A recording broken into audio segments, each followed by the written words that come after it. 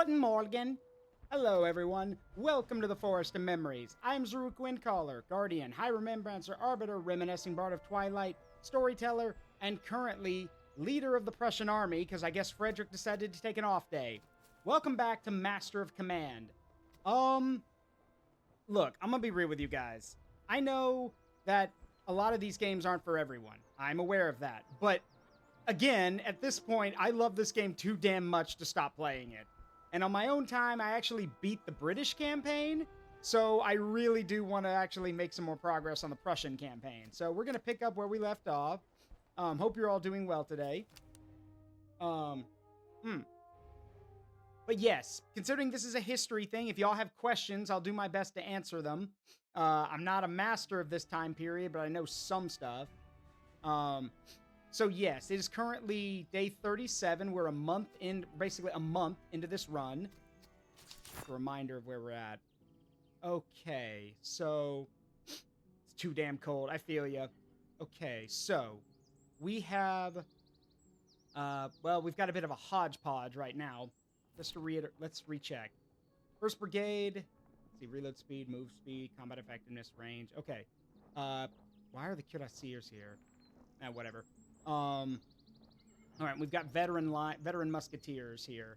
I'm actually gonna hold on. There we go. That's better. Okay, so as I said, I beat the British campaign on my own time. So now we're gonna try to beat the Prussian campaign. Here's the thing: the Prussian campaign or the Prussian army is.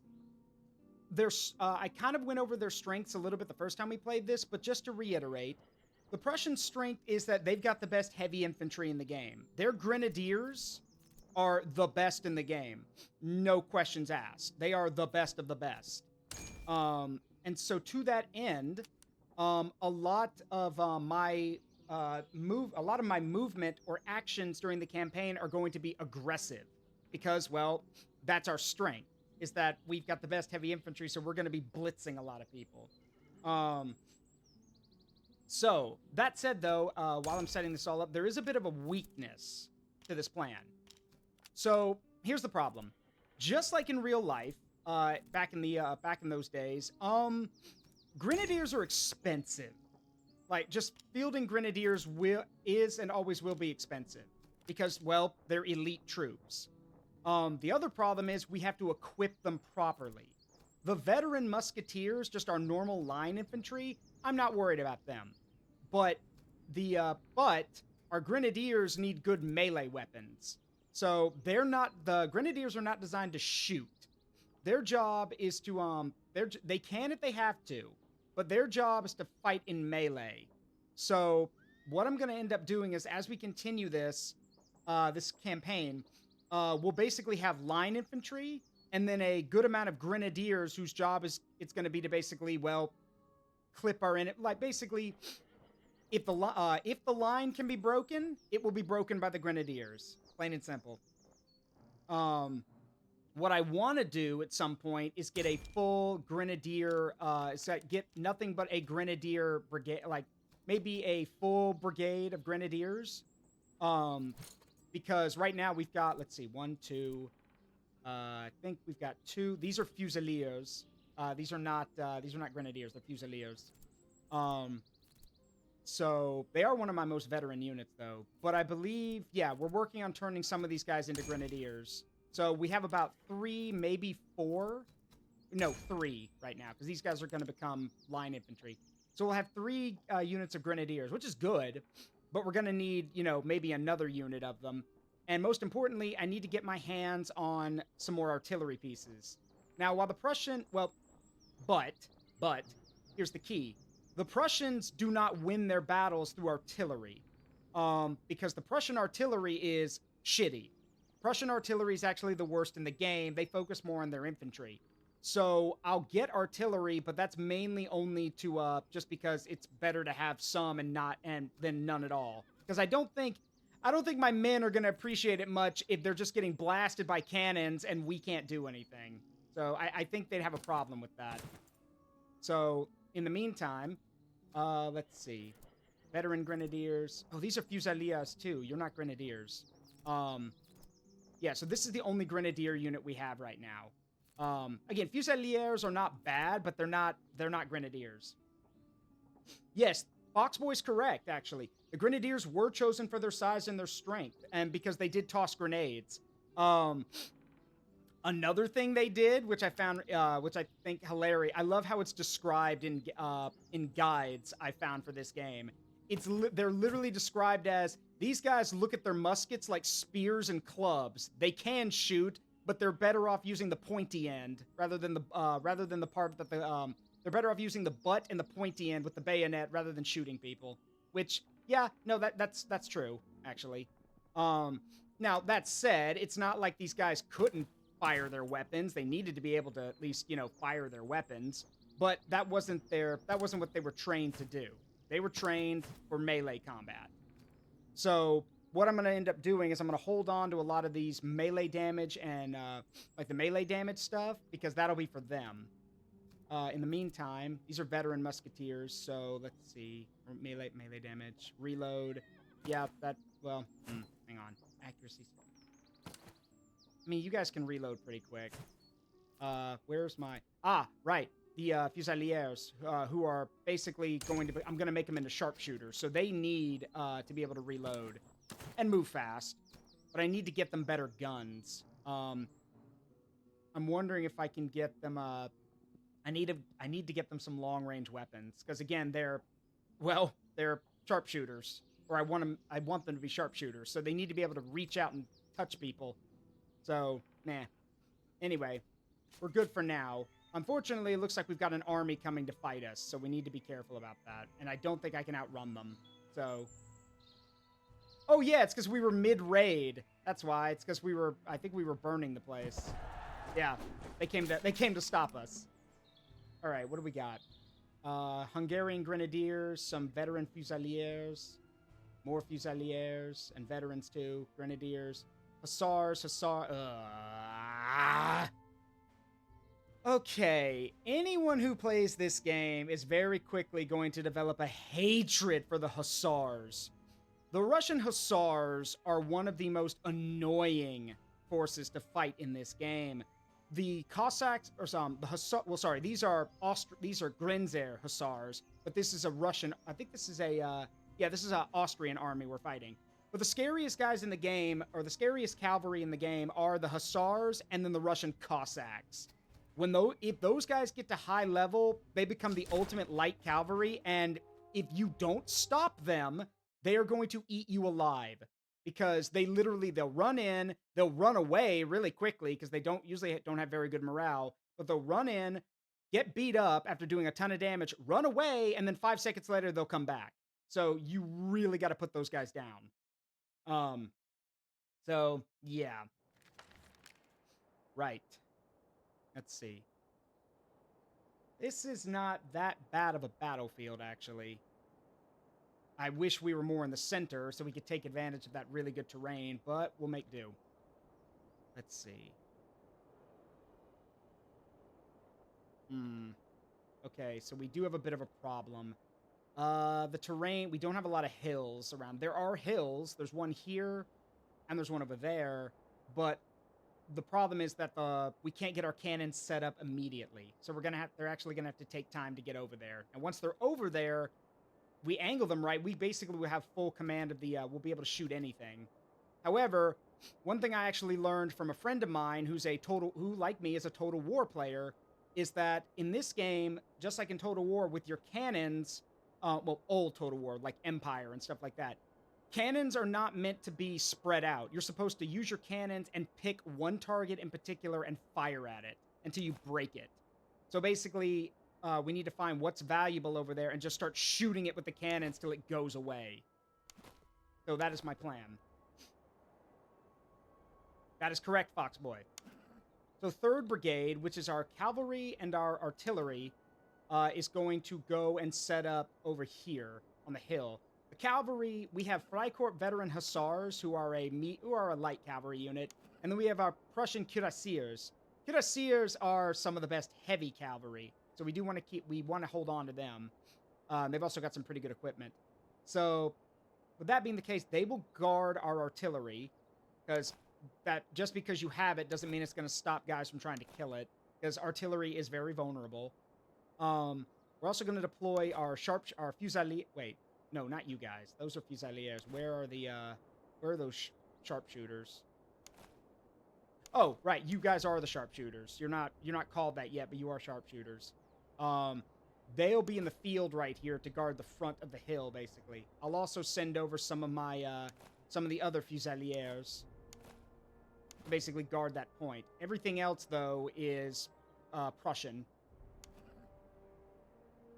And we will be putting our grenadiers on the left flank, because I believe the left flank, or sorry, it's either the right or I think it's the right, or I'm not sure. It's either the right or the left that is considered the position of honor, which would go to your most veteran troops.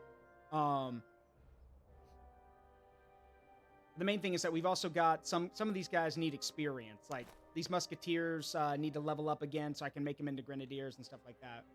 Hey guys, Shield. Hello, Wolfie. How you doing? All right, veteran grenadiers. So, yeah, my grenadiers, the grenadiers are going to be on the left, as I said. Yeah, this will be our main line. And if we need help, I can deploy the fusiliers from their cover position, and they can swing around, too. They're not grenadiers, but, hey, shock troops, and I'll take them. The main thing we're going to do is just march out to fight them. And I want to, if we could move fast enough, which I know we can't. Our guys are quick, but they're not that quick. I wish we could get here and take the center, but by the time we get here and set up, they'll be on top of us. So I'd rather be ready for them and have the cannons do work rather than just rushing in. So, all right, let's get set up. Now, these are Russian artillery pieces. This is not Prussian artillery. This is Russian artillery. Russian artillery is actually pretty good. Not the best, that's Austrian. The Austrians have the best artillery. But Russian artillery ain't nothing to sneeze at. Especially since they've got a lot of guns in their unit. They bring 6 guns per unit. Most other factions only bring 4. They bring 6. Because, well, hey, comrade, if it's worth doing, it's worth overdoing that. So, yeah, they're very good. They bring quantity along with their quality. And again, it's a cannon. It doesn't discriminate. Cannons kill everything. So we want to get them set up. Frederick, who is our general, will go with the artillery. I had a bomb blow up right in my face. How many guys can say that? Hey, Rugal, what's up? I had a bomb blow up in my face. How many guys could say that? We're gonna take our fusiliers here and put them right here, basically. They have their own cover. They have their deployable cover, which will help them. But I mainly just want them to cover this area. And then our converged fusiliers are going to be kept in reserve just until we need them. Did they bring any cannons? They didn't. Huh. Okay, well, they didn't bring any guns, so this is... Wait. No, they didn't. So they're gonna be all offense. Because the AI is not gonna just sit there and watch its army get blasted by cannons. So they'll move toward us. If they had cannons, they might just sit back and, you know, just tough it out and we'd shoot cannonballs back and forth at each other. Now, one thing I've learned from playing this is that our units have to support one another. So I'm actually going to have, even though we're keeping our fusiliers in reserve, I still want them to be able to shoot. So if push comes to shove, we can swing them around, basically.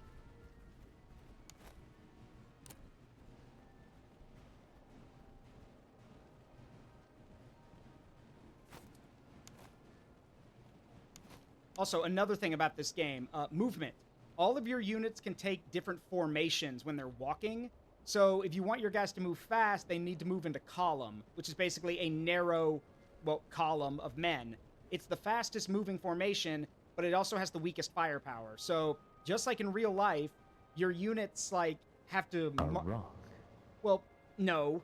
We don't throw well, actually, if we run out of ammo, we might need to throw rocks. But if you want your guys to get around, you need to move them in column and then set them up in line so they can start firing. The problem is that that takes coordination. It's actually one of the reasons why a lot of armies were, back then, it was such a big deal to have professional armies back then. Because, surprise, surprise, marching in formation and doing all that kind of stuff for movement is actually pretty difficult if you've never done it before. Anyway. So there are two kinds of cannons in this game. These are field cannons. Like your standard, standard thing with the, with the wheels and like the typical cannon. And then we also have I don't think they, these guys are using them. They don't show them. But there's also howitzers. Howitzers do more damage, but they have less range and they eat through ammo like it's nobody's business. So, speaking of which, hang on. What is the most elite unit here? Actually, you know what? I don't think it matters. Just Firefly. Just shoot at whatever moves.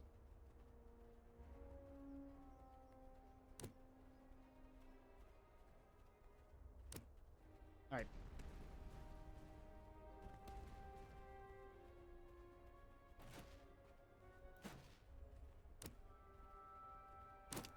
Nah, that's not gonna work.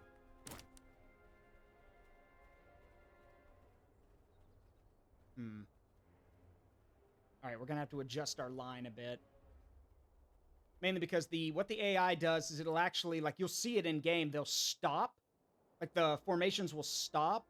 The AI will observe you, and then make adjustments.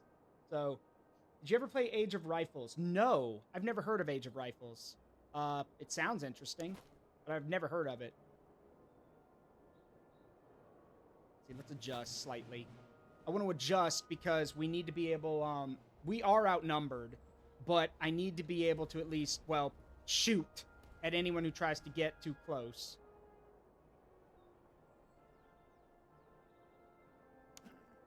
And yeah, they're sitting here. They're waiting. Yep, here they come.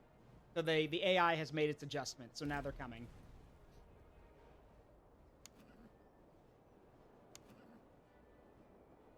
Now they have... I gotta spread the cavalry out. They have 2 units of cavalry over there, and then 2 more over here, and they have 4 to my 2. We're outnumbered 2 to 1, so I need to split my cavalry up.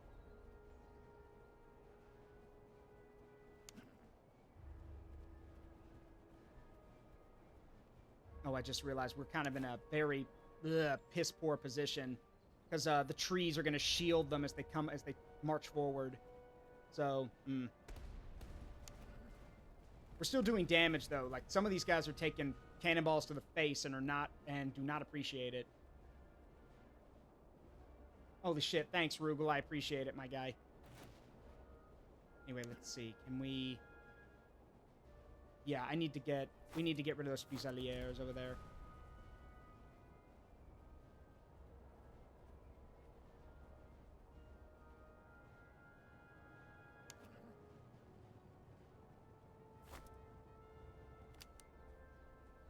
Okay, they are adjusting to shoot the cavalry, which is...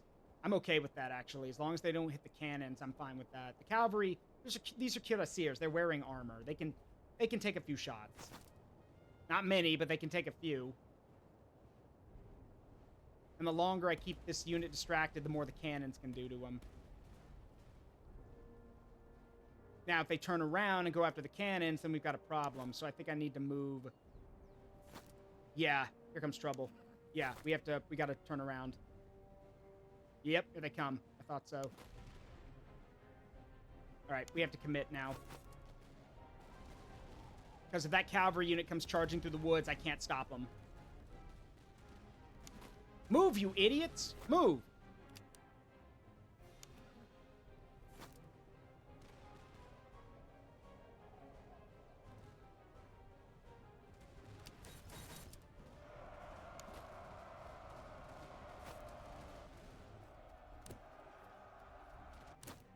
Yeah, formations, yeah.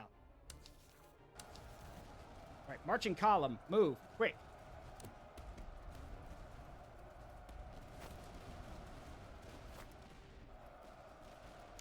Okay, we drove off their hussars. I need to break off, though.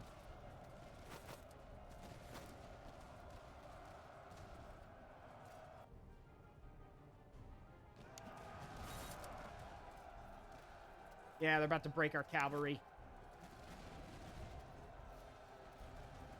Maybe. Yeah, they're going to break it.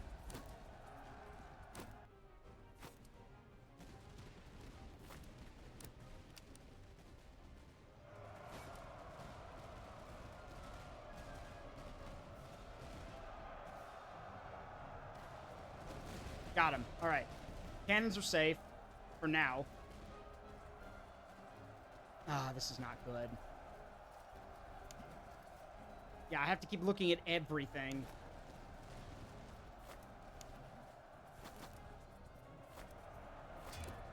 Whoop. Yeah, we just lost one of our cavalry units. They're breaking off.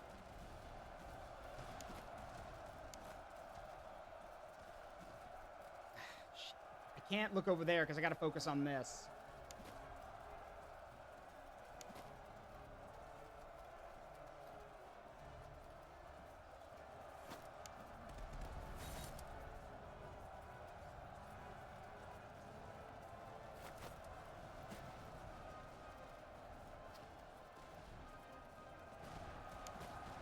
All right. Swing it around, boys. We got to give some ground.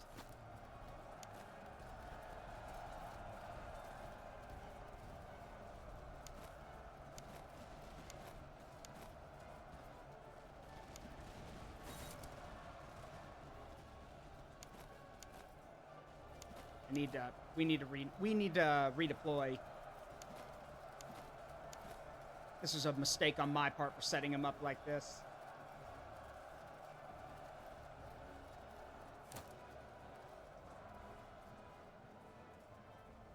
All right. Those guys just broke. This is not good.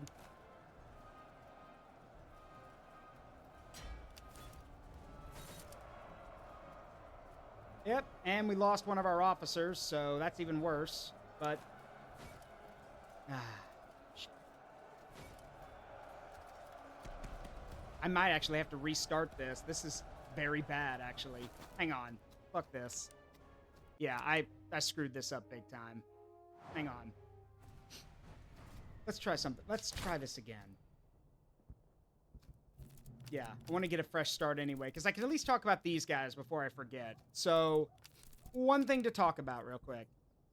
Every faction has, once you unlock them, will have 3 sub-factions tied to them. For example, these are this is probably the best sub-faction for the Prussians. But if you want to unlock them, you have to win a campaign. Since I beat the British on my own time, I have access to their 3 sub-factions. But for now, we're doing the Prussians. So, alright. So, I think how we're going to do this. Yes. Yeah, playing on major. Thanks, Rugal.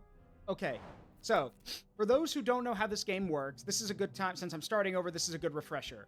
Basically how this works is that it's the 7 Years' War. Britain and Prussia are in an alliance to fight against, well, everyone else.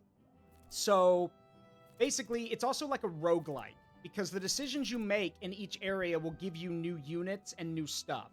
So, for example, we can pick 3 missions. We can raid Greater Poland, which means we'll fight the Russians.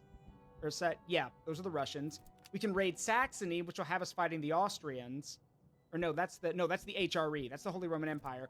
Or we can reinforce Pomerania, which will have us definitely taking on the flags. Sometimes I hate it. Hang on. Yeah, the flag.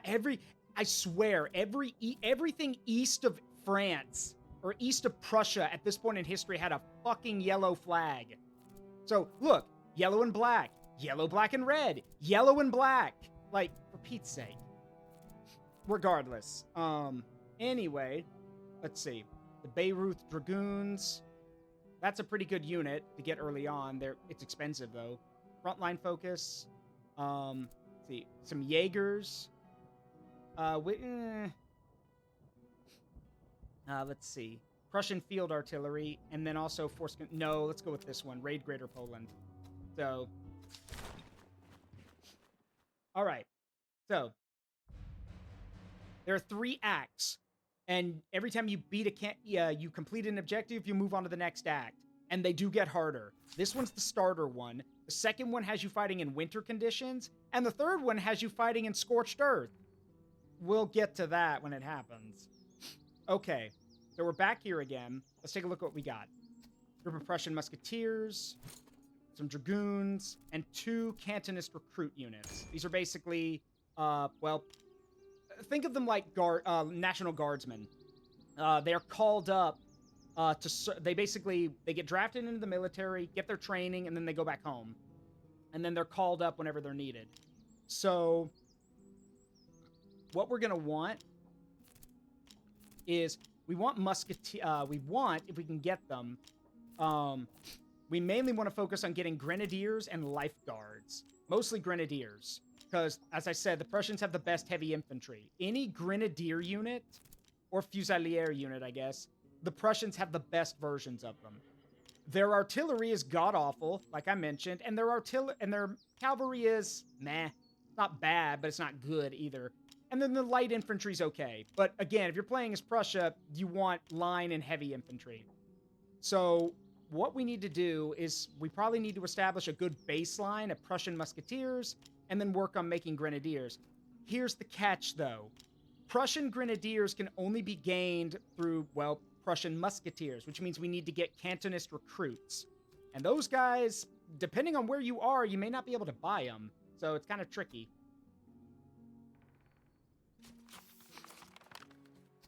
Yep, war is upon us. So, our main objective is to find and defeat the enemy headquarter unit. Now, once this bar fills up right here, they'll just come find me. So, depending on how confident you feel... Yeah, they're right here. So, that's the headquarters unit.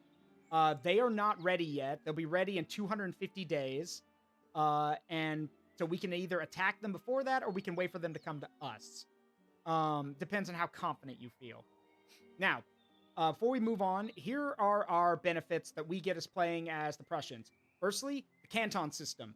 Every time we go into a new settlement, we get 350 reservists, which means that we basically get a small boost to our replacements just by going into town. We also have the Junkers aristocracy. So our officers get double XP, but we're not going to be able to find many. So there's that, which kind of sucks. But hey, we'll make do.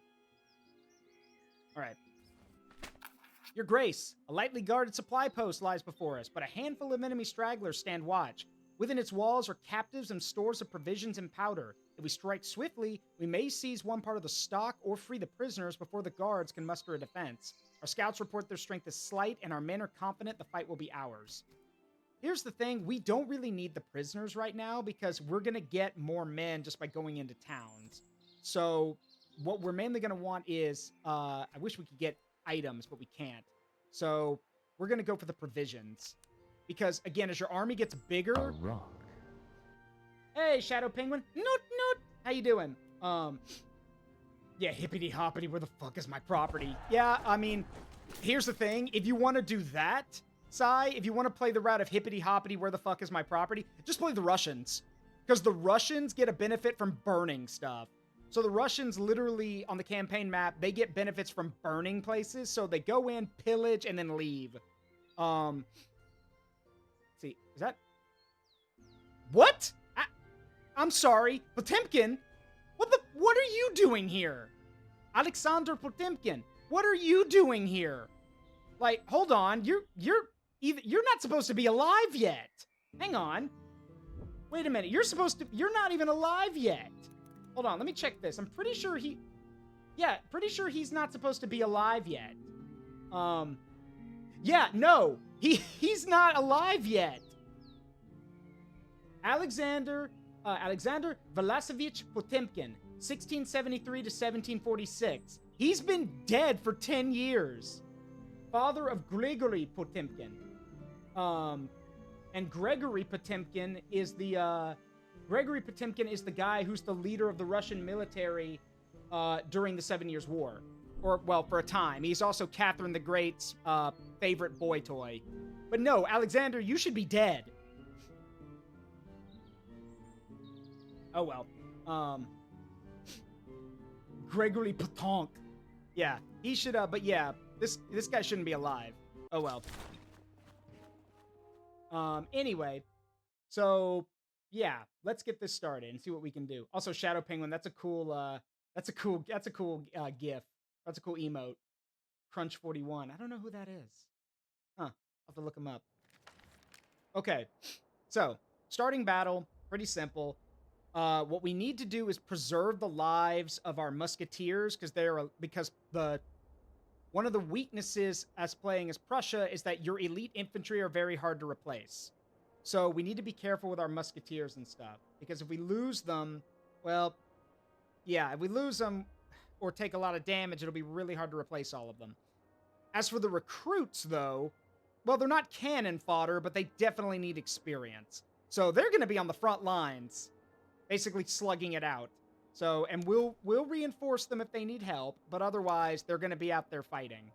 Also, always start in column, so we can march quickly. For this, we're going to march just right here, form a line, and I will keep I think they've got cavalry. Yeah, they do. My cavalry will shadow theirs, and the musketeers are going to step in. I don't think they'll be needed, but if they are, they'll step in. So yeah, we want the dragoons to shadow their cavalry while my musketeers kind of form the back line and, well, if things get dangerous. Okay. By the left. March!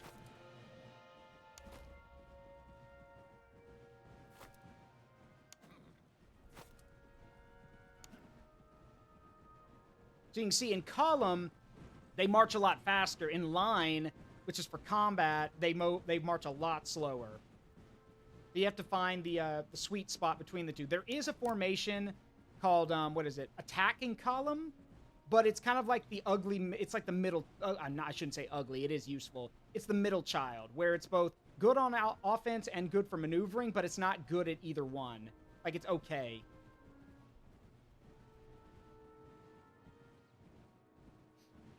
And this Russian force, so we are fighting the Russians. The Russians have brought their serfs. For those who don't know, the serf system is a kind of a dark part of Russian history. Then again, what part of Russian history isn't dark? Whoops! Did I just say that out loud? Oh, well. Here's the thing. The serfs are basically, well, they're slaves in everything but name. They are tied to the land. They can do nothing about it, basically. Like, whatever their land they're born on, and whatever their lord says is what they do, basically. They cannot leave. They're tied to the land. So if the land suffers, they suffer too. And there's until the serfdom was broken, that's literally just how it was in Russia. So, now with that being said, these are literally just farmers and workers given guns. They have no training. So, have I played Bannerlord? No. Well, on my own time, yes. A lot of people keep telling me I need to play Manor Lords, though, and I've heard good things about Manor Lords, too. But I played a little bit of Bannerlord. I thought it was okay. Here's the thing, though. I like the military aspect, not really the logistical aspect. Hey, for people who can juggle all of it, good for them, but I'd much rather be doing commanding stuff rather than looking at spreadsheets.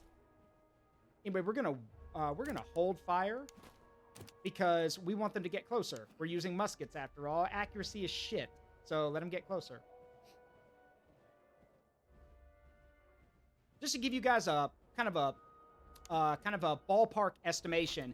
Back in this day and age, if your target was 100 meters away, you had a 1 in 30 chance of hitting him with a musket. If your target was 50 meters away, you had a 1 in 3 chance. So that's why everyone got really, really close to each other. Case in point. Yeah, let them shoot. They're serfs. They're not accurate. So just let them bang away. It does not matter.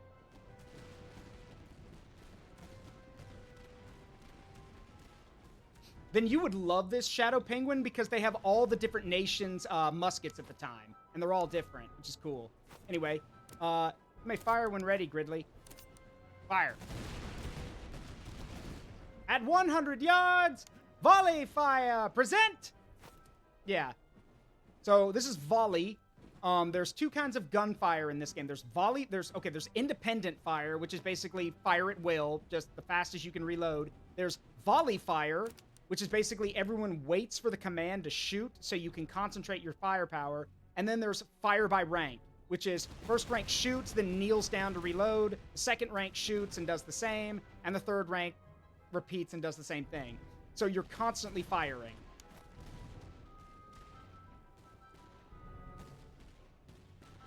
Volley fire, present.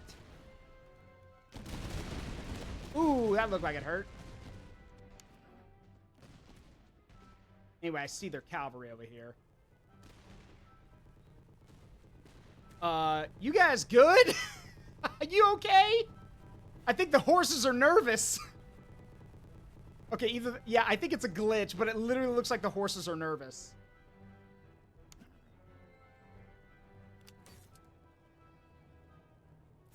Get him, boys.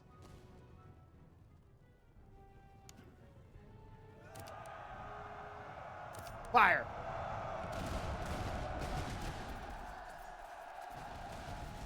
Yeah, they're done. That's provincial cavalry. My guys are actually trained cavalry. Provincial cavalry are literally just rich assholes given horses. Blood for the blood god. Skulls for the skull god.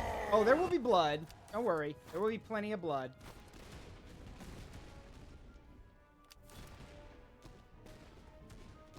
All right. I don't think they're coming back, so let's move.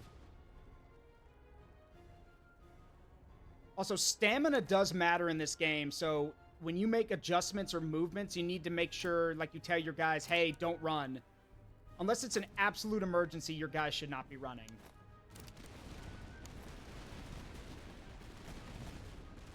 Present!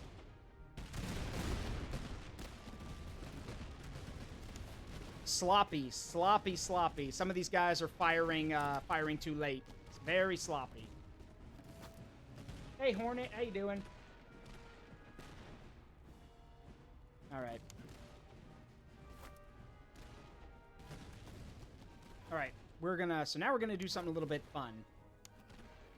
So, unlike other Total War games, charging your cavalry into guys that are waiting for them is stupid and will get you killed. Total War likes to ignore that sometimes. But in this game, if I charge into a bunch of guys with bayonets raised, we're gonna get hurt.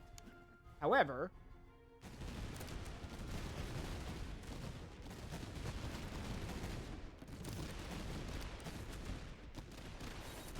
if we attack them from behind, yeah, they just start hacking them to pieces.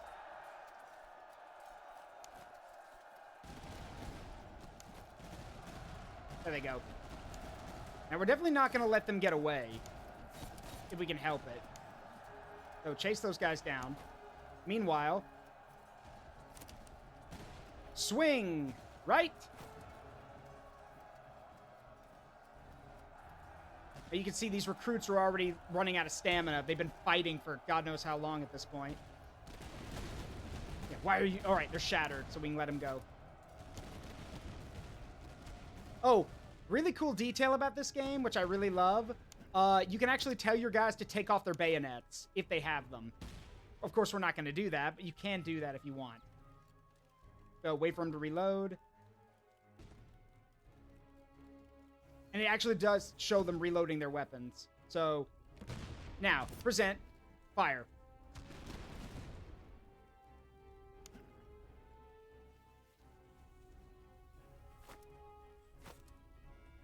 Now, I'll give it to these serfs. They're braver than most, because at this point, I'd be running for my life.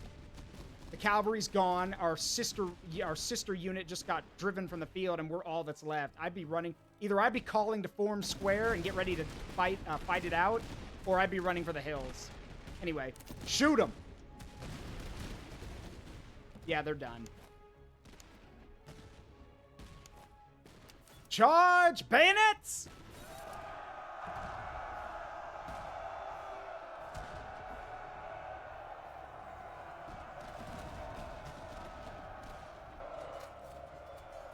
Yeah, they're done. Yep. Bye-bye. Okay, why would you take off the bayonets? Because your bayonets, the bayonets affect their accuracy. Some bayonets actually drop accuracy. Basically it makes them a little bit less accurate and a little bit slower to reload. But if you, so basically, and remember, most guys back during this day and age wouldn't fight with the bayonets on. You would keep them off, and then if someone calls bayonets, then you pull them out and put them on your musket. So anyway, we are going to exchange them. We get experience and we get food, so we're going to exchange them. And this means our guys level up faster.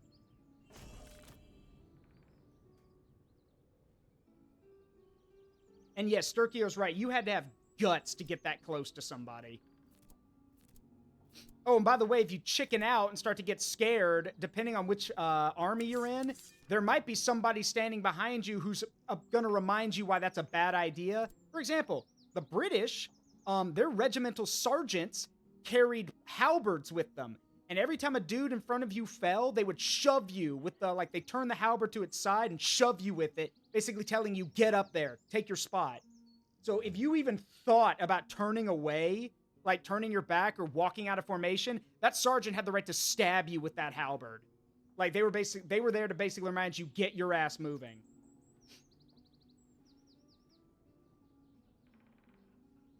All right, have a good one, Red Mage. Yeah, I had to start new. The first battle of the continuation wasn't going very well, so I decided to start over. All right. So our new general here, or our current general, has... Hold on, let me check your abilities. You have orderly and timely. So good stamina, good veterancy increase, reload speed, movement speed. That's good. All right, so industrious, steady, efficient. I mean, these are not bad, but they're not what I want. Can you give me something else?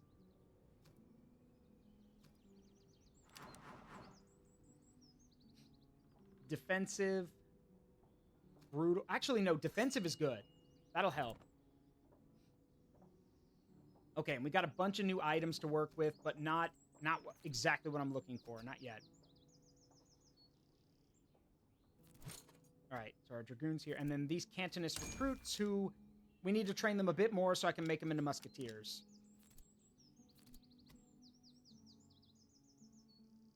Also, we got to get them some actual proper weapons. Anyway, we do have some stuff we can sell, which is nice. So let's go into town. Yeah, because let's go into town.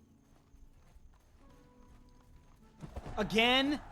I just got done with a battle. Good grief. That's the Russians for you. I just got done with a battle, and here comes another army. Like, oh, you've seen the, oh, you've killed one army. What about the second one? Damn it. Actually, okay, here's the thing. I'd rather be fighting the Russians now, because late campaign Russians are terrifying. Like, Blue and Sturkio can both attest because they've seen it. I know Blue was in there. I don't know if Sturkio saw the whole thing. When I beat the British campaign, I had to fight 2 Russian armies at the end of the campaign. The Russian armies late game will always outnumber you. They are enormous and they're terrifying to look at, especially with how many men they bring to the battlefield. So it's literally the Russian bear, and it is terrifying. Yeah, the Russian cyclone. Well, it's more like the Russian steamroller, because they literally just throw waves of dudes at you, hoping to smother you with numbers. But the problem is that Russian troops overall don't have very good morale. It's not the worst. Technically, the HRE, the Holy Roman Empire, has the worst morale for its troops. Same with the French.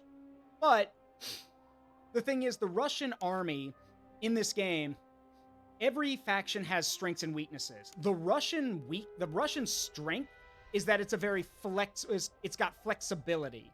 Like, it's got all of its units work well together, but that's also the weakness. If you don't build the army properly, they can't work well together, and they just get picked apart piece by piece.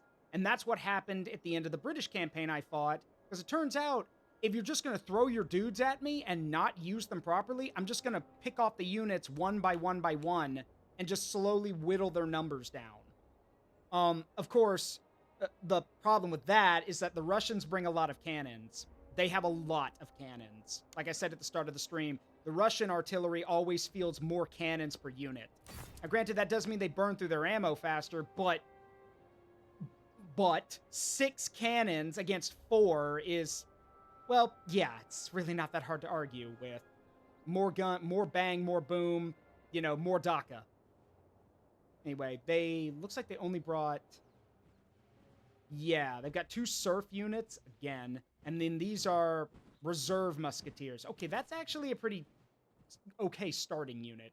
Reserve musketeers are exactly what it sounds like. They're musketeers who are basically called up as a reservist. They have buck and ball rounds. Okay.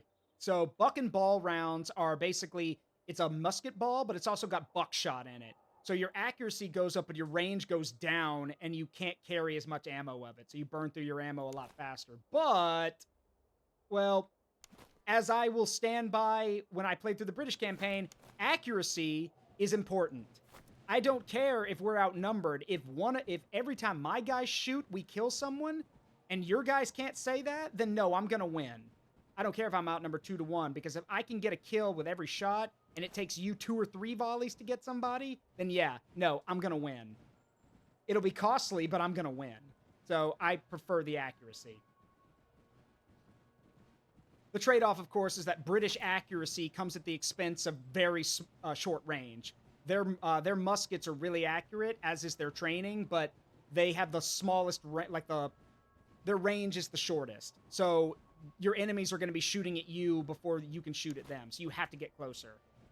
But again, accuracy. If you're going to get closer, you're going to start hitting people, so, nah.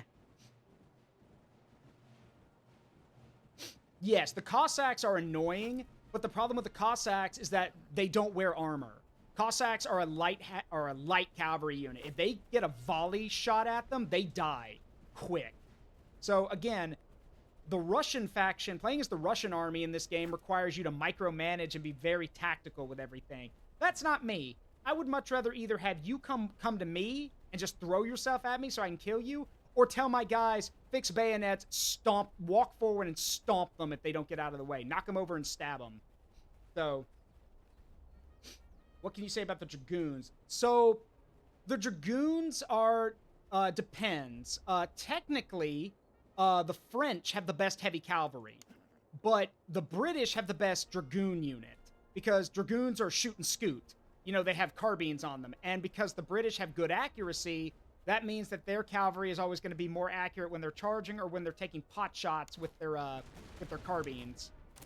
Now the trade-off to that is, again, if you just want cav that's going to smash into somebody, then yeah, the French have got you, because the French have the best heavy cavalry in the game. Anyway, advance. Also, I want you guys to do the same. We're going to put some rounds into those reserve musketeers.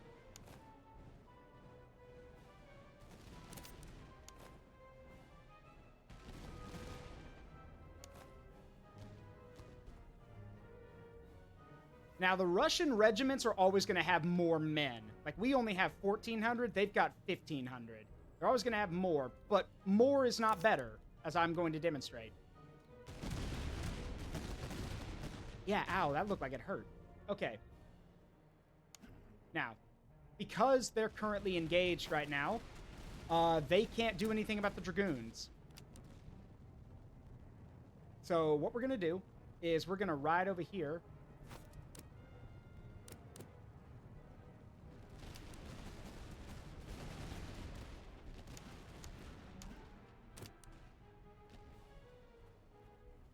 Volley fire.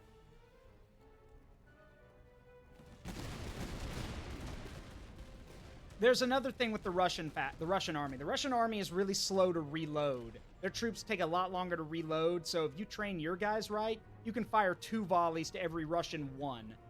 So, but again, we don't need to worry about that right now. Anyway, they're not paying attention, and they didn't bring cavalry, so this is going to be fun. Now, they have 2 options. If they turn to look at the Dragoons, then my guys just get to keep shooting them for free. If they don't turn to face the Dragoons, then this is going to be messy. And no, we will not be charging. Not yet. For now, it's 629 guys in their carbines shooting at some dudes who really should be paying more attention. Angreifen! There we go. Okay, now we move.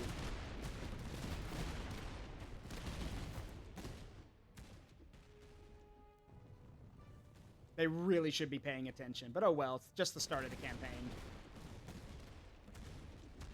Now, they do have a hill. Standing on the hill boosts your accuracy, so technically, if we just let this play out, they're probably going to do a lot of damage.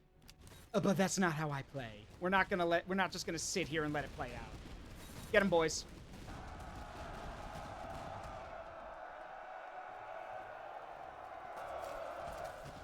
And just like that, hundreds of men just died.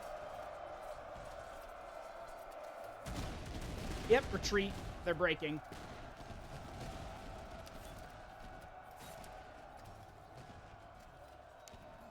Now, this is not like Total War, where we're going to have our cavalry just chase dudes down for experience. Instead, yeah, we want that. That's what we want. We want to shatter the unit. All right, so they're out of the fight. And now, we can move both of my units over here to actually better fight this unit. Well, the problem... Why don't you take as much British Dragoons? Well, the problem is, first of all, Dragoons are expensive. You don't just buy Dragoons. You can, but Dragoons are expensive. And to level up guys to get Dragoons, that takes time. Not to mention, as I'll explain once we get back to the main screen, you have to equip them. So, you know, you want a lot of Dragoons? Okay. Get their horses. Get their swords. Get their guns. And not to mention, you're also going to have to give them items and everything for them to be relevant. So how much money are you willing to toss into your Dragoons? Which, by the way, they're cavalry. All cavalry in this game, light or heavy, is still a glass cannon unit. If they get beat up too much, they'll run. And if they run, well, yeah, you've lost them, basically. So, again, you don't, like, this is the day and age of line warfare. Cavalry has its place, but it's not going to win you the whole battle. Besides, the other problem is that I wish they would do this. I guess, I don't know when it was first used in combat, but for some reason we can't have our guys form squares. Though I do know why we... Actually, now that I think about it, I know why we can't. The game's not going to let us form square, because if we could, then that makes cavalry pointless. Or useless, because... Forming squares means that, you know, your guys now make a square, a square formation with a hollow center. They put their bayonets up, and horses are not stupid. Horses will not charge into a row of bayonets. So the cavalry can't do anything. And the entire time, your guys in that square can keep shooting at the cavalry. So, yeah, that's why we can't do it. Anyway, you guys are about to get a face full of lead shot. I hope you're ready for that. Recruits, make ready... Present. Yeah, that hurt. Now we're gonna let that unit go.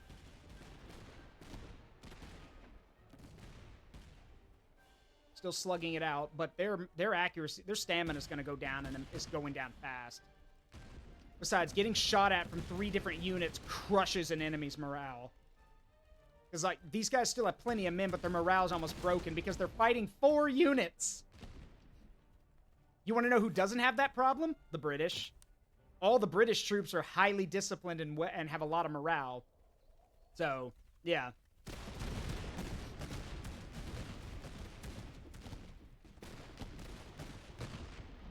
Hey, shoot those guys.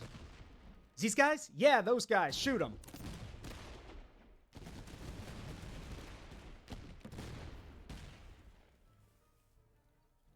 Yeah, they can't take another volley.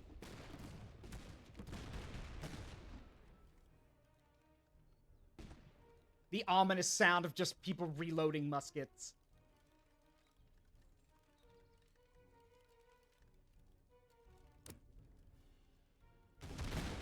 Yeah, there they go. Yeah, the ominous silence. Yeah. Now, granted, you would hear orders and like drum beats because like guys would listen for the music to tell them to reload or to move and stuff like that. But in this game, yeah, it's the ominous clicking and clacking of guys loading their muskets. All right, so let's get more veterancy. Again, Prussia's an army of veterans, or like elites. So we got to make use of that. Oh, look at that. Another upgrade for our general. Efficient, accuracy, range. Actually, that's pretty good. Take that, Spartan. All right, we do not have enough reservists to replace our losses, which makes sense. We just fought 2 battles. However, hop into the town, we get 350 more reservists because of the canton system. It's still not enough to fully restock our guys, so we'll have to go to another town. But hey, this is fine for now. Let's see what we can sell. So there's certain items you can't use. Mostly things like a captured regimental flag and some uniforms. We can't really use those, so we don't want them. Tula muskets. Actually, I'm gonna hold on to that. That's good for a grenadier. It's a shitty weapon for shooting, but it's really good at melee. So we're gonna hold on to that. Yeah, I think we're gonna hold on to the rest of this for now. Yeah, that'll work. Also, we have an ad about to start, so when it does, I will step away and then I'll be back. I won't play while the ads are running, because that's not fair to y'all. What's the strength of the HRE? The HRE is flexible. Holy Roman Empire is flexible. They're good at everything, but great at nothing. So they can do a little bit of everything.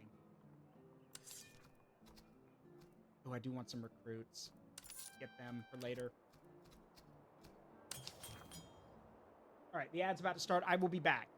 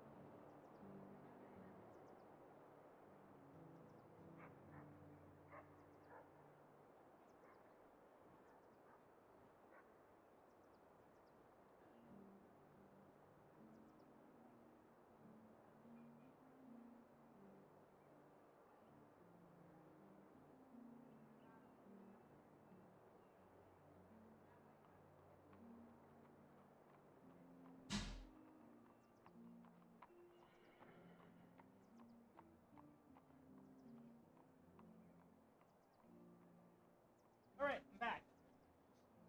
Okay.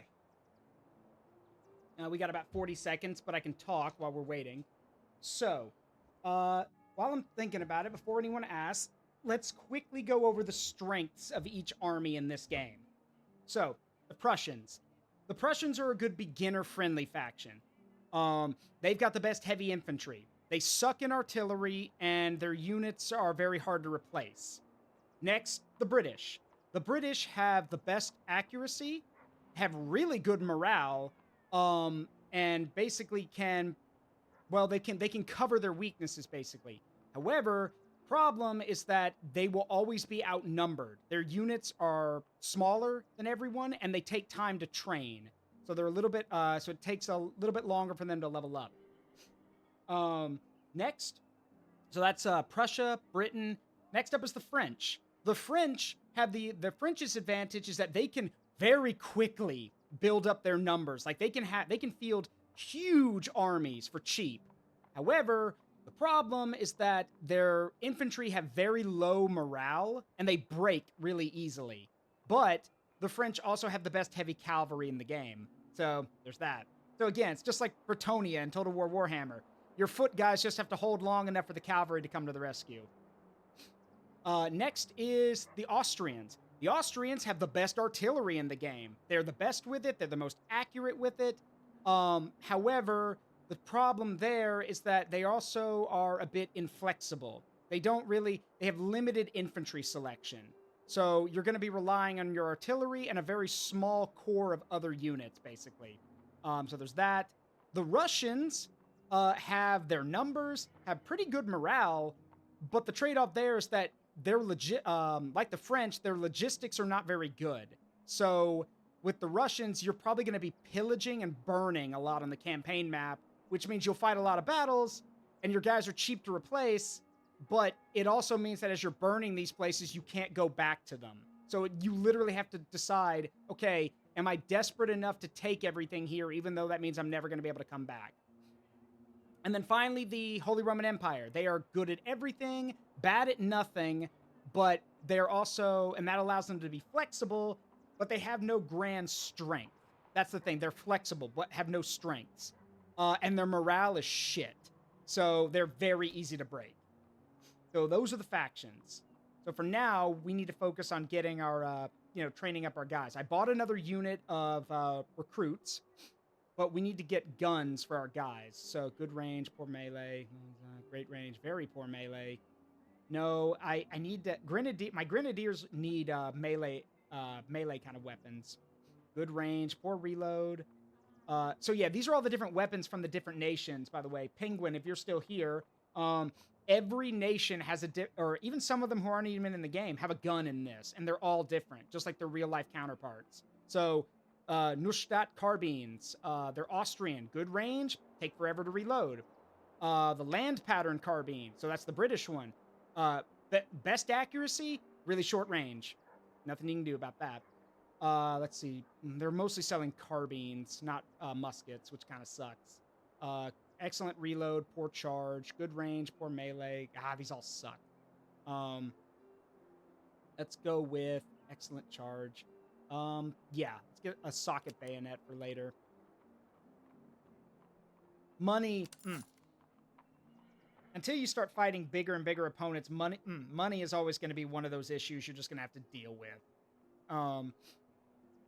So I think for now we're good because I can't buy any. I don't need any cannons right now. Any good staff members here for a staff college? Regimental staff for a surgeon, commissar, a farrier, surgeon actually would be helpful. Basic engineers, morale, melee.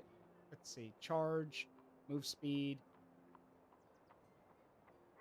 That's for infantry and cavalry. All right, hang on. Foulard. Let's get. Yeah, let's get this one, and then. Do we have anything for commissar? Okay, cool.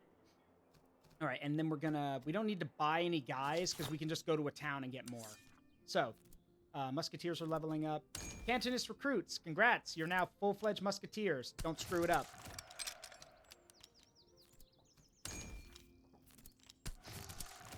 Nice, we have a good core to work with. And the dragoons. So, I'm going to turn these guys into grenadiers when I get the chance. It's going to take a while, but I do want to turn them into Grenadiers. So we're going to hold on to our melee-centric stuff for them. What about the Swedes? The Swedes are not in the game.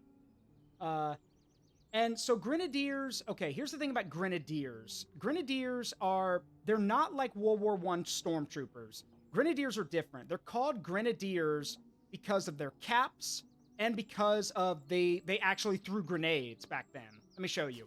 Let me pull open this thing.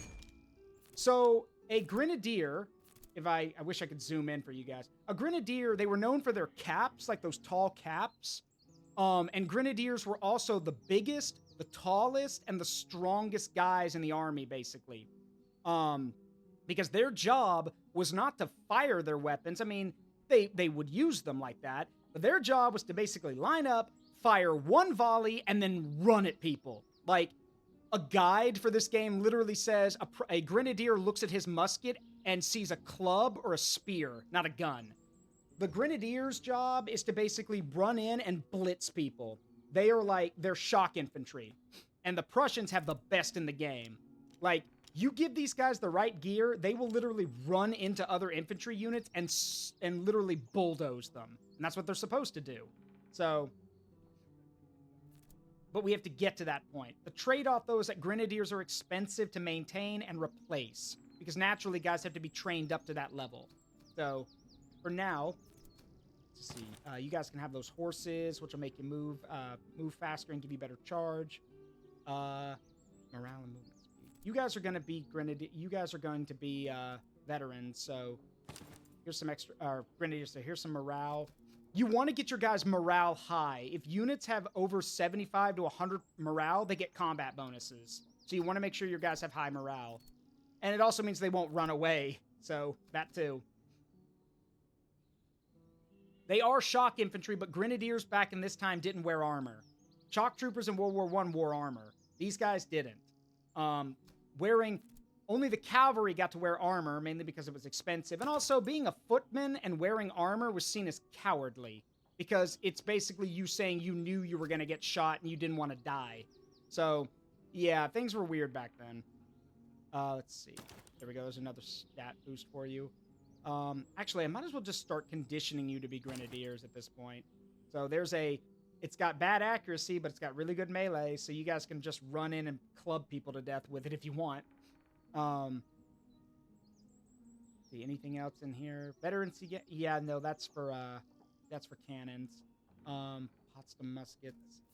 Yeah, you guys need better guns. I wish I can give you this, yeah, I can give you one of these. I need to get this unit some better guns too. Let's see.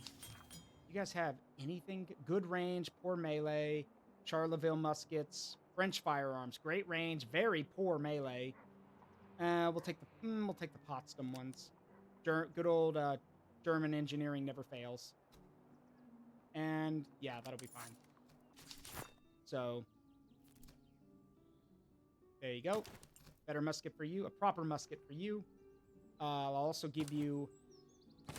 Again, you could take a lot of these items off at any time. So, yeah, we'll probably swap a lot of these out at some point. And then you guys... Where's that thing? Morale plus 10. Yeah, here it is. And then I'm going to give you one of these, and then you one of these, so they're better in cover. Let's see. Anything else in here? No, not really. We'll hold on to the rest. So, everything else is good for now. We don't really have a lot of stuff to spread out, so... Okay. Let's go to another town and get some more people, because we need men. I can't replenish fully. I need dudes. Achtung, send dudes! Do you mean nudes? 9! I need more men! The Gambler's Den. Sir, a gathering of soldiers and civilians has taken root in one of the back rooms here. The air thick with smoke and coin, changing hands over rounds of faro. Some of our men have expressed interest in trying their luck. We may allow a modest wager or stake a greater sum, with hopes of returning richer. There's also talk of rigging the game, though doing so may draw ire if discovered. What happens in the What happens in the HRE stays in the HRE. What shall we permit? What happens in the HRE stays in the HRE. Nice. Got the money. Very nice. We're not going to do that again, though. Too risky. Sir, our men have stopped a convoy of civilian wagons under suspicious pretense. While their papers are in order, something in their demeanor suggests concealment. We may search the wagons thoroughly, which will require time and may sour relations, or conduct a cursory inspection and let them pass without incident.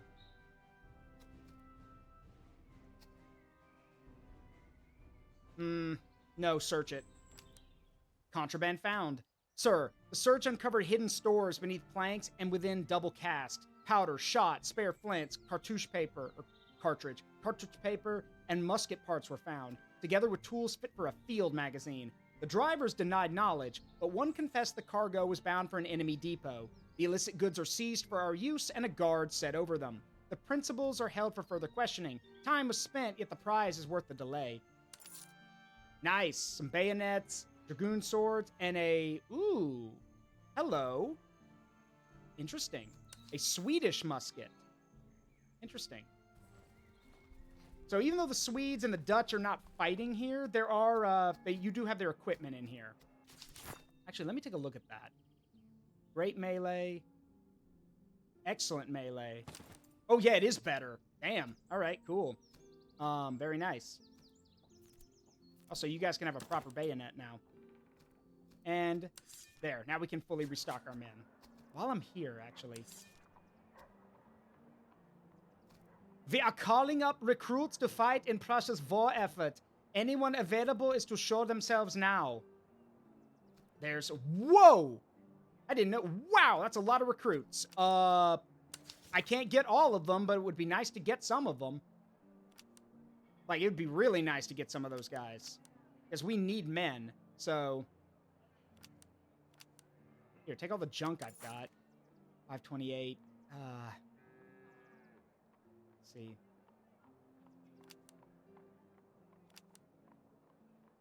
I don't have any cannons right now, so here. 588. Whose cannons are the best? Like I said earlier, the Austrians have the best cannons in the game. The Russians may field more, but the Austrians have the best guns. So, alright, let's see.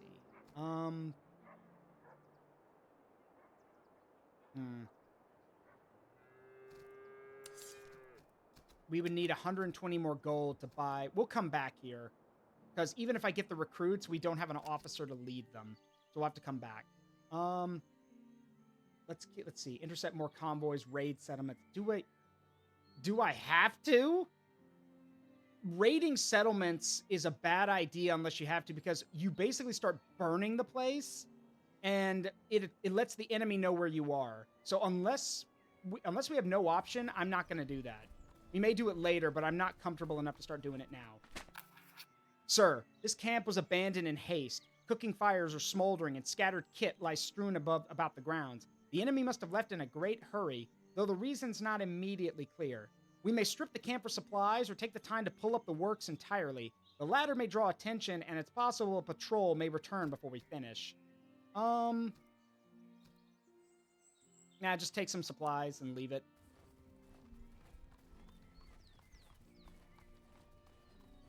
Also, I'm going to switch to foraging stance so we can cut down on our food use. All right, we got some more dudes, but mainly what I need now is we need to fight a battle somewhere. We either need to find something like a convoy, for example. Let's intercept this convoy, and then we can fight those guys. Oh, let's see, a munitions convoy. Your Grace, our scouts have sighted a guarded convoy moving at speed along the southern road.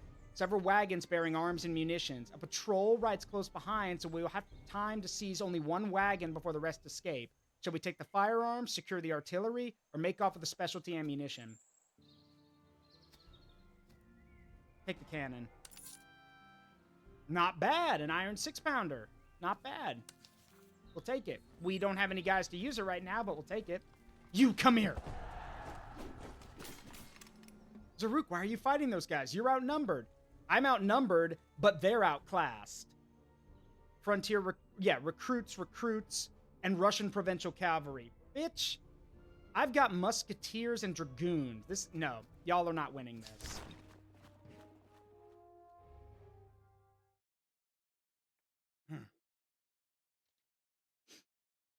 And yes, Dino King is right. Frederick had the Potsdam Giants, but who's like were all over 6 feet at the time, but they were more for presentation because the reason they were so damn big is because of gigantism. So yeah, they were not medically fit for service.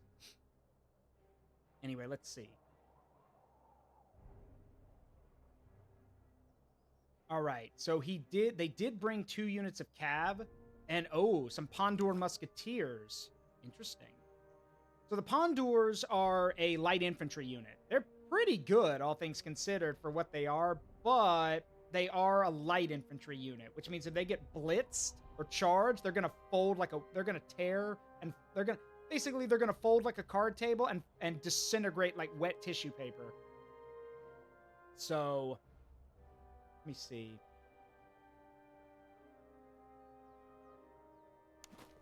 So our unit of musketeers here who are that are becoming grenadiers and are good in melee, I'm going to be putting them on the left. Let's see, what's the quick movement, high charge damage? What is it?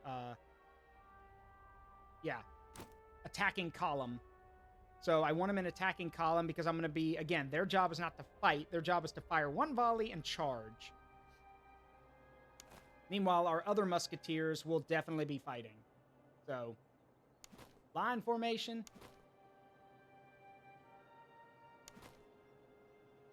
And my dragoons are there to cover, well, whatever happens.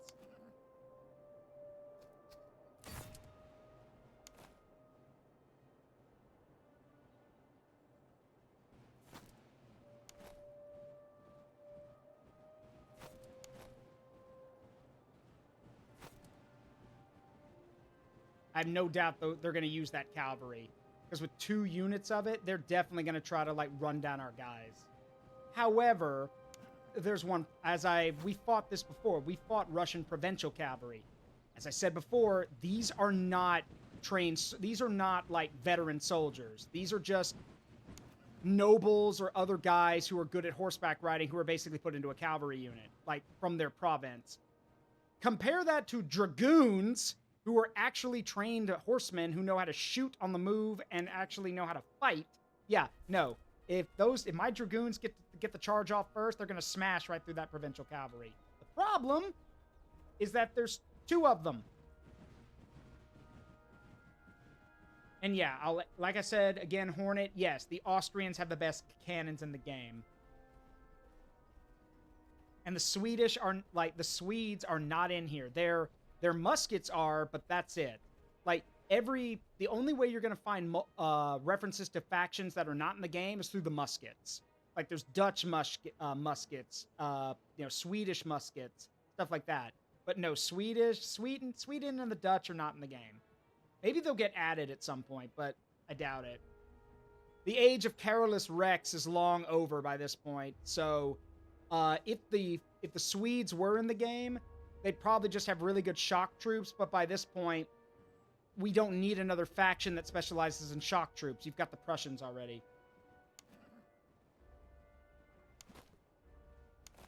Alright, I want you guys to wait. Like, hold your fire. Because we want them to get close. And if the cavalry leads the attack... Wait. Never mind. The cavalry's at the back. Okay. Don't know why you're back there, but alright. They can't really do much from back there. If they let themselves get spread out like this, it means they won't be able to counter if I make a move. Oh well. Not my circus, not my monkeys. Wow, you guys are getting really close. Okay. Advance.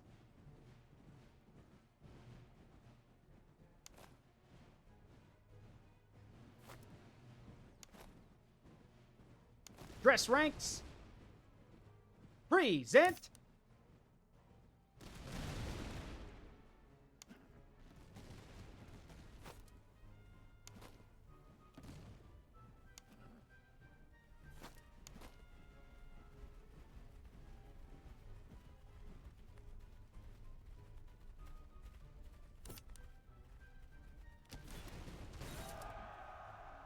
There they go.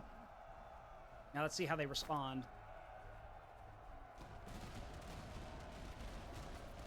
Yep, too little, too late.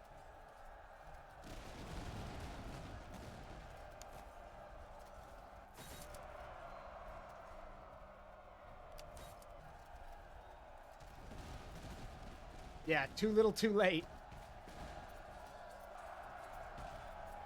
So those guys are breaking and running away. You know, it's almost like... Yeah, and those guys are going too.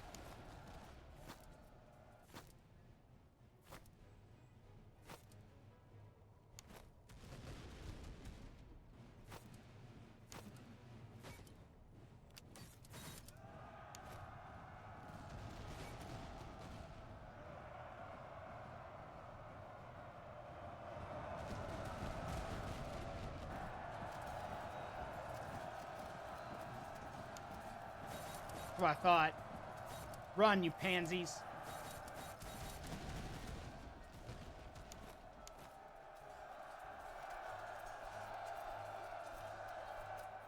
Yeah, no, if this unit breaks... Yep, game over. They all broke. That was quick. Well, that was probably the fastest battle I've ever fought, actually.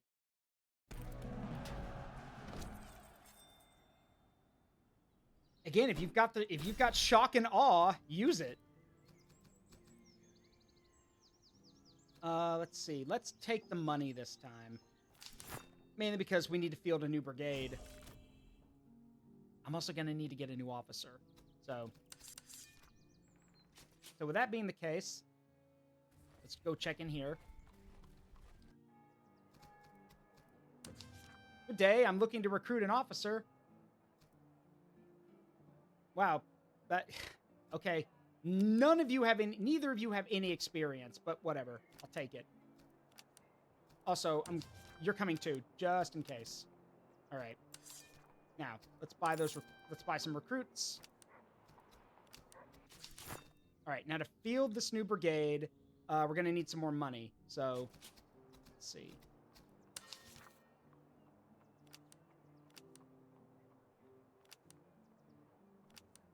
I can take that. Let's see what else we got in here. Open order. Don't really want that. I'm not really worried about the cannon. We can buy artillery, guys. So you could take the cannon. Thank you. Ba-ba-da. All right. New brigade. And now we can field some new recruits, which is good. We're going to need them. Now, granted, they start with garbage weapons, but hey, they can once they earn their stripes, I'll give them more stuff. Let's see. The Dragoons. Okay, so the Dragoons can become cuirassiers. Now, the trade-off is if you give up the Dragoons, you give up ranged combat. Cuirassiers trade their, basically trade their ranged stuff. They can carry guns, but they trade their accuracy for shock value. And honestly, I'd rather have that. So yeah, they can use their carbines, but it's better if you rush in with swords. So, yeah. All right. So what I plan to do is basically 1st Brigade for now is basically a training. Well, no, sorry. 2nd Brigade is a training unit. Basically, all of these recruits that go through 2nd and then later 3rd Brigade are basically going to be divvied up, well, however we need them. If we need more line infantry, they'll be trained as line infantry. If we need more grenadiers, they'll be turned into grenadiers. For now, we're basically okay. And again, at the end of the day, a body's a body. So, yeah. Yeah, who knew you'd be better as a sandbag than an actual human being? Let's see. Ooh, they're selling land pattern. Okay, cool. Land pattern muskets. These are good quality. So good accuracy. They're expensive though, and I don't have the money. We'll have to come back here at some point. Okay, so we've basically almost doubled the size of our army. Let's see if there's any more convoys around. There's one. Now the problem is doubling the size of your army means you're still going to need more food. So Zaruk hires the one officer, leaves the other guy feeling dejected till he comes back to the door and says, "All right, you can come too." You are recruiting me as well? Yeah, in case the guy I just hired dies. All right, capture some weapons. Ooh, some Hussar sabers. Very nice. Very nice. Good if we get another cavalry unit. Okay, we need to get one more convoy intercept. We got to intercept one more convoy. Closest one's down here, so let's go. We might spot another one, but for now, the closest is down there. There's some outposts here. I don't give a shit about the outpost. Problem with the outpost is that you get nothing for helping them. Like, from what I've seen, they just take and take. You don't get anything. You! My, oh my, how the tables have turned. Okay, strength-wise, we're almost double them. However, this is one of the Russian sub-factions. This is the Russian observation unit. So here's how they work. I'll explain when we get in there. The Russian observation unit is, they are basically, well, how do I put this? They're exactly what they sound like. They're observation units. They basically specialize between infantry and artillery cooperation.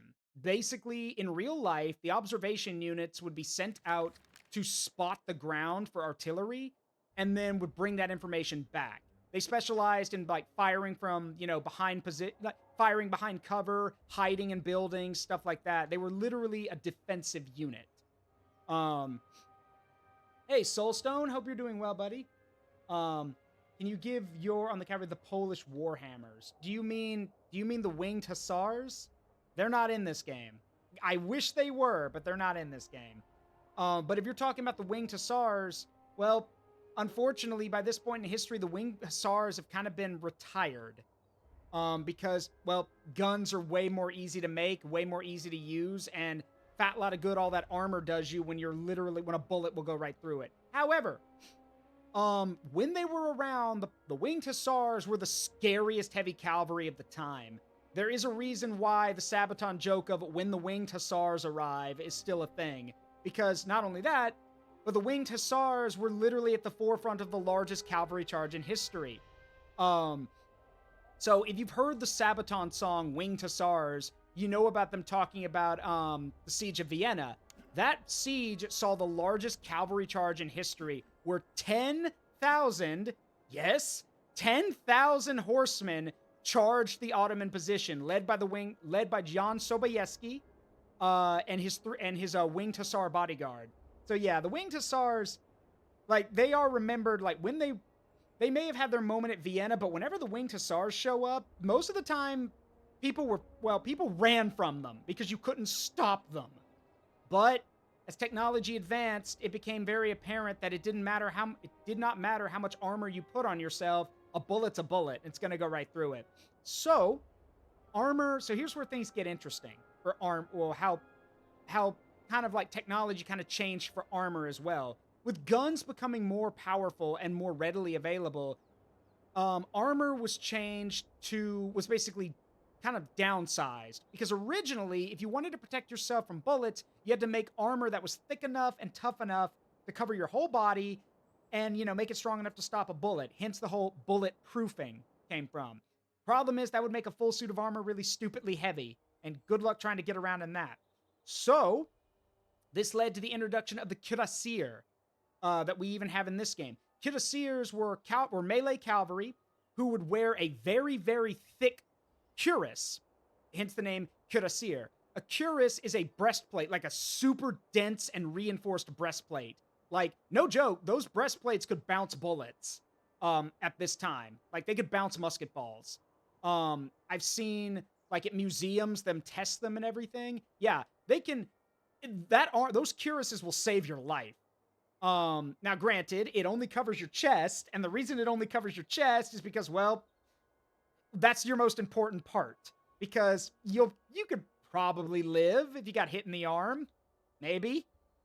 Well, I I say that. That's not true. Oh,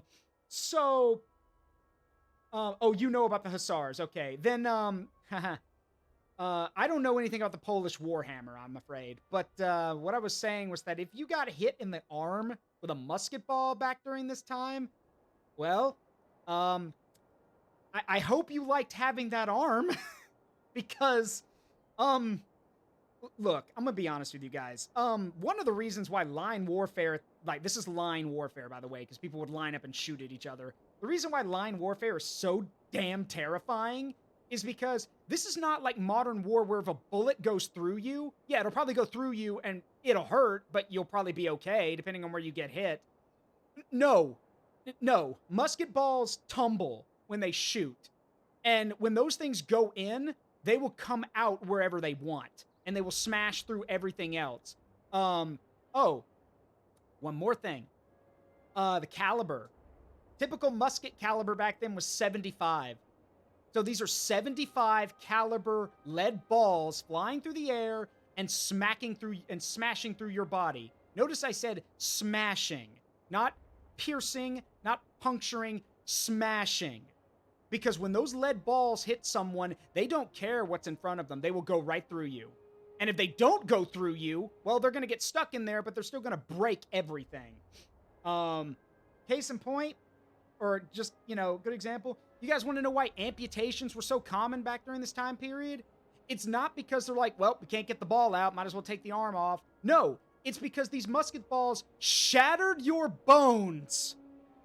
Like musket balls and mini balls, like mini balls during the time of the American Civil War and stuff like that, they shattered bones.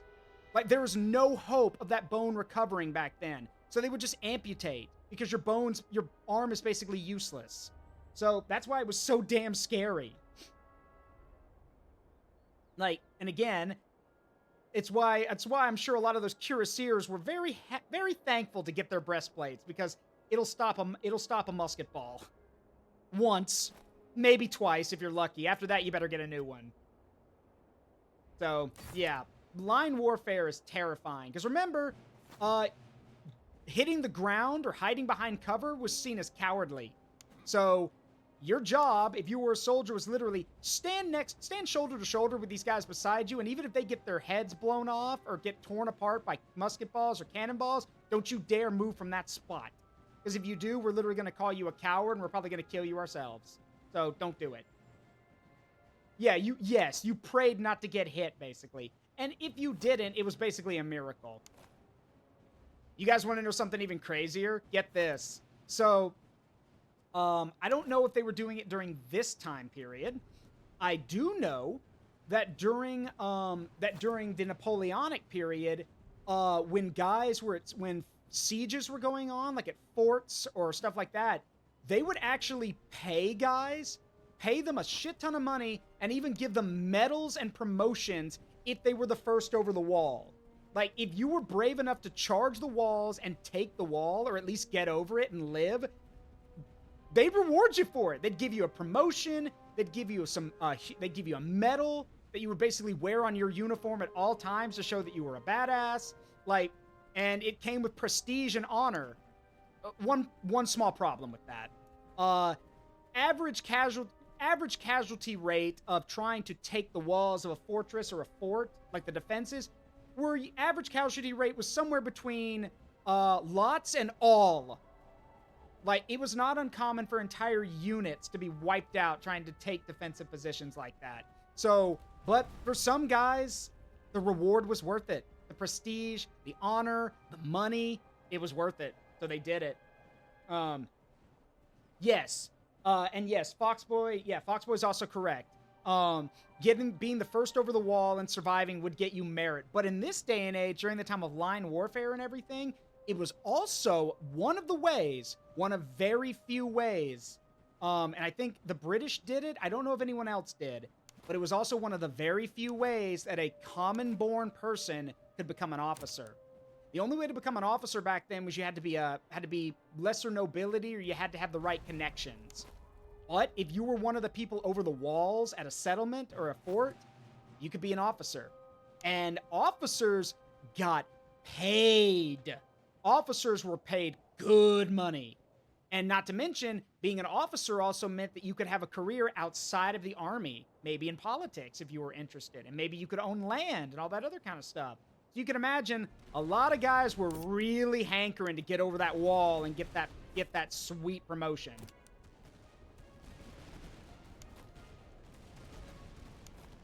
Yeah, because, yeah, usually the second son of a nobleman. Yeah, because the first sons would, the second sons usually wouldn't get anything. Yep. All right, so they've got their own musketeers and some recruits set up here. We're gonna change all that.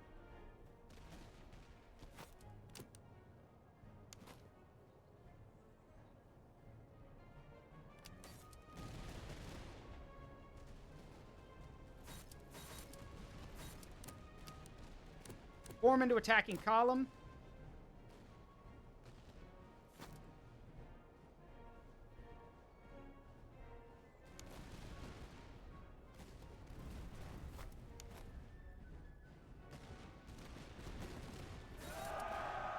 Let's see you dodge this or block this.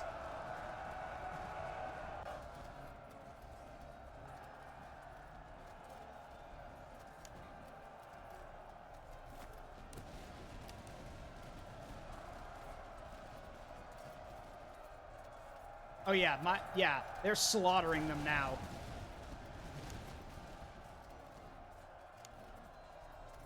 Fire. Carbines. All right, run them down. Oh, shattered. That was easy.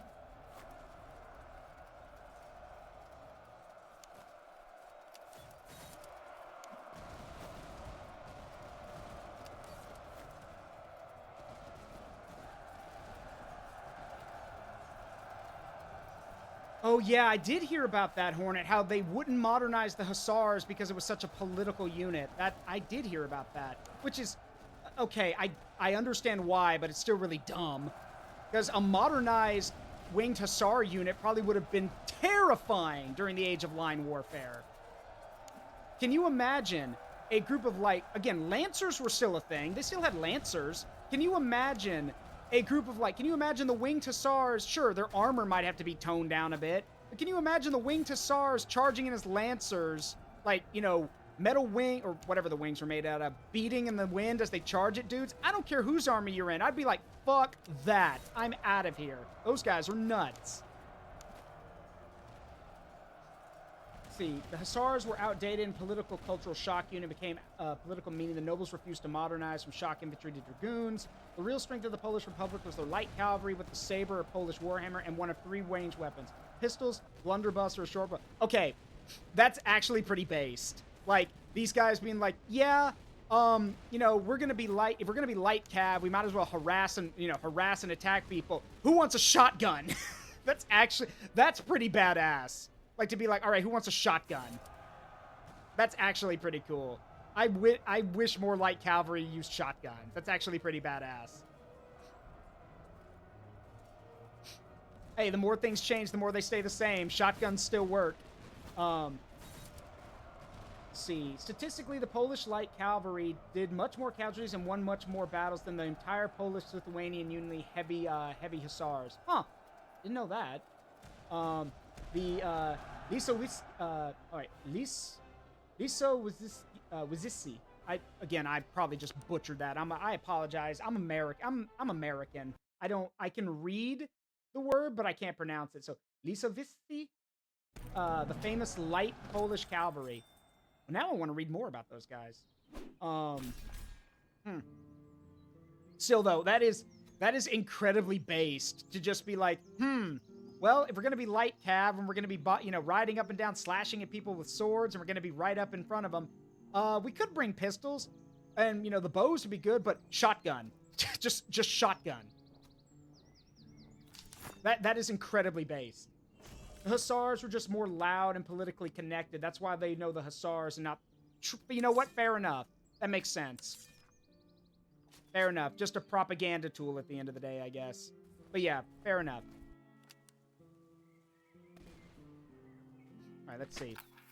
Your Grace, we've intercepted a convoy transporting coinage, likely the treasury of a local garrison.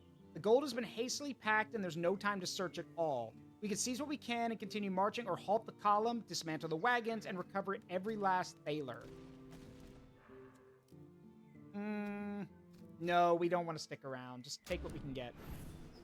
Nice. The Beirut Dragoons. I've never heard of those guys. I guess they're important. Anyway, let's run into these towns and get some more people. Right, so that should fix our, that should fix our numbers. That should restock our numbers. So, ooh, general's ready. Let's see. Eager, efficient. Yeah, and artillery. Well, you don't need that because you're not using artillery. Move speed. Actually, that eager is good. Okay, so the Beirut Dragoons. Well, they start with good quality equipment. Potsdam carbines. Huh. Okay. Fair enough, I guess. All right, that was such a quick battle that not many of our guys gained any XP from that. So, oh well. Guten Tag. Let's see, is this the part where we pour the tin into the soldier mold? No, but we do have, you actually can get an item. Actually, no, it's not an item. It's a trait. You can actually get a trait where your guys have, actually melt down and make their own ammunition, which means that you get ammunition every day, which is nice. Anyway, how you doing, Deadpool? Let's see. This is a roguelike RTS game. Let's see. We're gonna need guns. Time to test our guns. All right, get that one. Good range, poor reload. Ooh, Schul muskets. That's German, so that's good. Good accuracy. It'd be nice to have. Charleville. No, screw that. Good range, poor melee. Whatever. I'll take it. Okay. Right, so those are, excellent melee. Death must, yeah. These are the, this is a better one. Wait, is it? Yes, it is. Okay, cool. We'll hold on to some of this other stuff. At the end of the day, we can always sell it, but it's also good to hold on to, just in case. Let's see. Right, and you guys are going to be my first Grenadier unit, so... Morale, stamina... Actually, yeah. Let's... Cheese for everyone in this unit. Move speed, stamina. And I'm also going to give them buck and ball rounds, which, it does decrease their range, but again, they're grenadiers. I don't want them to stand at range and shoot people. I want them to get close. So, yeah. All right. So, now... we have to do the thing I don't want to do. If we want to get this bonus objective, we're going to have to start burning shit. So what we're going to do is I'm going to... Hello. Get the hell out of that town. Actually, you know what? No, I'm just going to I'm going to kick your ass instead. It's another Russian unit. Oh, they brought... Oh. Lovely field hussars. Great. Okay.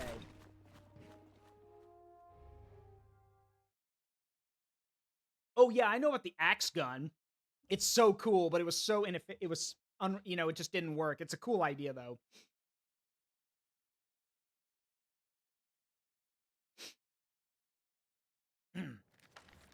All right. So, let's talk about why Zaruk Windcaller fucking hates the Hussars. Not the winged Hussars. No, those guys are cool. No, I'm talking about the Russian field Hussar units. I hate these bastards. Here's the thing about the Hussars. The Hussars, like, there's different types of them, but the Russian Hussars specialize in one thing and one thing only, pissing you off. They have really piss-poor morale, but that's intentional. These guys are fast. If they level up high enough, they become one of the fastest moving units in the game. They are so damn fast that they can literally... Let me put it this way. They are so damn fast that if they begin charging right when they enter into a unit's cone of fire, and so the unit starts readying their muskets to shoot, these assholes will be attacking the unit before they even pull the trigger. Mind you, that's usually around less than a second or two. They're that fast. And it gets worse, because normally what'll end up happening is they have bad morale and their stats are not that great for what they are. They run in, hack down a bunch of guys with their swords, get, maybe lose about 50 dudes, maybe 100, and then they say, fuck this, we're out, and they run away. And you think, okay, finally, that's over and done with. Except 10 seconds later, it'll be like, we're back.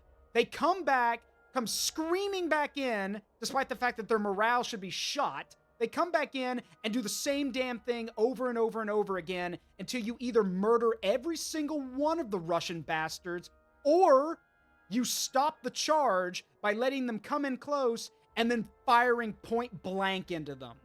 If you do that, that'll break the unit so damn bad that it'll take them a lot longer to reform. And the other way is that if you let them charge, drive off the charge, and then shoot them, it'll shatter the unit and they'll run away. But if you don't shatter them, they will come back. And they keep coming back over and over and over again until they're dead. And most importantly, they're cheap. Hussar units are dirt cheap. I literally, as Sturkio, Blue, Andrea, and a lot of other people can confirm when they saw me beat the British campaign a few days ago, Russian late-game armies will field 8 units of Hussars. 8! That's 2 full brigades of cavalry. And these Hussars do one thing. Again, annoy you. They harass you. And here's the thing, the AI knows that they're no match for heavy cavalry. So what they end up doing is it's never 1 unit of Hussars, it's 2 or 3 or 4. And again, that's smart. I mean, I'm not faulting the AI for being smart, but it's kind of annoying when you think you get the drop on a Hussar unit with your own heavy cavalry, and then 3 more Hussar units ride in and murder all of your heavy cavalry because numbers are important, duh. Like, ugh. What are your, we don't have those. This is the age of it's line warfare, so we don't have halberds and everything. Like, the only surefire way of countering cavalry at this day and age would be to form square, but we don't do that yet. I don't know when forming square was first adopted into line warfare, but we can't do it in this game. The only way to stop cavalry in this game is to shoot them when they charge you, or have your own cavalry counter them, or if you've got them, shoot them with your fucking cannons. Because turns out, as you guys can all imagine, guys and girls can all imagine, getting hit with a cannonball sucks. And, well, since there's less people in a cavalry unit than there is an infantry unit, like, let me put it this way. A Russian infantry unit has 1,400 serf recruits in it. There's 800 hussars in this cavalry unit. That means if 100 serfs die, nobody cares. But if 100 hussars get killed by cannonballs, suddenly that unit realizes, oh, bleh. Like, they don't want to be there anymore. So cannons, yeah, cannons help. But I don't have any cannons, and that's because in this game and in real life, the Prussian artillery was garbage. The Prussian military at this time did not use artillery. They let their artillery training and everything kind of fall by the wayside, so they could train up and have elite infantry instead. So that's the trade-off. My infantry can take more of a beating than theirs can. So my tactic with the Prussians is march in close, fire volleys, and if they're grenadiers, use them as literally living battering rams to smash through units, which is what I'm going to be doing here too. So my plan is we will take our 1st Brigade's musketeer unit. We'll take this position here. There's cover here, and we've got the hill, if we can get there fast enough. Can we? I wonder. If we form column, maybe we can. We'll have to run fast, but maybe we can get there. And along with that, the recruits, who are going to take a bit more time because they are recruits, the recruits are going to take the right. The cavalry will be in the center. Now, that sounds like suicide to most people, but there's a method to the madness, I promise you. But yeah, we're going to try get the recruits to at least get up on the hill so they can have the accuracy bonus. Again, the main thing is those field hussars. If those guys die, we can handle the rest. But we will have to kill them. And besides, it may not be that hard because we have the Bayreuth Dragoons with us. So we have 2 units of Dragoons. Now, granted, this unit of Dragoons, the one I have... these are Cuirassiers. These cuirassiers traded their ranged accuracy for better melee combat. But the Beirut Dragoons, yeah, that's some pretty accurate combat shooting. So, yeah, I think they're going to be pretty good at that. So, and of course, Frederick has to be with his men. So, all right. So, I will admit, I was actually talking to a friend earlier. I was talking to Ezekiel, and I mentioned how if he wasn't really busy right now, I would probably commission him to do a title card for this series. And what I want it to be is, I'm about to reference a very funny meme, but it's also historically accurate. I wanted it to be Zaruk pushing Frederick the Great off of the war table and going, "Out of my way, gay boy!" and like looking at the war table himself. Because one, Frederick was gay. For those who don't know, Frederick the Great was gay. Closet, but it was, well, okay, no. It was obvious he was gay, but he had to hide it because his dad was an abusive asshole, so he had to hide it. But yeah, I wanted to be like, "Out of my way, gay boy," and just take the war table instead. Unfortunately, Ezekiel's busy right now, so I can't do it. And for those who don't know what the meme is, it's that, you know, you're not ascending to godhood. You're just dehydrated. "Out of my way, gay boy. I'm about to shed this mortal coil." Cut to the dude on the ground passed out. Hospital? Because he's dehydrated. But yeah, it would just be funny to shove Frederick the Great off of the table and be like, "All right, move. I'm taking over." But yeah, I've talked about Frederick the Great. For those who don't know, Frederick the Great is like the godfather of is like the man who made Prussia into a military power. But what's sad is that, and I do feel really bad for him. So here's the thing. Frederick's father who was also named Frederick, you dig, was called the Soldier King. And because he was the one who he built the Prussian army into what it was, and it would be Frederick who kind of, you know, brought it to greatness. But here's the problem. Frederick the Great himself was kind of a quiet kid. He was quiet, he loved music, he loved poetry, he spoke multiple languages. Now to us, we would be like, "Oh damn, that's great, that's cool, that's a talented kid." You want to know what his dad thought? Pussy. He thought his son was a weakling, thought he was too feminine, and routinely beat him. Routinely abused him. Like, Frederick the Great was abused a lot as a kid. Well,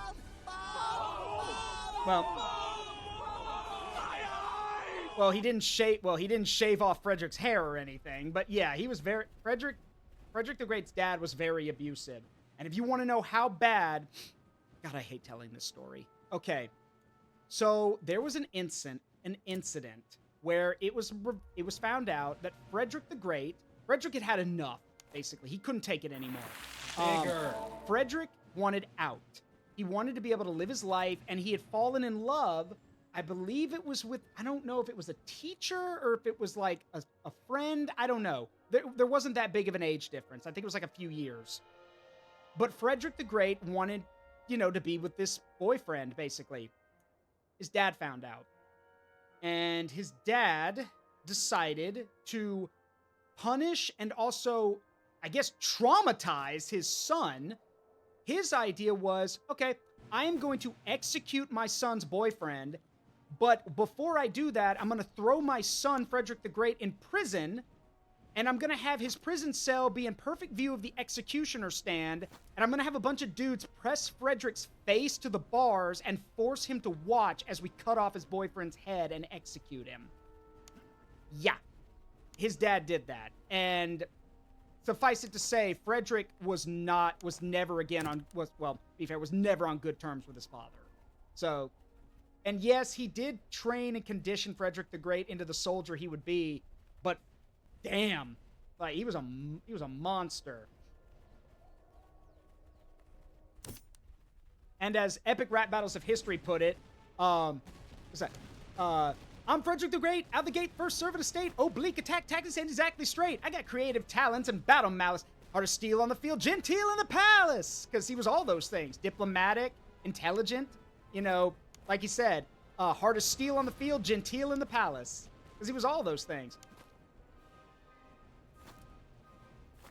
And like I said, oblique attack tactics ain't exactly straight. Because, yeah, the oblique formations were basically marching columns. And also, Frederick was not straight.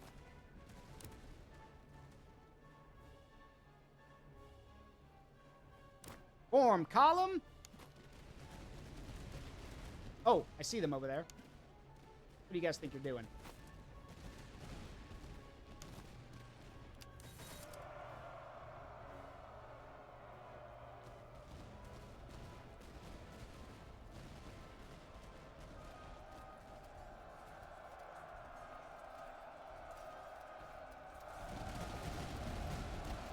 Thank you for the care package, Deadpool. That's a hydrate, scratch, and posture check. Oh, that takes care of those guys. Bye.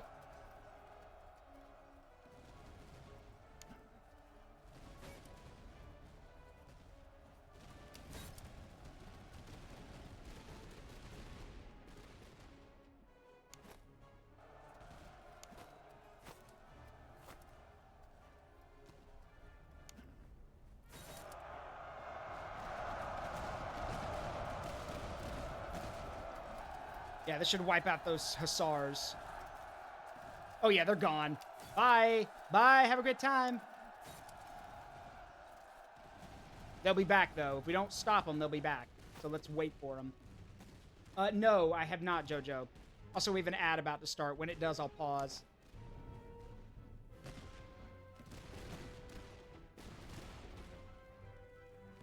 Oh, well, they're gone, too. Okay. Swing up the line.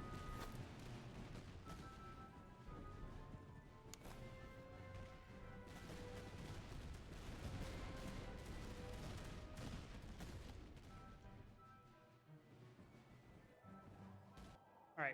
We have a, all right, ads are starting. So I'll be back.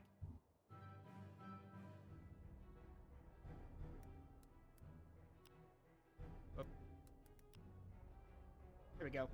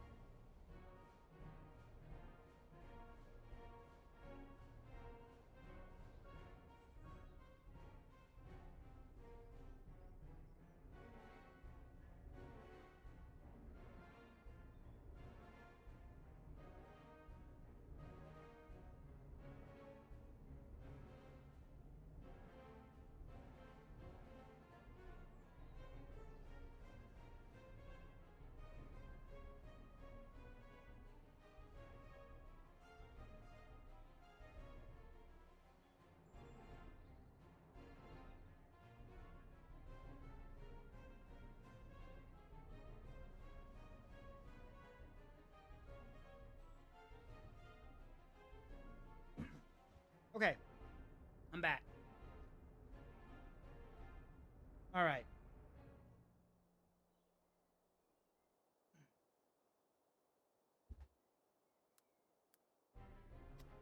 Okay. Well, battle goes well. Let's hope it stays that way. I'm going to give you guys a tip that I've learned from playing this game for a while. Never, ever, ever think that things like take your foot off the gas. If things start looking your way and you're like, "Oh, I've got this in the bag." Never think that. Anything could happen. Fortune could turn on a dime. So, until you see that victory screen, don't take your foot off the gas. Literally.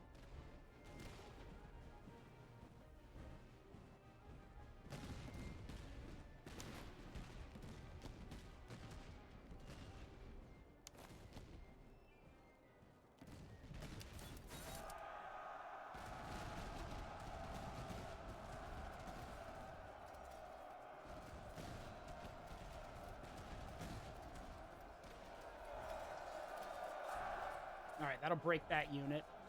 We're just rolling up the line now.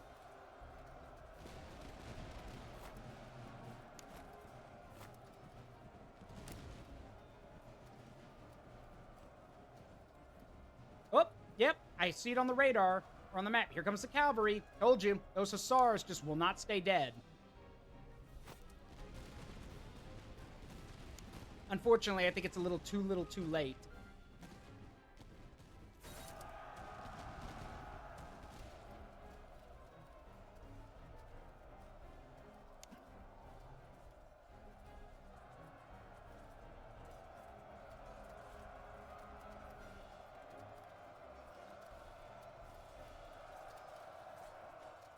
All right, these are reserve musketeers. They're actually putting up more of a fight because they're not serfs, but still. Bye-bye. There they go. And there go the hussars, who charged right into a gun line. Morons.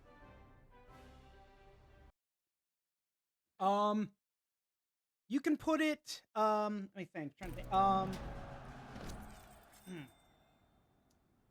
put it in media sharing, Hornet. Also, make sure you go to the introduction channel and you know, introduce yourself. Because if you don't introduce yourself, we have to verify people's age. Because we can't have anyone under 18 in the Discord. So if you don't verify your age or everything, or introduce yourself, we have to kick you out. So make sure you go to the introduction channel, introduce yourself, and then put the links in the media sharing. That's a good place for them. Fun quote from him. Yeah, Frederick has a lot of good quotes. I think my favorite... It's such a silly quote, but I love it. Frederick the... to quote Frederick the Great, if soldiers could think, none of them would remain in the army. Frederick the Great. Ooh! Okay. This is good. This is good. Maybe not for the Prussians, but this is good. All right. So, this is a supply wagon. These are good if you have artillery, because these supply wagons make an aura effect that'll restock your units as their ammunition runs out. Now, it doesn't have infinite ammo in it or anything, but this means that if your cannons burn through ammo really quickly, this will keep them stocked, which is really handy. We want that. Very good. However, we need men. We are like, we cannot replace all these losses, so we need to go get more manpower.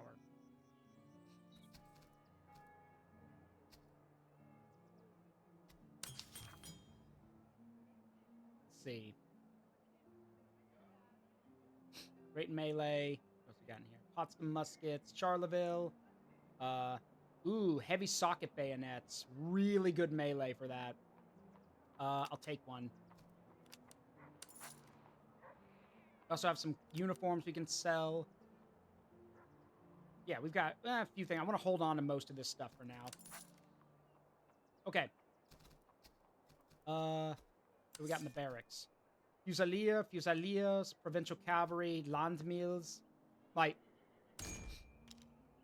landmills are basically, think of them as like, more experienced, guard, or like National Guardsmen. Like, they're just land troops. And they can become Fusiliers or Converged Fusiliers. Heck, you can even make them Grenadiers if you want. But what I want is we need to find somewhere that is selling artillery troops. The best place for that would be in a settlement that's actually selling, that actually has access to foreign troops. So, no, that's fresh recruits. I need foreign troops. Oh well. We'll check later. All right, that's more guys. So let's. Yep. Restocked. Oh, you got. Oh, finally, you're ready. Ladies and gentlemen, our very first Grenadier unit. And I know I have the Oh, by the way, cool thing. You can customize your, you can customize what your units look like. The flag emblems, the flag patterns, their hats, their coats, everything. Whatever you want. And they will look like that on the battlefield, which I think is cool. So, if you want to do that, you can. I don't, but I am going to change their names. Yeah. Our first Grenadier unit is, of course, Frederick's own.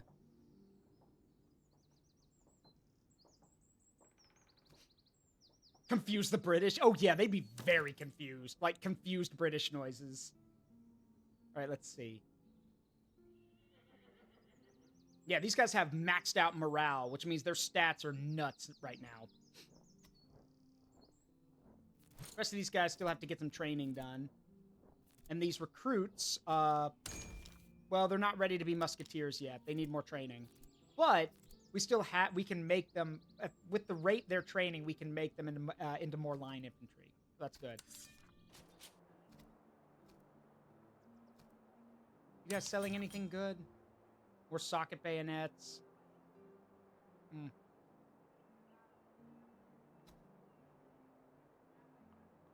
Hmm.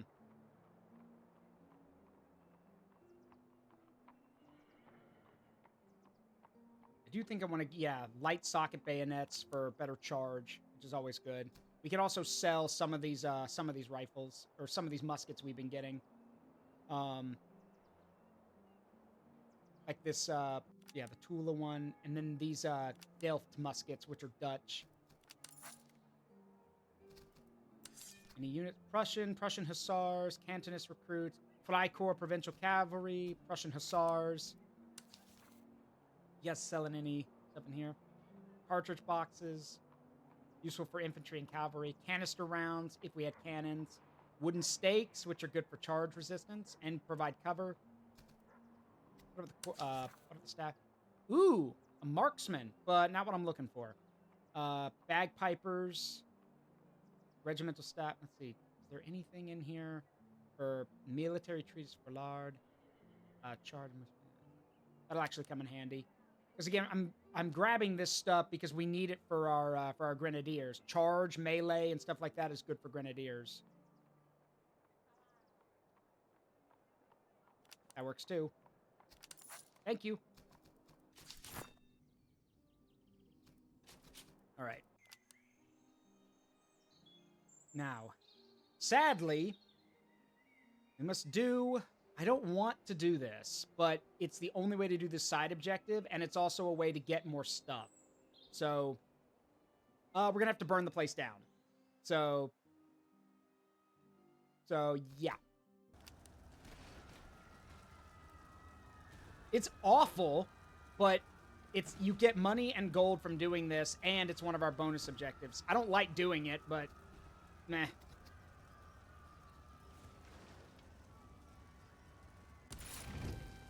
Oh, and yes, and if you completely destroy the settlement, which we just did, you get items for it. Like, we can never go back there now. That place is ruins. The Exiled Officer. Your Grace, we came upon a small but well-appointed camp, set apart from the road and kept in good order. It belongs to a displaced officer, his home overrun and his commands scattered.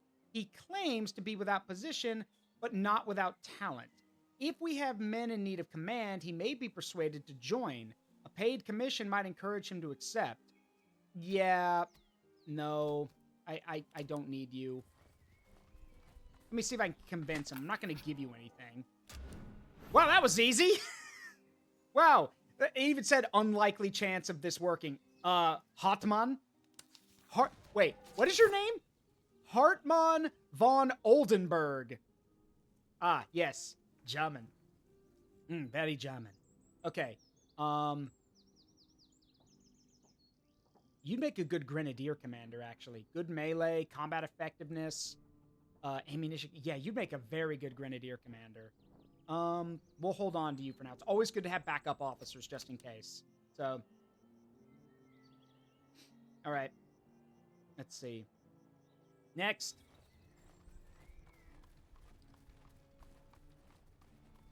wait, you're right, Flippo. His home overrun. It doesn't happen to be called Ostro, does it?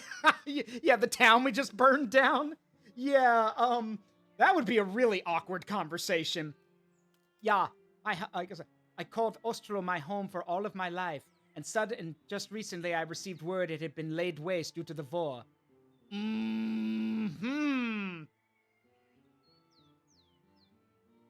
Yeah, it was also funny that it popped up right on the road after we burned the place down. Maybe that was his home, and now, oh god, I feel kind of bad now. Oh well. Such is war. C'est la guerre. That is war. Are you guys just gonna let me do this?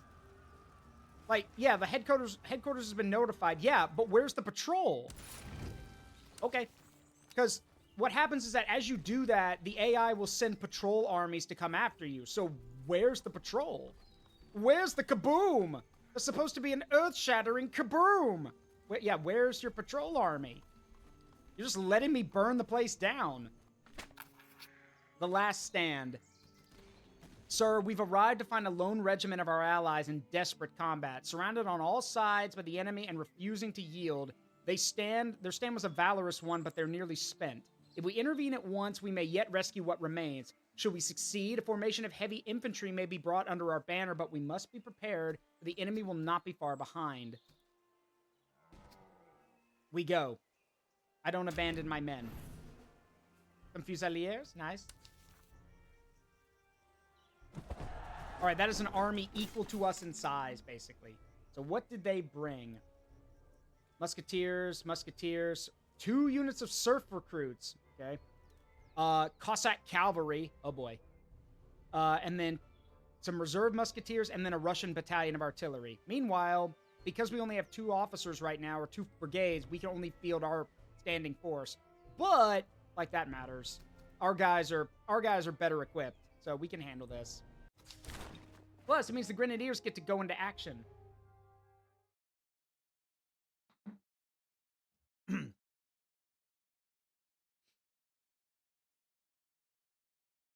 Also, fun fact, you can give, if you find them, you can give your Grenadiers actual grenades to throw in battle.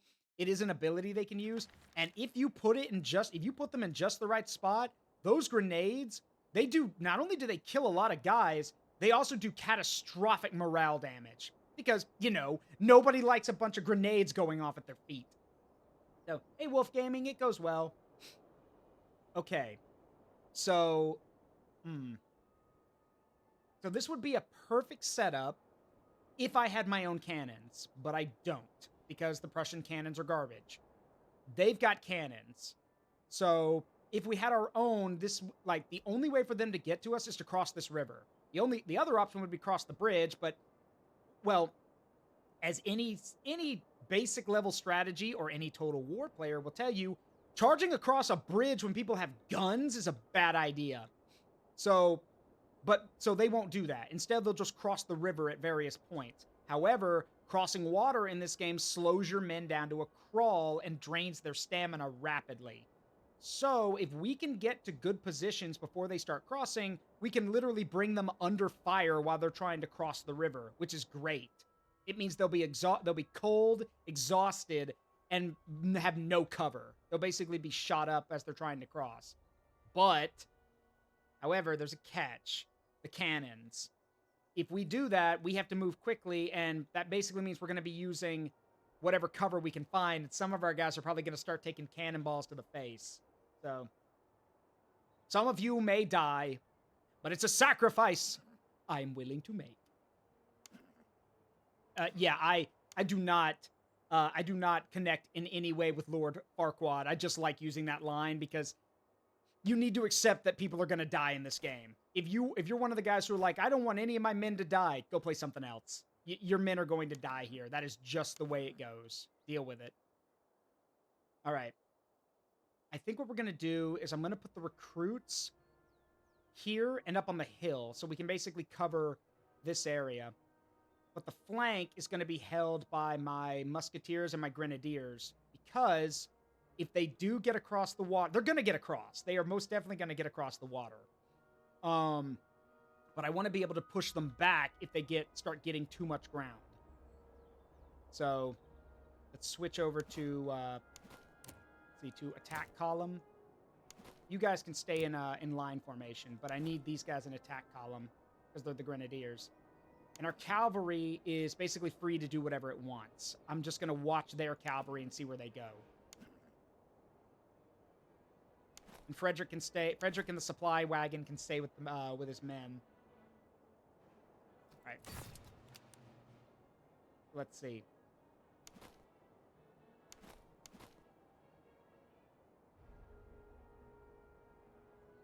Now the problem is because there's so many, those Russian lines are so long. I don't know where they're going to try to cross. My gut tells me they'll just march straight forward, and if that's the case, we can have the cavalry pick off this unit. But I can't stretch my guys too thin. So there we go. They can set up there. The cavalry can guard the right in case they try to cross there, which they probably will. The flashbacks of having hoplites on river crossings being easy wins. Yeah. Same thing here. If they try to cross that bridge, they're just going to get shot full of holes. So. All right. Now, here's where we're going to do something a little interesting. I want the grenadiers set up right here in attacking column. And then our musketeers are actually going to set up in the town so they can get some defensive bonuses from artillery. Because those cannons are going to do their job. They will. And I'm also going to put the musketeers are basically back to back with each other to hold this center. Because the grenadiers, I want the grenadiers to kind of close the line. Basically, we'll do like we did before. We'll literally just wrap up the line from the left. However, there is one thing we got to keep track of. Their cavalry. If the cavalry comes across the bridge, well, we can handle it. It's just going to be very bloody. And it's Cossack cavalry. Blah. Again, very bad morale, but very fast. And they hit hard, too. So.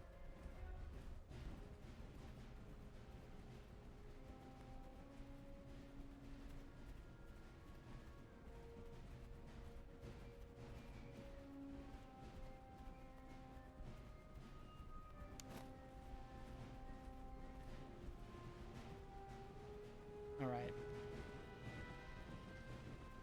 Yep, that's battalion level artillery. So that is a medium-sized artillery unit, because it's normal artillery, battalion artillery, and then field artillery.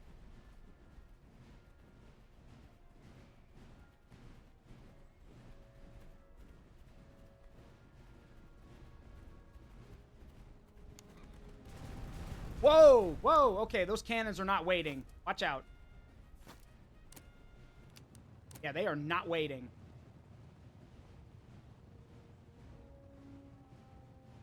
Yeah, this is the tricky part.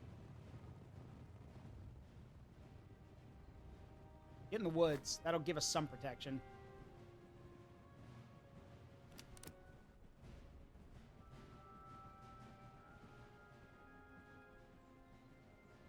All right, we're in a good position now. If the cannons want to keep shooting at our cavalry, that's fine, but... Okay. Thank you, Hornet.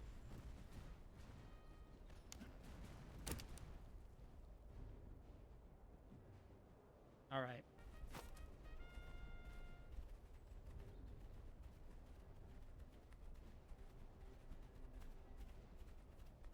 No, pull back.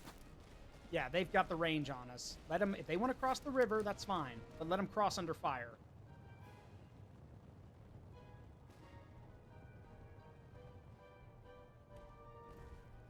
And it looks like they're swinging their cavalry over here to watch mine, which is fine. If they want to do that, that's fine by me.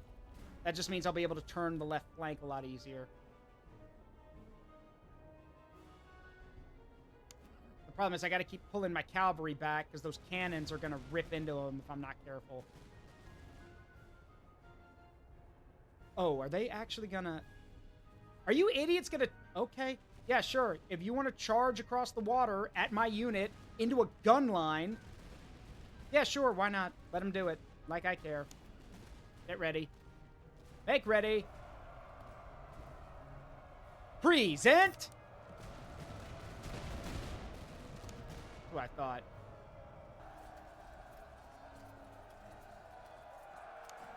And there they go.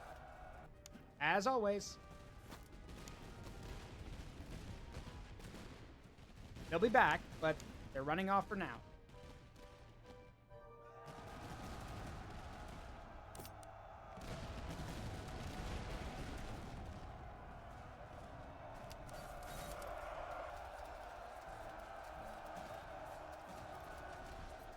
And there they go again. No, let them go. No point in wasting time trying to chase them. They'll come back, but for now we need to pull back our own cavalry. Also, really cool effect of this game. As hundreds, if not thousands of men are firing muskets, smoke starts to cover the battlefield, which is just a really cool detail. All right. Somebody's got to cross that Rubicon. Yeah, well, the difference is Julius Caesar didn't cross the Rubicon while getting shot at.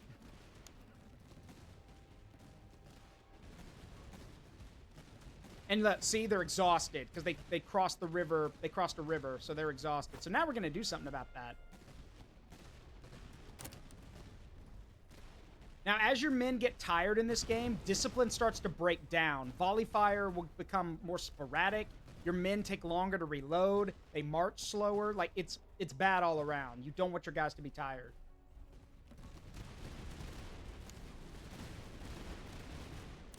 Fire. They're literally just sitting there with no cover.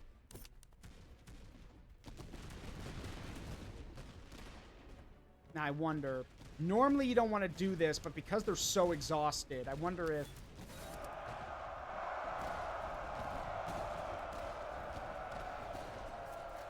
Oh, yeah, I was right. They are so exhausted that their morale just crumbles. Yep. Bye. Bye-bye. And they're shattered. Great. That's one unit down.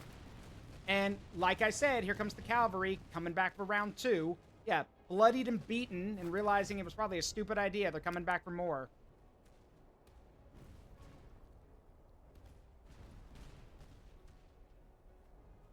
The line is holding, though, which is good. Yeah, they didn't hear no bell. Yeah, see, here's the thing. Just standing in the water makes your guys exhausted. Water's probably cold. Not to mention, standing in the water while trying to work a black powder weapon probably sucks. Because remember, if any of that water touches your gunpowder, you've just lost your weapon, basically. So those guys are exhausted, burned out, and are still fighting. So... I mean, hey, more power to them, but once I deal with the Cossacks, we'll put the Grenadiers into action. But for now, the line is holding just fine. Let them wear themselves down. Hey, Grinex, what's up, buddy? Welcome, Raiders. I'm Zaruk Windcaller, Guardian of the Forest of Memories. I'm a variety streamer, plays games with a strong memory connection to me and my community. Good to see all of you. We're playing Master of Command today, basically, think of it like a pseudo-Total War set during the Age of Line Warfare. Bigger. So, get him. So, yeah, and I'm a history major, so this is right up my alley. Y'all make yourselves at home. What were y'all up to, Grinex? Doing some artwork? Could someone give Grinex a shout-out, please? I would be very appreciative of that. Yeah, yes! That is exactly right, Foxboy. Soldier standing in water. This sucks. Hussar standing in water. I like the way this sucks. Yeah, basically. I don't know who would say, I want this to suck more. I don't know who would say that. No one had fun in the water back then if you were a soldier. What the hell are... Oh, they're serfs. They don't have an intelligent bone in their body. Alright, well. Stupid as a stupid does. Run those stupid peasants down.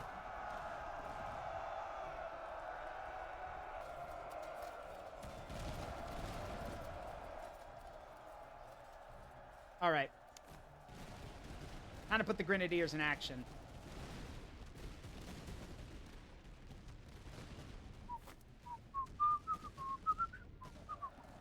Alright.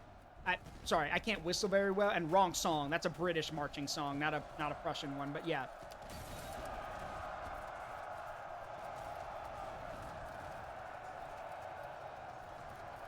So much for the cannons.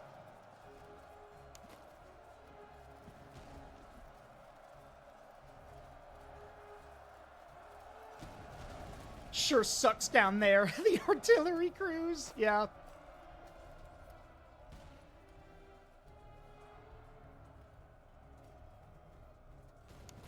All right.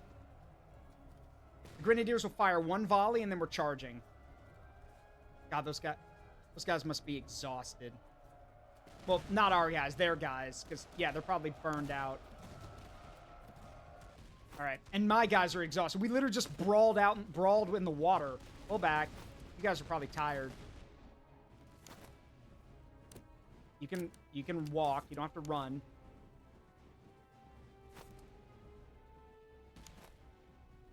All right, let's see if we can't do something about those guys. Grenadiers! Wait for them to fire. Wait for him to fire a volley. Definitely don't want to charge into a volley. All right. Charge! It will lose a lot of its energy in the water. But...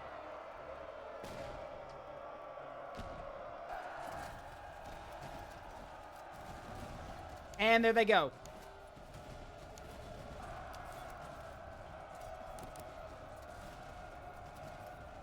And shattered.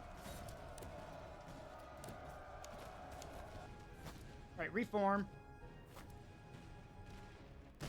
You know what? Screw it. I'm not waiting anymore. Just in this damn battle.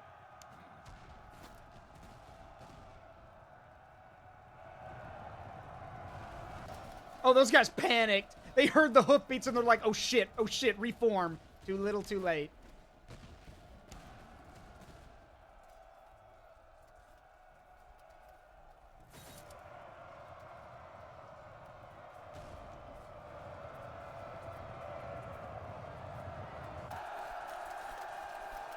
There we go. Artillery crews seeing 2 cavalry units charging at them. Well, guess I'll die. Yeah, basically. However, to the artillery crews. So, interesting thing to know about artillery at the time. Artillery crews literally had the stance of basically adopted the rule of from our cold dead hands. The only way you were going to get those guns was you were going to have to kill every member of the cannon crew. Those guys would stand their ground and die to a man to defend their guns. And they would, it's actually numerous times in history, cannon crews would be driven off of would be driven away, or would, maybe be driven away temporarily, but would then come back to retake their guns. With or without support, they would fight to take their guns back. So, and really disciplined guys would just die on their guns. They wouldn't let people take them. So, yeah. Those guys, though, ran away. But, yeah, in real life, they would have been like, yeah, no, from my cold, dead hands.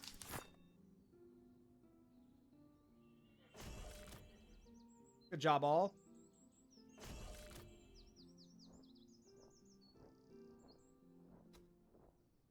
All right, let's see. Von Munchau. What can we teach you? Actually, one thing I definitely think would be good for this guy is he can be, even though we're probably not going to use him that often, he would make a great artillery commander. With that, with keen eyes and with a supply wagon, that would help out the artillery. Granted, we don't have any artillery crews right now, but it will be handy later. So, take a look at how things are going. These recruits, doing good, but you need to be musketeers, so you're not ready yet. These guys are, though. So they can become Prussian musketeers. Or, no, we don't, no. No, Zaruk, we don't make Prussian artillery crews, because Prussian artillery sucks. So we don't do that. Let's see, let's give these guys... You guys are proper soldiers now, so here's some good, a proper weapon and a proper bayonet. You've earned it. If you idiots want proper weapons, actually become musketeers. I don't equip recruits. Not worth my time. Is 40 shillings on the drum for those who volunteer to come. List and fight the foe today. O'er the hills and far away, o'er the hills and o'er the main, through Flanders, Portugal, and Spain, King George commands and we obey, over the hills and far away. Let's see. Some broadsword, some basket hilt swords, or basket hilt hangers, basically a sword. Not really much here to work with. Do you have any? Nope. Got grenades? No. Oh, you do! Good. Grenades. That's great. I'll take them. Thank you.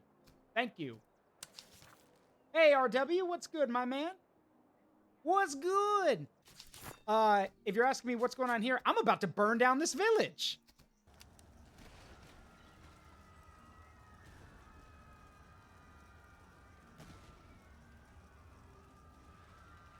Why not get... That's what I want to do. I'm going to find mercenaries who can be my artillery crew. That's my plan. But that would require your troops to take a couple years at chocolatier school to be a musketeer. Shut up. Bad joke. Shut up. You mentioned you studied history. Which era? I just study military history. I got my start studying the United States Civil War, or the American Civil War, and then I just branched out into other things. I just like military history. My specialty is in the World Wars, but I also do like, but thanks to the Sharp books, like Richard Sharp books, I also have been studying the Napoleonic era and stuff like that. So, hey, yours too, RW. I hope you had fun. Hope Christmas is good, and a Happy New Year to you. See, Your Grace, we've come upon a field of a recent engagement. The bodies have not yet cooled, and scattered equipment litters the ground. There remain supplies to be collected, and a few wounded still draw breath among the brush and the ditches. I don't leave the wounded behind. Take them.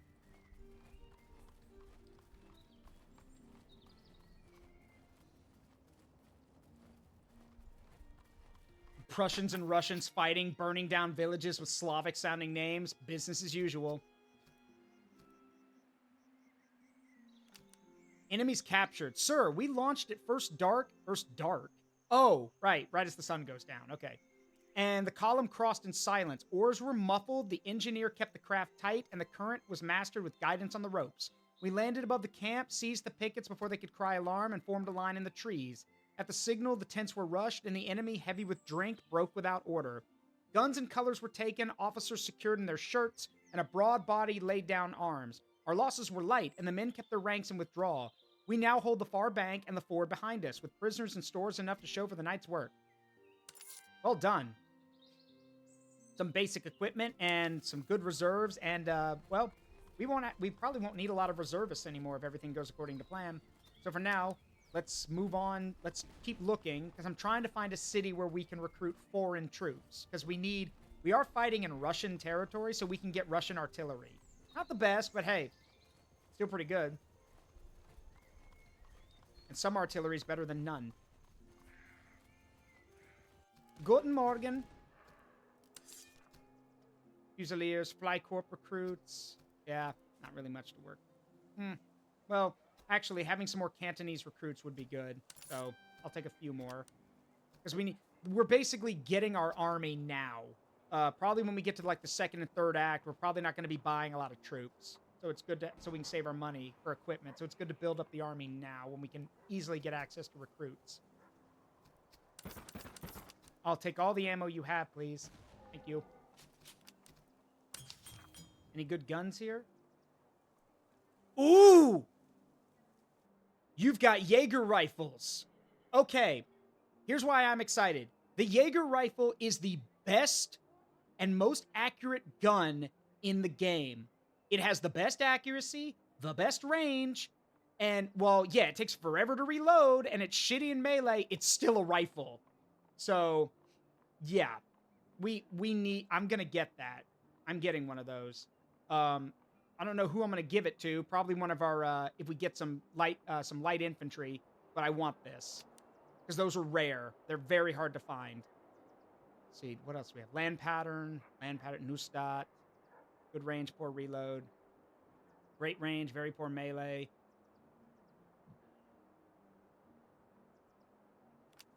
We're gonna need the bayonets for later. So yeah.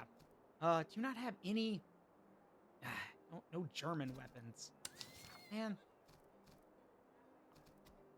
I pinged him for a good Prussian one. Ooh, some more grenades. I will take those too. For when we get our next grenadier unit. We're going to leave this place standing. We can always come back here, and they have good shop prices, so we'll come back. Hello? Oh, that's an encamped army. Okay, cool. Encamped armies are, basically, defensive. They don't move, and once you wipe them out, they're gone for good, but they're tough, but they give good rewards. Freikorps of artillery. Well... Okay, so here's the problem. The Freikorps artillery fucking sucks. So these guys might be okay, but like their range is piss poor. Like they're not only do they have bad morale, but their accuracy's piss poor. So I don't want them. As great as it would be to get a cannon right now, I'm not willing to, you know, field some guys who don't even want to be there. So, no.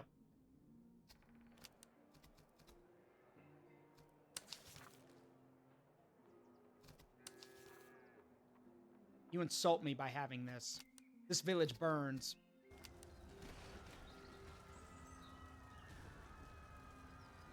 Notice also that these guys are doing nothing to stop me.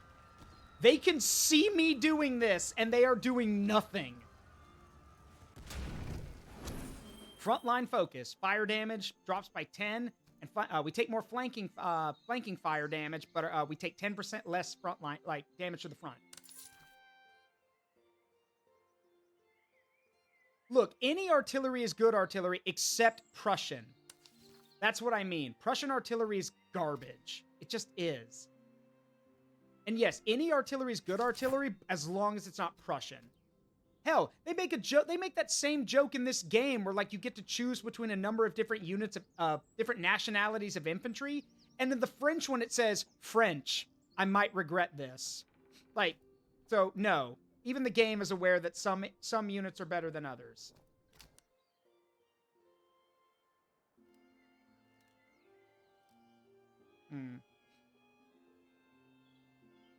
I need to get some more money so we can field a 3rd brigade. If we could field a 3rd brigade, then I'll feel comfortable taking on this army. We'll outnumber them, and having a 3rd brigade, or yeah, having a full 3rd brigade means we'll basically have the ability to beat down on a lot of people in Act 1. It'll be more challenging in Act 2, but again, what wouldn't be? All right, let's see. So the stuff we can sell. Let's look through loot first. That would actually be useful. Let's see. Any other loot? Not really. We can just sell off the stuff we don't need.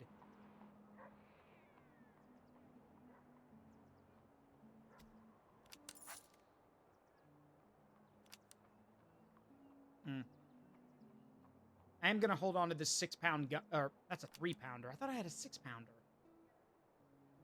Oh well. Well, that's a 3-pound baby gun, so I don't want that. All right, new brigade.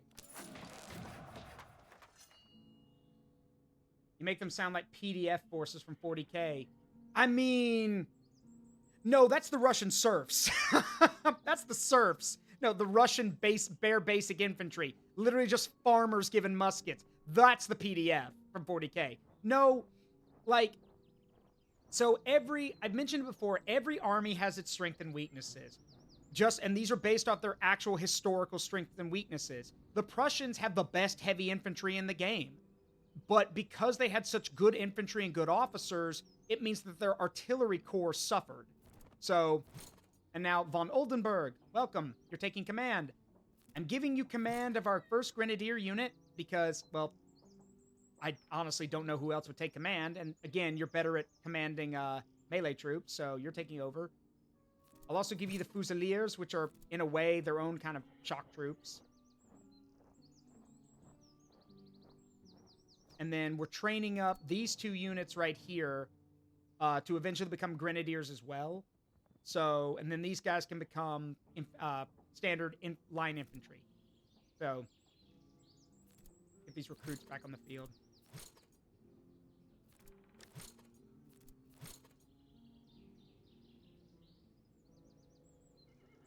So yeah, this is where, if I did have some artillery, this is where I would put it.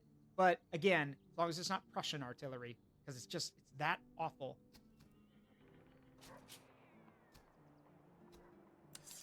Yeah, and again, we're not going to find any recruits here, so we need to move on.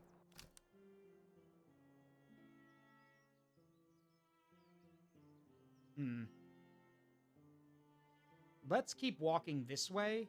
The enemy army's over here, and we've got time, so let's keep walking this way and see if we come across any more towns or anything. I could beat down on that patrol army, but I'd rather not right now. Supply shortage. No, we're not stopping there. Actually, wait. Yeah, let me stop there just for the reservists. Okay, move on. Schnellmaki. Move on. Ooh, a supply cache. Yoink. We need to run a French infantry, Prussian artillery, and Cossack cavalry. Oh god, that would be awful. Capture the provisions. We need the ammunition. No, we need the provisions.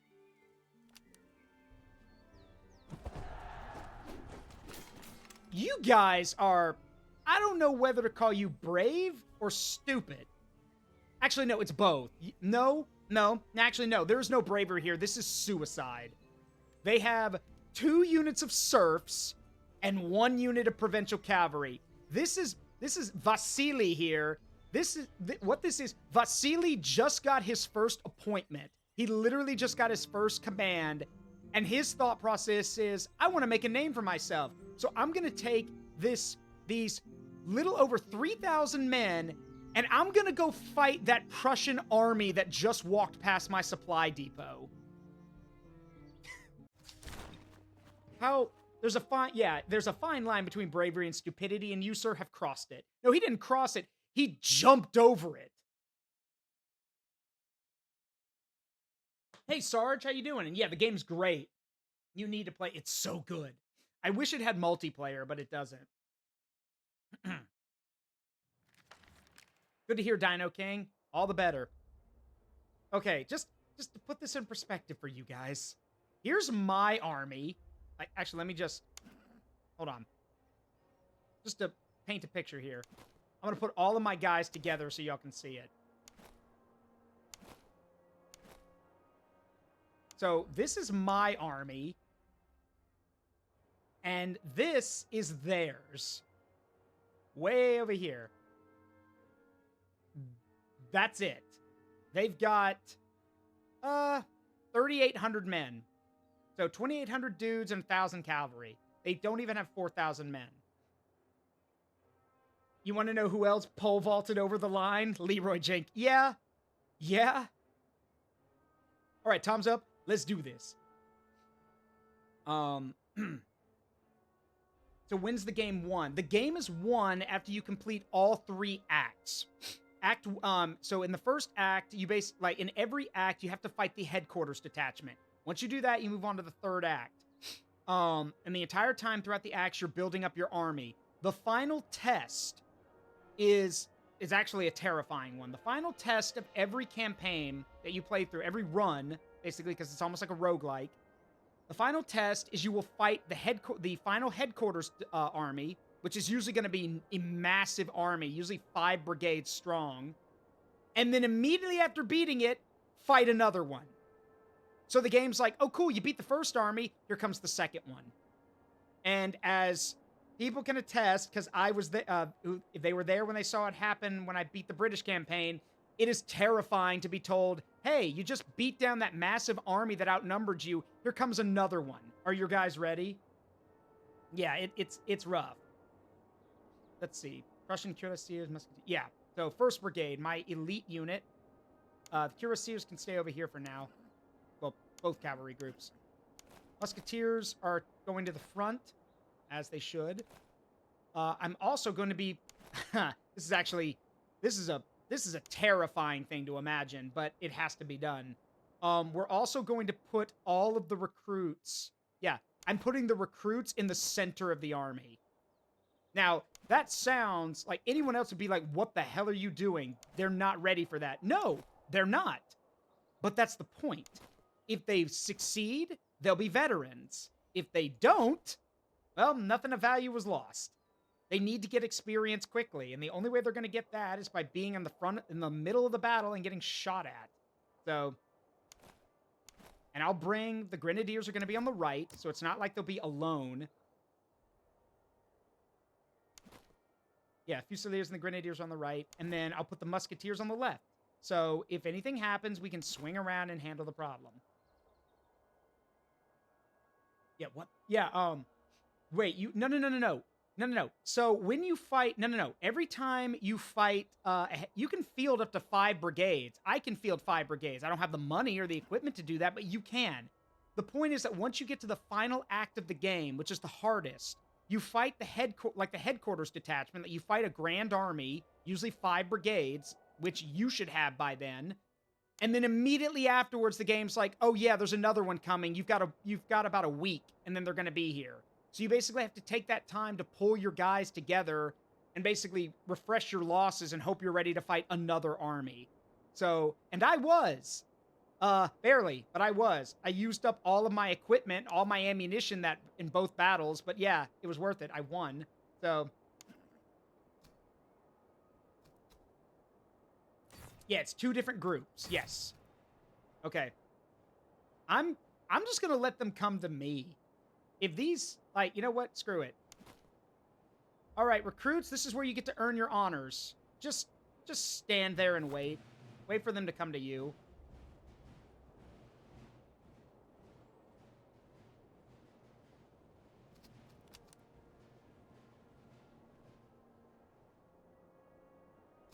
Of course, I'm keeping my other units in the back in case we need to deal with the cavalry or swing around and deal with something. I don't think these recruits are going to lose. Probably not, but I at least want them on the front to get experience.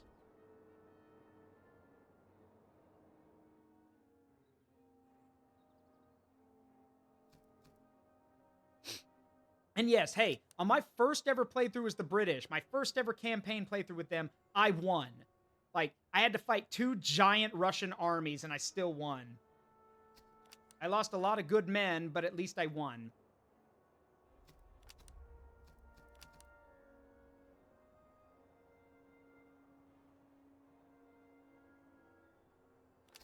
All right, we're going to set these guys. Don't fire yet. Let them get close.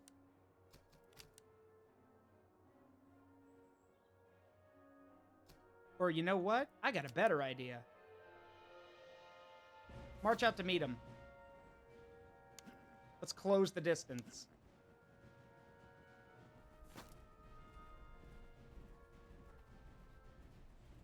That's not a bad idea, Fleppo. If you can actually get your cannons in a good spot for the final battles, they'll do work. You just got to get them set up.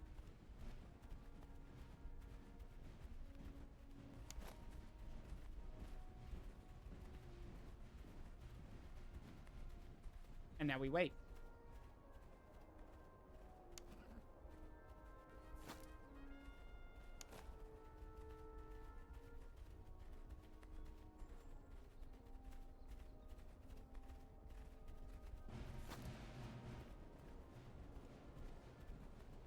Now, y'all might be thinking, Zaruk, that's really close. Yeah, it is. But that's the point.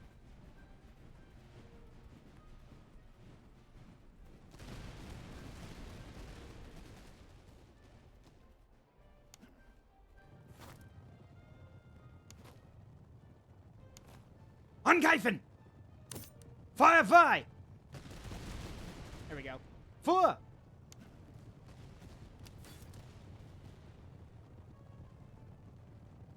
Let's see how you idiots do against actual fucking soldier cav. Get him, boys.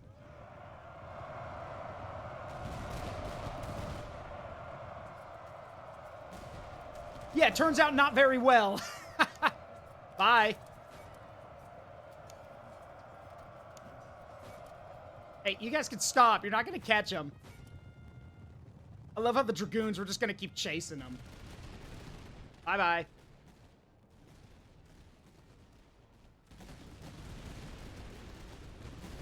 Welcome to 18th century line warfare, everybody, where everyone stood shoulder to shoulder like morons and took pot shots at each other. And lots of people, here's the thing. Lots of people see this. Like, they read about it in history books or they see it in movies. And they always give the whole, like, thing of, like, why would they do that? I would get on the ground. It'd be harder to hit me. I'd be smart. No, you wouldn't. Because if you get on the ground, the nearest sergeant's going to stab you for being a coward. Like, they would actively kill you for that. Or they'd flog you. They'd, like, label you as a coward and later after the battle flog you. Or punish you more severely. No. The entire reason they did this is because the guns were inaccurate. Muskets were very inaccurate. So the only way to guarantee any type of accuracy was to get close, line up, and hope for the best. Let me put it to you guys this way. I gave you these rough numbers earlier, but they're worth repeating. An average musket, if your target is 100 meters away, you've got about a 1 in 30 chance of hitting him. If your target is 50 meters away, you now have a 1 in 3 chance of hitting him. So, yeah, you had to get close.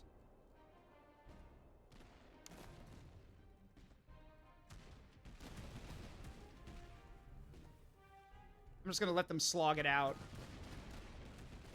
These serfs are outnumbered 2-1, and their morale's already going down hard. Meanwhile, my guys are, like, unbothered.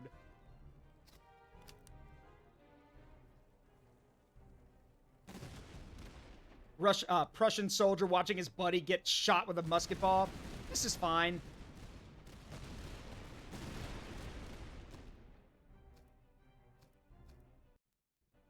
Oh, one little cool detail I do want to show, though. Because this is a cool little detail. All right. So you can actually see all these guys have their bayonets on them. Watch this. I'm going to tell them not to shoot till I tell them. Watch this. This little bar shows they're reloading their weapons, which you can actually see them do. But this is where attention to detail comes in. Watch this. If I tell them to take their bayonets off, they will. They don't have bayonets on anymore. You can actively see on the model that they don't have bayonets. And if I tell them to put them back on, there we go. Now fire.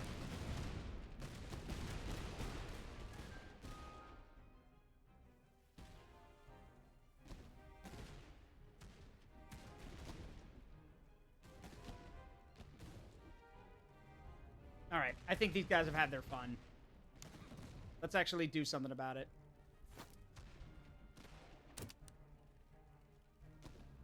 Yeah, they're already exhausted. Like, their stamina drops fast because they're fighting multiple units. Meanwhile, my guys are, like, only a quarter through their stamina.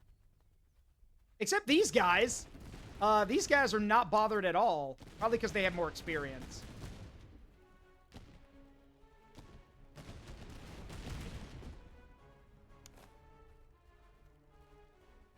All right, boys.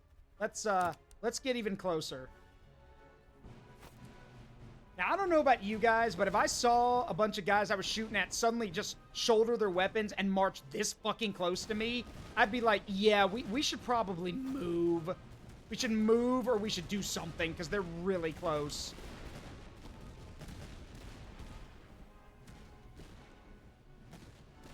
Like, at this is basically point blank range.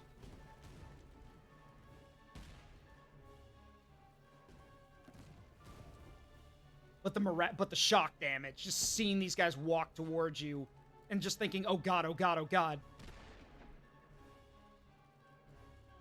You lack discipline.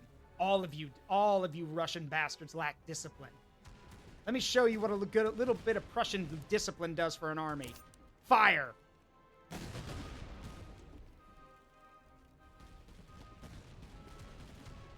All right.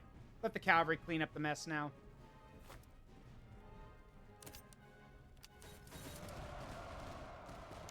Oh, where are you going? You can't run. There will be no running. The cavalry will not let you do that.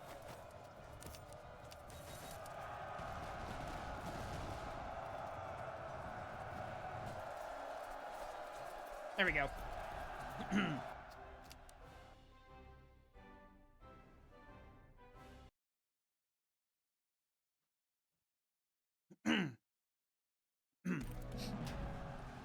And yeah, Hornet is right about the Polish light cav. If they were in this game, it'd be a very different story. Anyway, I will take that veterancy. Or that extra veterancy.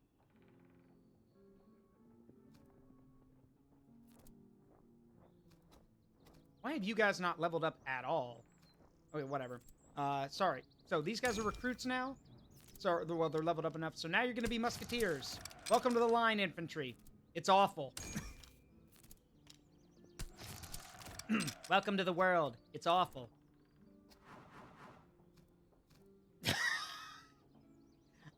We got an ad about to start. I'm going to let y'all look at the meme on the right. Enjoy. Enjoy the Chad Saxon. Yeah, I'll be back. Y'all enjoy that. The Chad Saxon. I'll be back.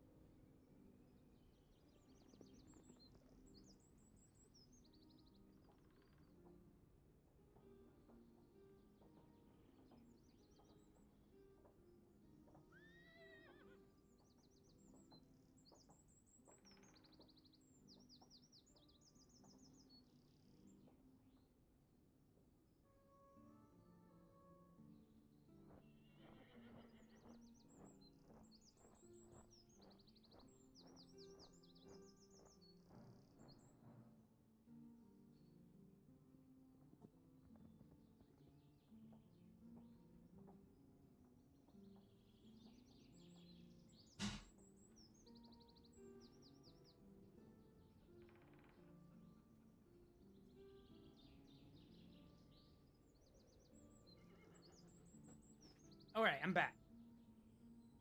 I hope everyone enjoyed the Chad Saxon. That is an actual picture they made. Or he could be a Russian soldier. I don't know. I just love that the confident trait is literally a Chad face. All right. Let's see. So... reroll.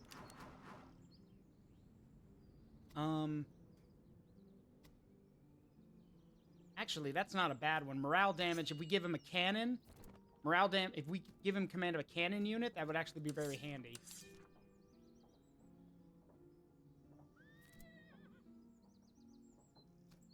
All right.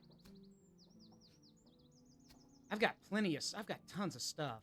Hang on, where are those, yeah, here's the Grenadier unit. Here you go. Here's some grenades for you guys. And then the Fusilier. Here's some grenades for you guys. You also need melee or morale stuff, so let's see. Excuse me. Reload, move speed. No. Where's the stuff? Yeah, charge. Another charge.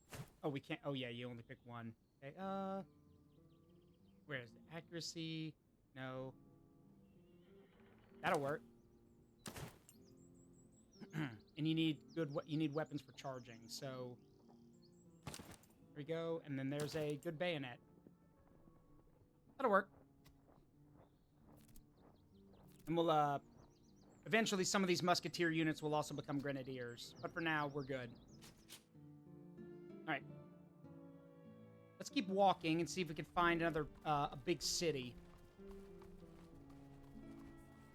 I want to find a city where we can recruit, like, foreign soldiers. I'm hoping we can find one.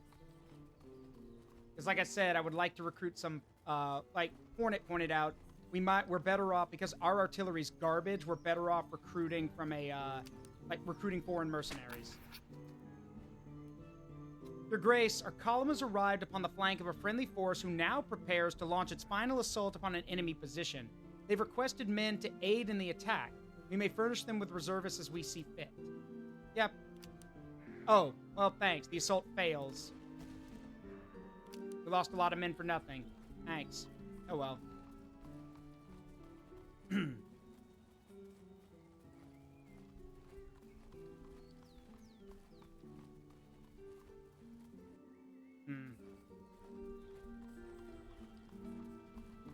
Another encampment right here.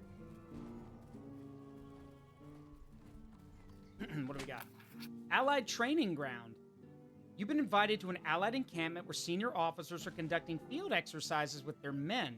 They offer us the opportunity to drill alongside them. Yeah, let's send the regiments for training.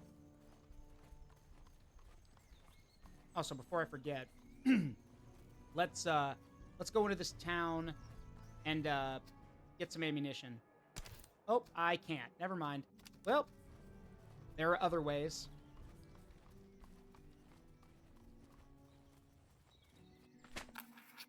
Your Grace, on our approach, the engineers reported a fortress whose walls are in ill repair.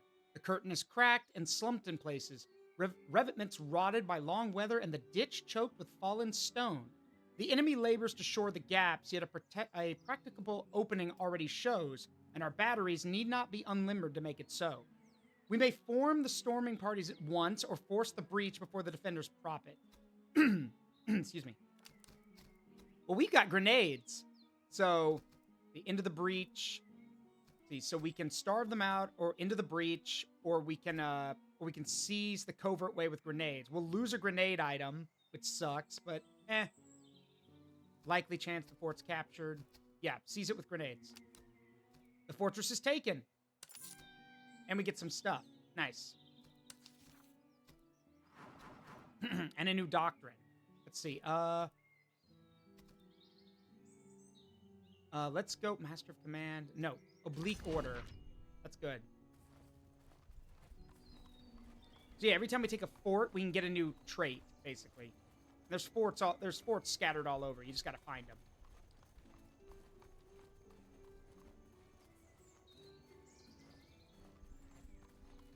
There's one back up there.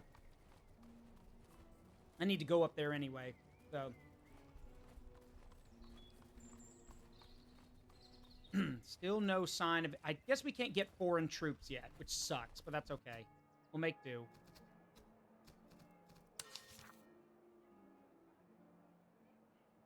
Let's see. Don't need those. Let's see. Don't need that right now. Don't need that right now. Haversacks are good, but we don't need them right now. Some good horses. We can... Yeah. Ooh. Yeah, sell that. We don't need it.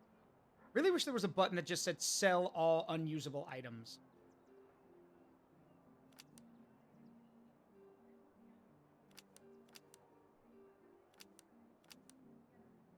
Mainly just want to clear out my inventory at this point.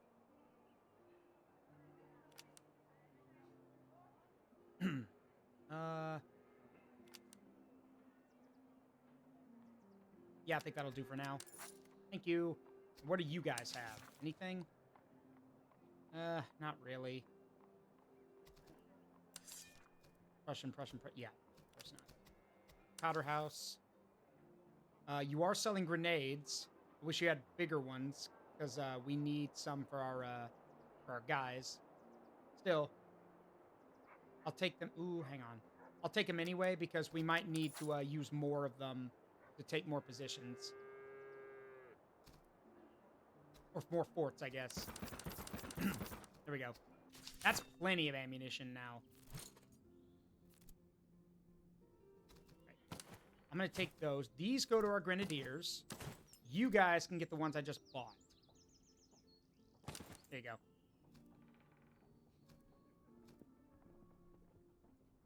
All right. So, let's keep moving. What we're going to do is we're going to take this fort, and then we're going to swing back down toward our objective. Because I want to fight them before they get to me. Well, actually, no. I say that. We'll see. We'll see how things go.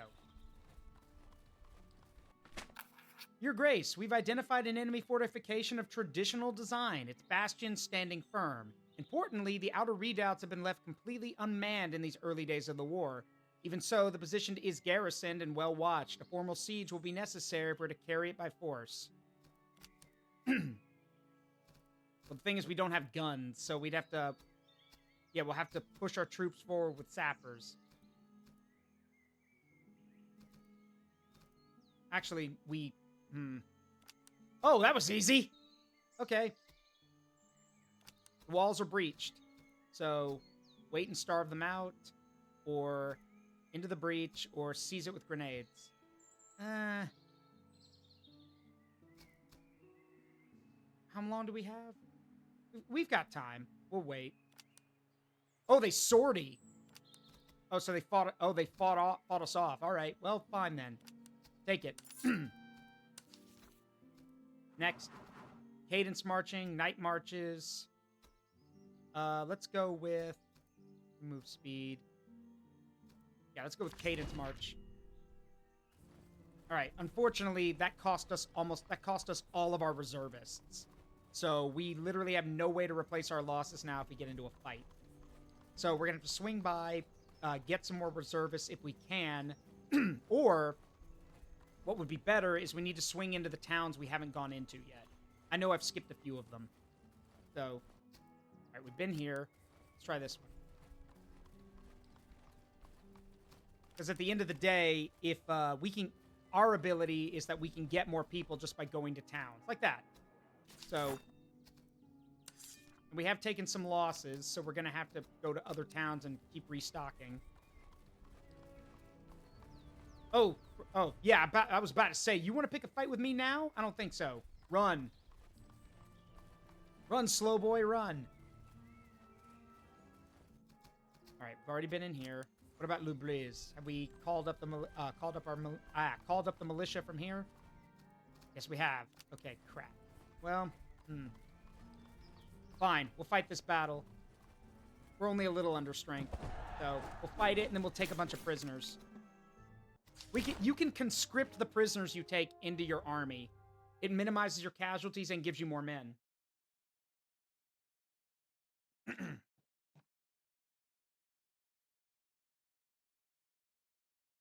I do love the artwork they did for this game. It's all so good.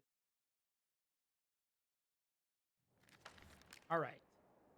So we do, how do I, so we've got them outnumbered by a third. We've got around 12 to 14,000 strength. They've got around 9,000. We got observation recruits, surf recruits, provincial cavalry, artillery, observation musketeers, Russian. Okay, so the two best units are the musketeers, the observation musketeers, and the actual Russian musketeers over here. We need to counter that.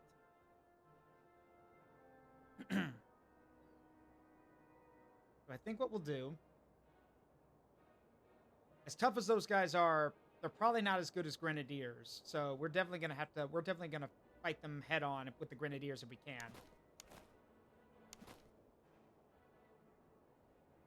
So, the 3rd Brigade takes the right flank. We will have our, the recruits will be in the center. We're on the left side, and naturally, the Grenadiers take the right. And the reason I'm doing that is because we want to be able to swing around with the Grenadiers. Switch to attack column. Actually, wait, we're marching. We can move in column, I think. Yeah, let's move in column formation.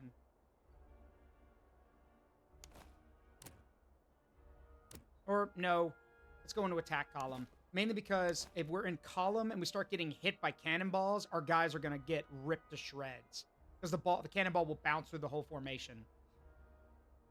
All right, they'll take the right. We'll anchor here, like in this little field right here. It's a good defensive position.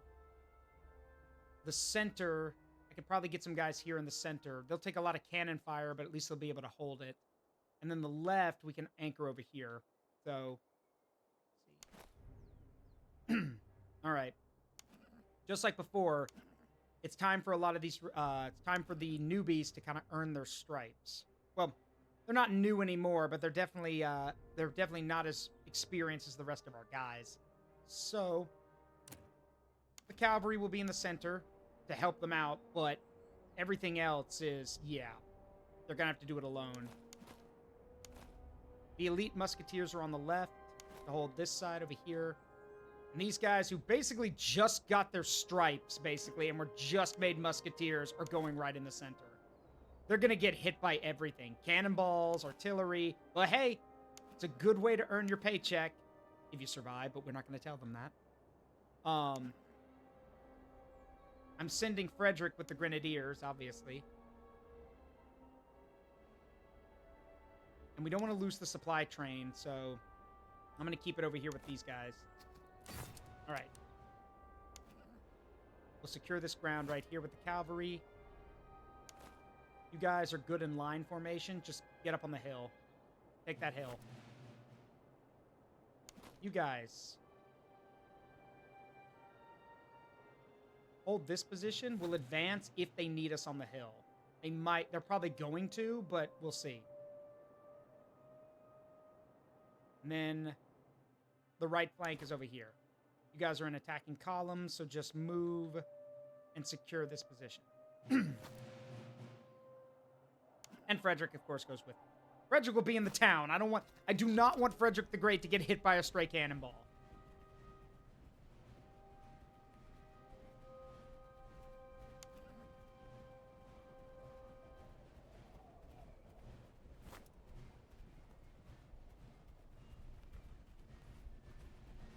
By the way, if you give your guys musicians, like musician units, you can actively hear them playing. Another little attention to detail. If the unit has a musician, like a drummer or a fife player or something, you will hear the unit play music when it marches, which is so cool.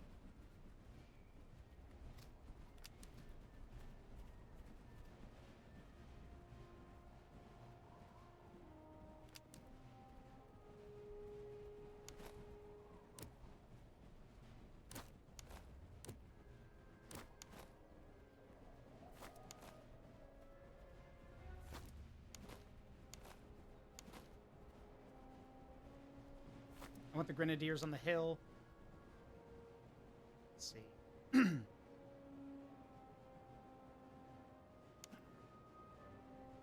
What the hell?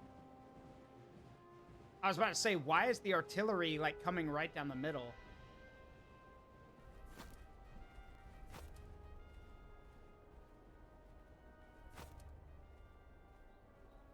All right, now let's see what they do.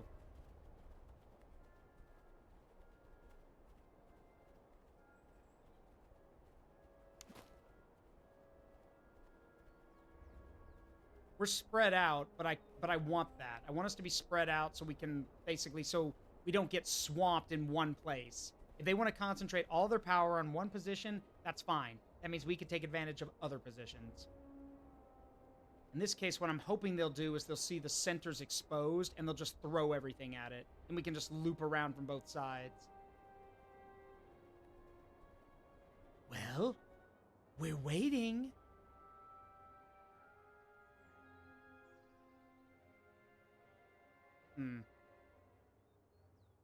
Well, if they're going to pause, I'm going to... Well, yeah, I'm going to take advantage of that. Wait, no. We can't. Because if I move the Grenadiers too far out, they'll just swing around to fight the Grenadiers. No, I need to hold.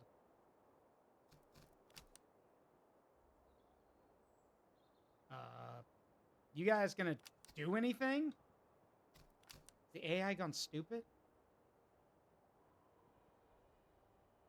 Huh.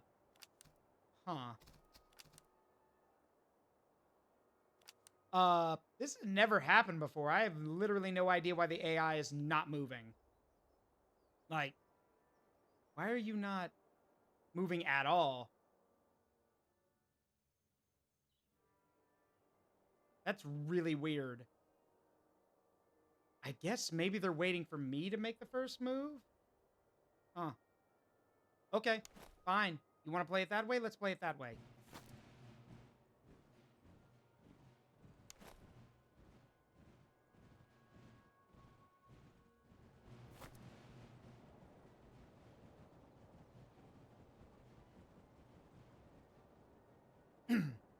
All right, let's see how they respond. If they turn... Oh, here they come. Now they're marching. Yeah, they were waiting for me to make the first move. Okay.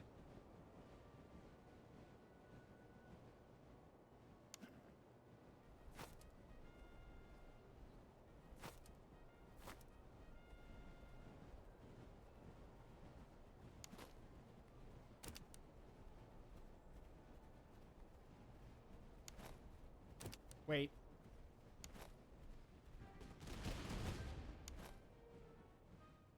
Let him get closer. Okay, now shoot.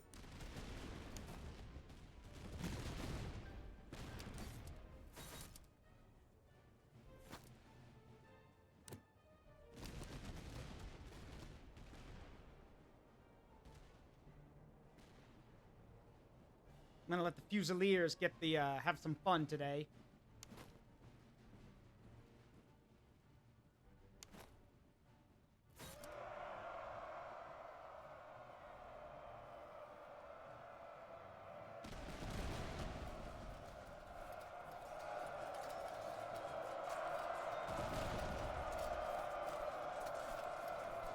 Oh yeah, that's... Yeah, they're getting massacred.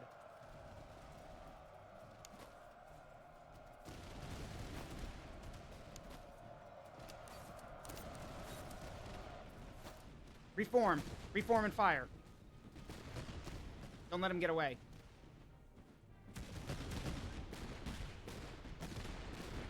Alright. They'll probably come back, but that's gonna mess them up, so...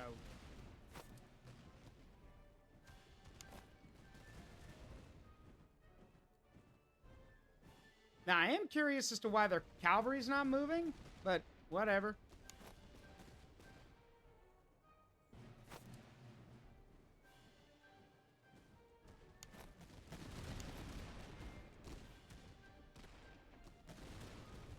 Because, yeah, our guys are shooting them up right now. The recruits are getting their money's worth.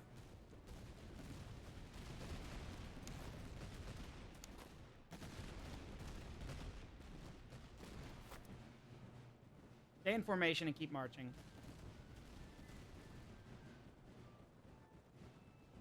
Hey, Cinder, how you doing? Okay, well, if their cavalry's not gonna react. Oh, look, here they come. They're coming back. You guys don't learn, do you? Okay. Well, I've got a surprise for you.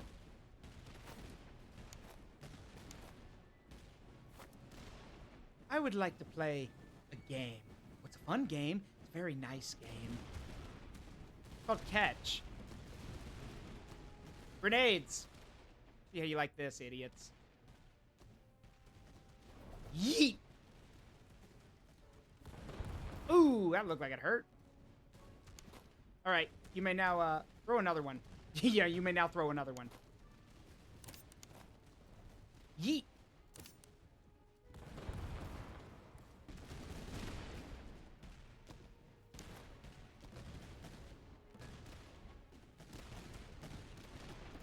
Yeah, I'm genuinely confused. The artillery, or their, cavalry is just not responding. Not sure why, but okay.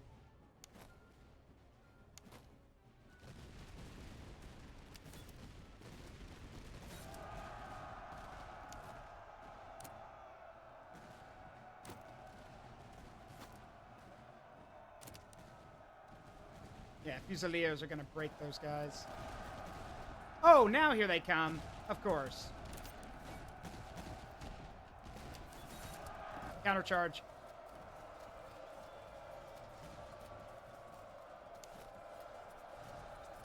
Bye-bye. There goes their cavalry.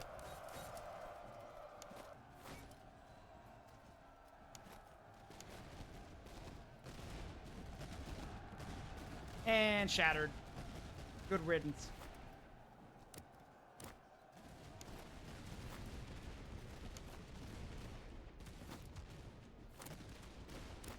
Form column. Attacking column and move.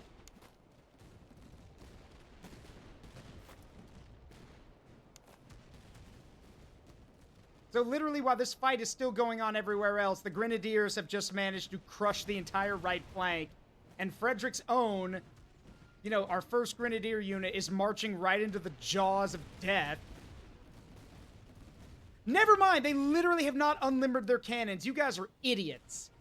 Those cannons are not even deployed. If those were set up, they'd be tearing through our Grenadiers right now. You guys are idiots. You deserve to die for this.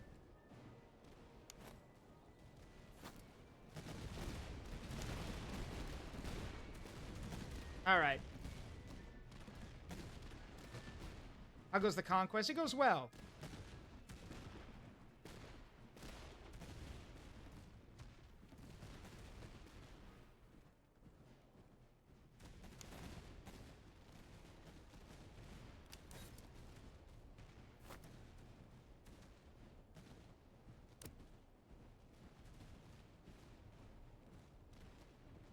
You haven't missed much, Hornet.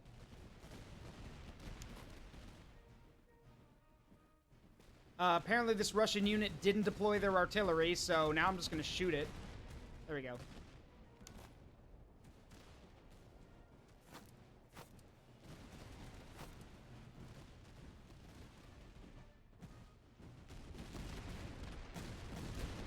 Impressive. We can do that too. Shoot them. Alright, their entire line is breaking at this point. And here comes their cavalry, one of their cavalry units. A little late to the party, assholes, but hey, we won't blame you. Actually, I will. You've literally, you provincial assholes sat by and watched as your men died, so, nah.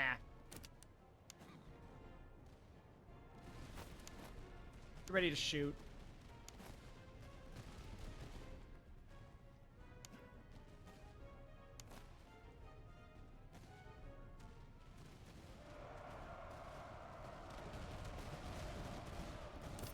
Shoot.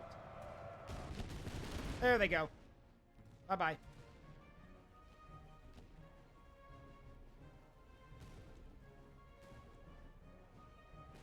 And they're still shooting it out over here. Though, my guys are getting the worst of it because these guys are in cover. So...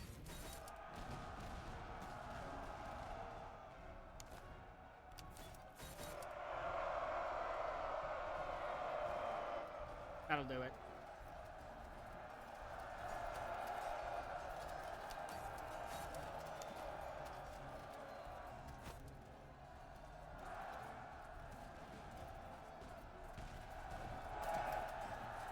There we go. That breaks that unit. Now we can just concentrate our fire on this last one.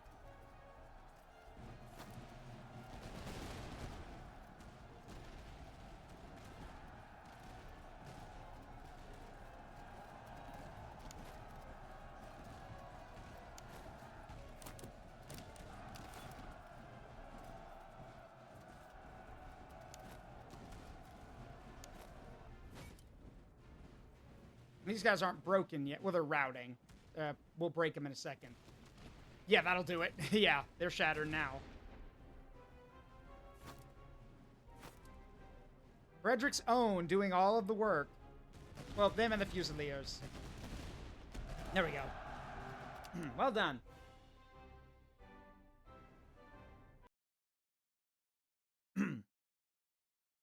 I make it look easy.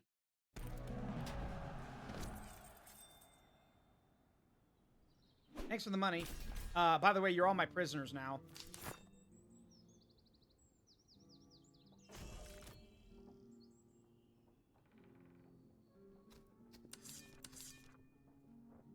There we go. We got a lot of stuff. All right.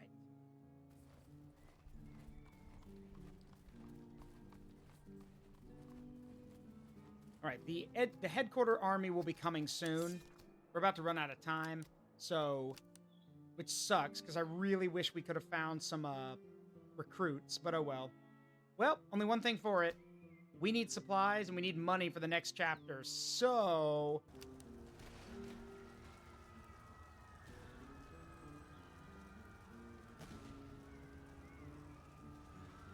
You're a monster! I'm not a monster. I just know exactly what I am.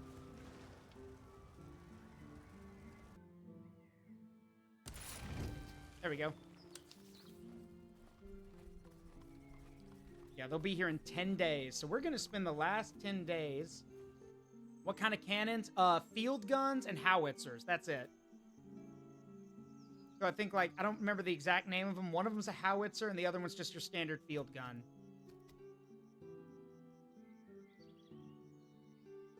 All right, first thing we're going to do is we're going to check our guys. Let's see. You guys are ready to become musketeers. That's good. You guys are not. Shame. Actually, wait. We can fix that. Hang on. Drill.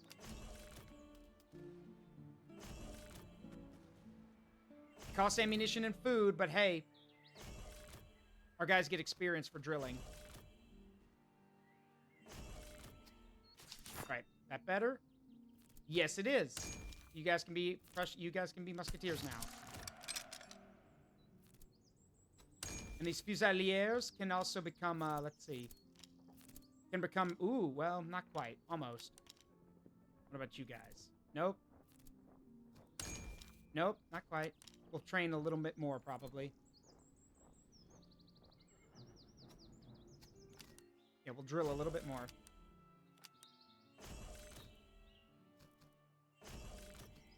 How about now?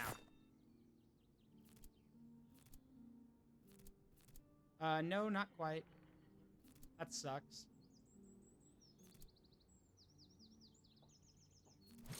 But you guys are about ready. Well, regardless, we're about to have company, so I need to start giving you guys proper equipment. Some of you guys are literally here with just the scraps that you brought with you. So, hang on.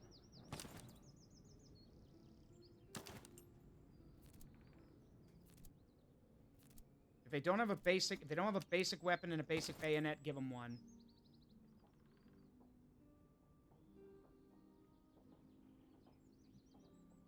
Let's see.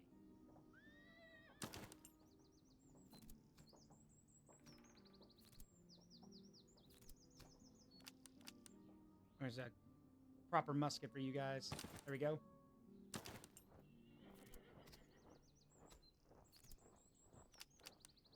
And then we've got, yeah, another one, and then another proper bayonet somewhere. Well, I say that.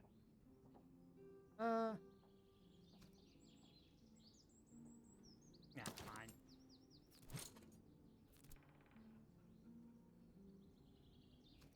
Third Brigade. Grenade thrower. Oh, yeah. Ravens.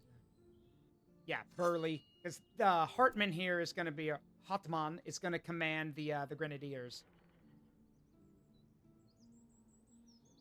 So we've got a little bit more time before we get before the headquarters comes looking for us. So we're going to need to quickly see if we can't level some of these guys up into Grenadiers. General, our scouts report the enemy headquarters has mustered its full army and is marching to engage us. Columns move on the main road with advanced guards out. Expect contact within days. We cannot outrun them. We must face them.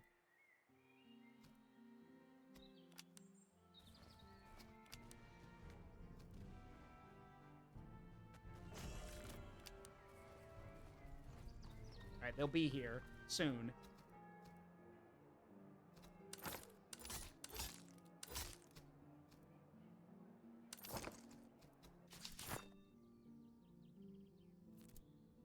All right, you guys are going to be Grenadiers. We will have an entire brigade of them at some point. Don't know when, but we will. Okay, you guys are going to need a good melee musket.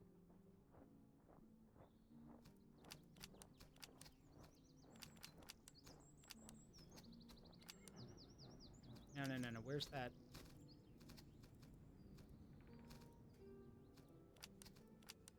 Let's see. Those are the Jaeger rifles. The good firearm. Let's see. Excellent melee. Yep, there you go. Excellent melee. I need. I give you a bayonet. There you go. You guys are new, so you're gonna need some time. That's fine though. See what else we have. I can give you ammo consumption. Not really important. Move speed. Accuracy and reload. That's not important. You guys are melee troops. You don't need accuracy. You need to be able to rush people. Ooh, morale is always good. Then I can give you some move speed and stamina.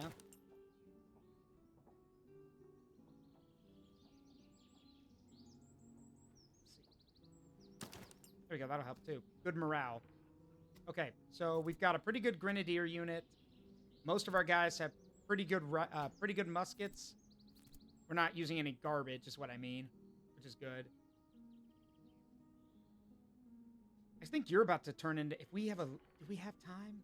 I don't know if we've got the time to turn you guys into Grenadiers, so you'll just have to be Musketeers for now.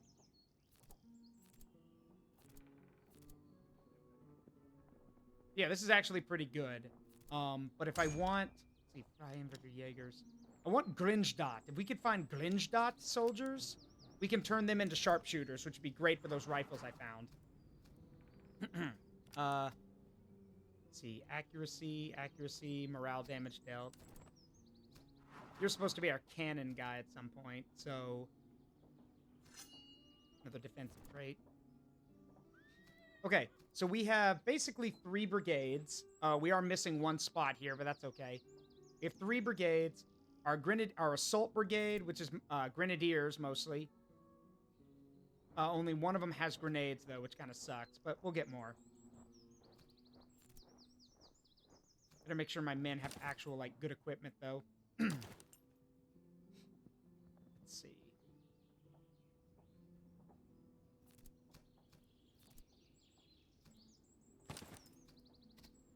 I want them to have high morale, because if they have really good morale, then they perform better in battle. So...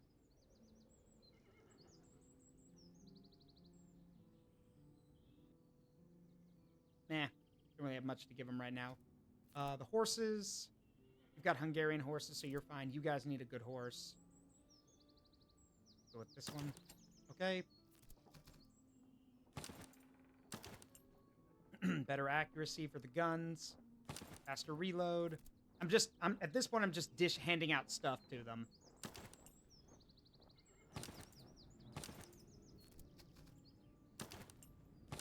Because we want to make sure our guys survive.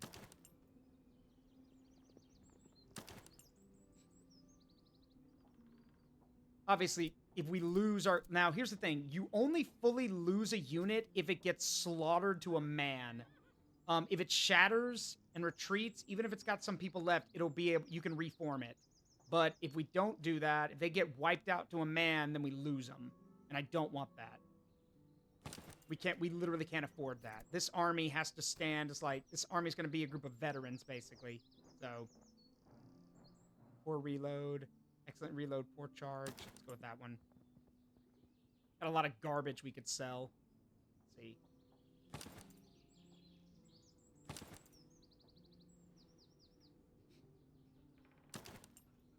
Let's see. Whoop, nope, that'll work. Veterans. Yeah, okay. I think that's most of our guys have equipment now. Yeah, they do. Cool. Right, can we get to this town? Oh, yeah, we're already in a town. Moron, just sell your crap.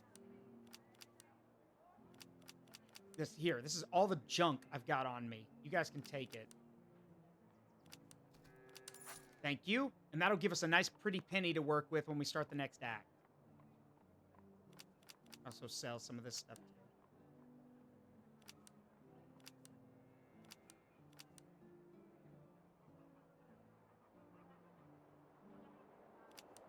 Yeah, that'll work. We can sell a lot of this stuff. A lot of this stuff we can use it. Oh, you don't have the funds. There. Now you do. I heard, Sai. I heard it's brutal.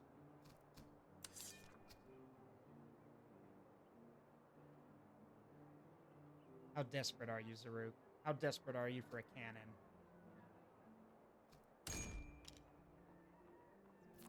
How desperate am I? We'd basically be stuck with a 3-pound cannon that has no purpose. So no, I'm not that desperate.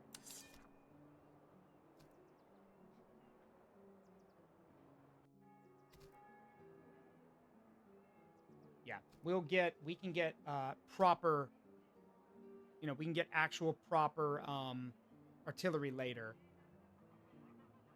And while it would be nice to get another group of recruits, there's not a gunsmith here.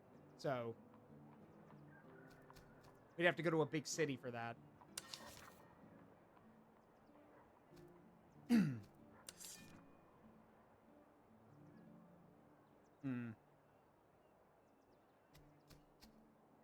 No, I want to save the money we've got. Because in the next chapter, we'll be able to spend some stuff, so... Let's find a battlefield. They have to come to us, so... Let's find a good battlefield. Whoa, they're schmoovin'!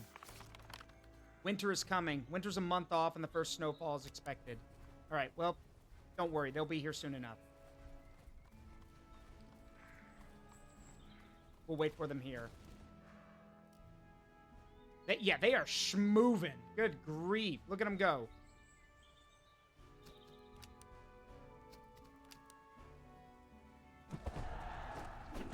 All right. Here it is. Last battle of the stream. What do they got? So they've got Jaeger infantry, so light infantry with range, skirmishers, fusiliers, musketeers, more musketeers, some recruits, dragoons, and cuirassiers. And then, oh god, 3 units of cannons. Okay. Well, let's do what we can. That means we need to win this fight quickly. The longer we take, the more damage those cannons are going to do. So we need to move quick.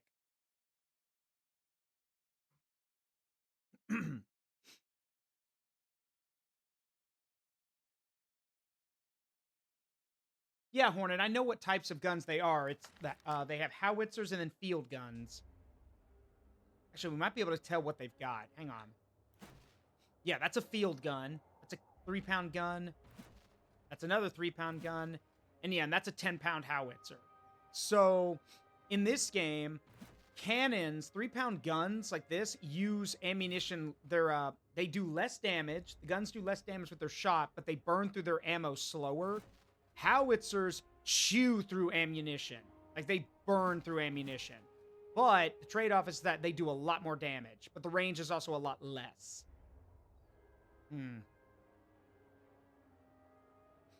Alright, let me think.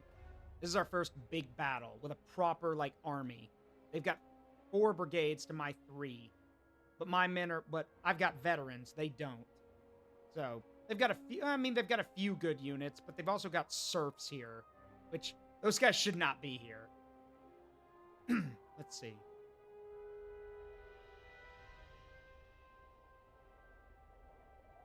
Alright, I think what I'm going to do is what I did before. We're going to push the right... Oh, actually, no. Where's the weakest link? Musketeers, serf. Okay, no. We're gonna push the left with our grenadiers because there's recruits over there, which will break immediately if they start getting pounded on. However, that means that the right and the center have to... The right, especially the right flank. The right flank is going to take a beating from most of these units. But we're just going to have to make do. 4th Brigade, or sorry, 3rd Brigade, which is our grenadiers, or, well, our assault units, really. Form attacking column. And I think what we're going to do for them is, if I can, we'll try to get here to the hill, and then we'll play it by ear. Yeah, if we can get on the hill, that'd be great. Meanwhile, the rest... Actually, no. Better idea. Let them have the hill. We can always push them off it. We can make use of the cover here on the road. All right. Let me get the cavalry spread out. All right. So we need to hold the center and the right. The good news is, thanks to the road, we can literally use all of this, these hedges for cover, which means they have to fight us out in the open while we're in it, while we are behind cover, which is great.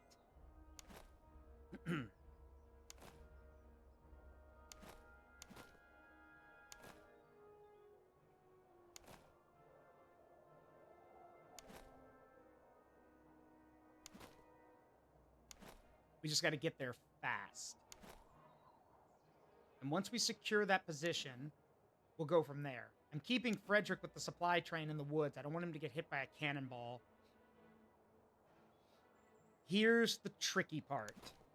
Here's where things get complicated. This cannot... If this turns into a drawn-out battle, we are going to lose. Because those cannons will just rip our guys to shreds, and we won't be able to do anything about it. We have to push this.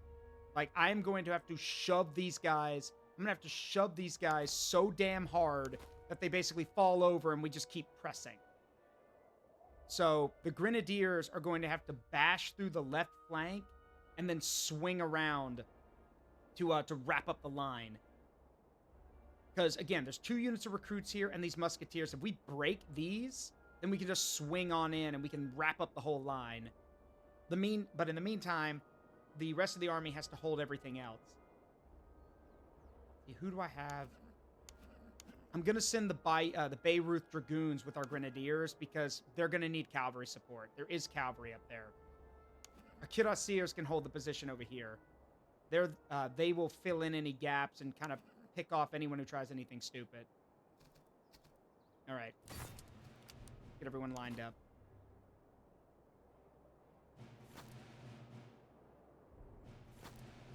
Thank you for the care package. One moment. As a hydrate, a posture check, and a stretch. Trying to get these lines set up just right. There we go.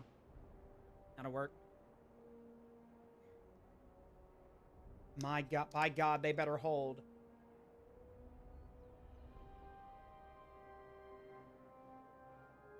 If these musketeers break at any point, we're basically up shit creek. Because if they break our line, if they break the center or the right and start rolling up the line, then I don't have any forces to plug any gaps. And if they push too hard, they could basically isolate the grenadiers and just cut them off. So, we gotta be careful.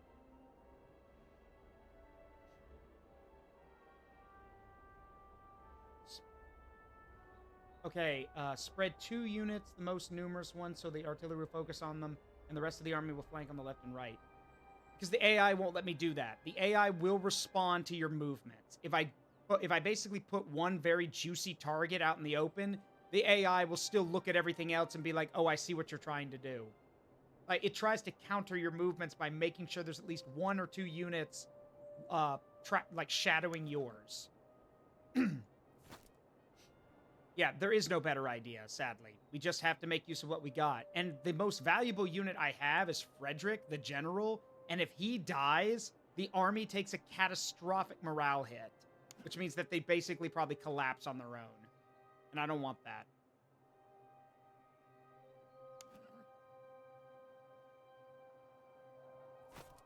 All right, get those grenadiers moving. They are in attacking column, which is good.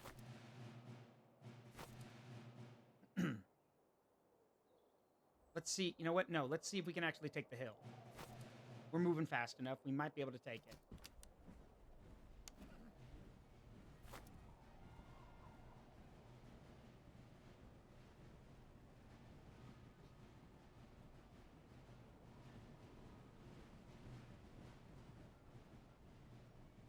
Hey, yo, you guys need to run. Not for long, but we need to get into position before they do.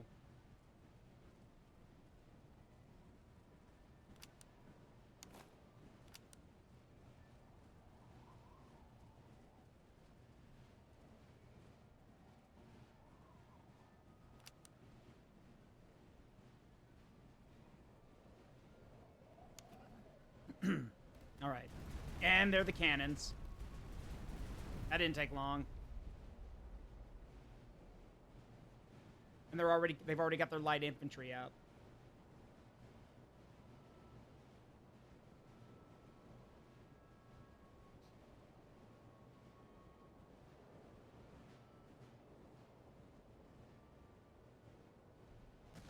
Hey Nex, how you doing, buddy? Merry Christmas and Happy New Year to you. This is Master of Command. It is literally made by the Armchair Historian and his team. It's probably one of the most realistic line warfare games I've ever played. It's also like a roguelike, because you can build your own units and everything.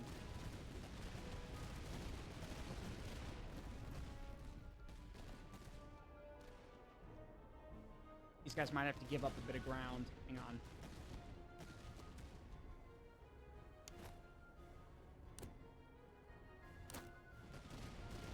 Yeah, pull back and give up some ground.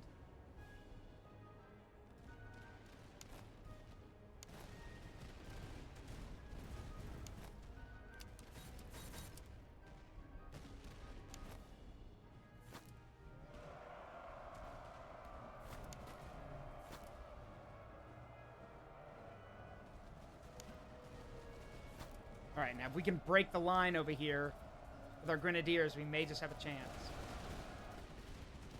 It's going to be tight, though.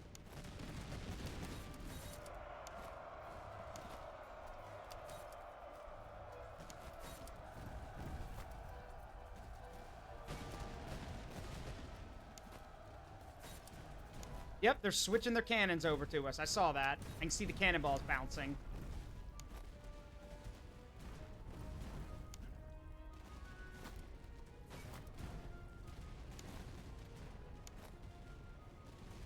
This is good, though. All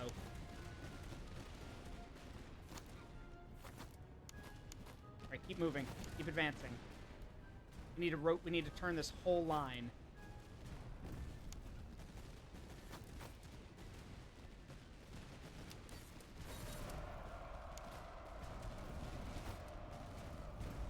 Meanwhile, the Dragoons can clear up any units. All right, that's done. Move on to the next one.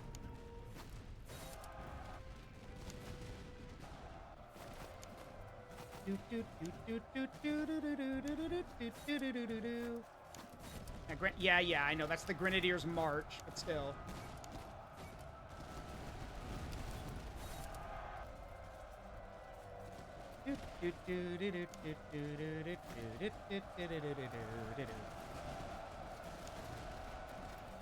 Alright, there goes the cavalry unit.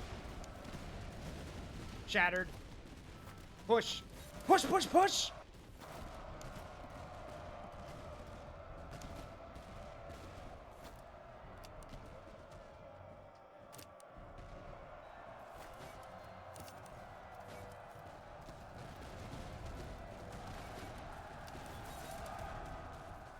Go, go, go. If we can literally break the entire rear of this army, like, we can drive off the cavalry and kill the cannons, then we basically have already won this. Jesus Christ, did you just fire point blank into your own men? They've lost their minds.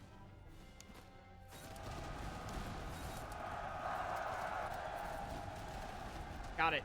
All right, the guns are destroyed. Okay, you guys can relax.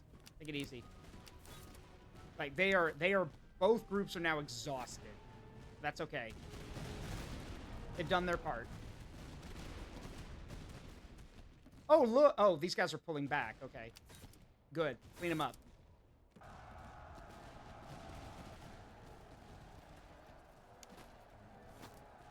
We have a fresh grenadier unit right here. They can pick up the slack.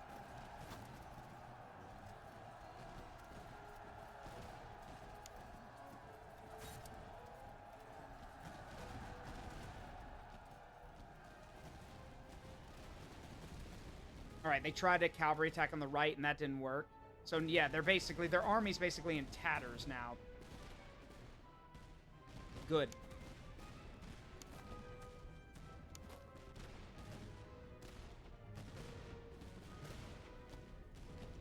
And I guess they decided to pack up the cannons.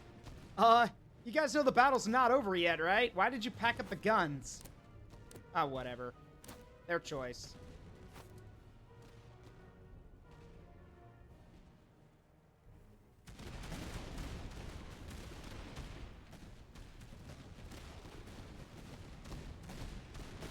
Wait.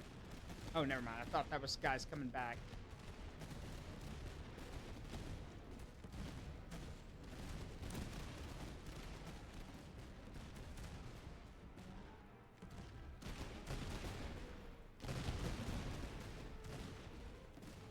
And now I get to quote one of my favorite lines of all time.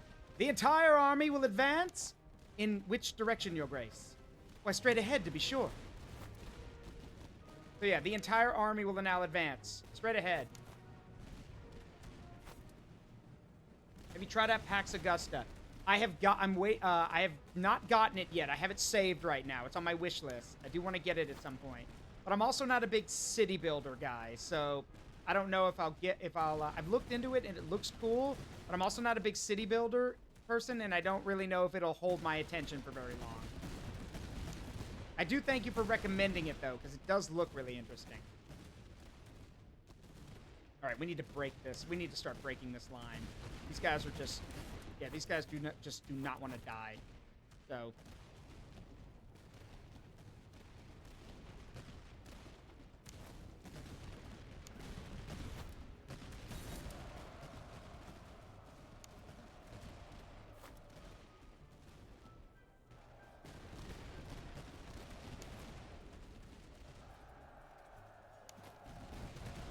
All right, gentlemen. Grenadiers, form attacking column and prepare to advance.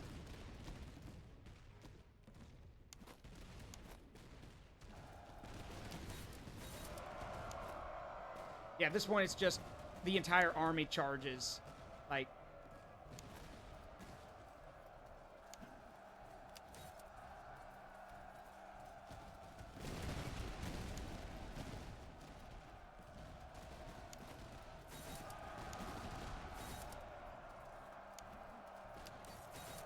Yeah, you got entire units now breaking and running.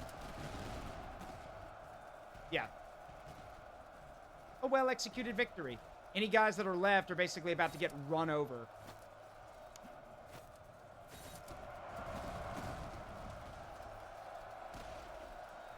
Yep, shattered. Next.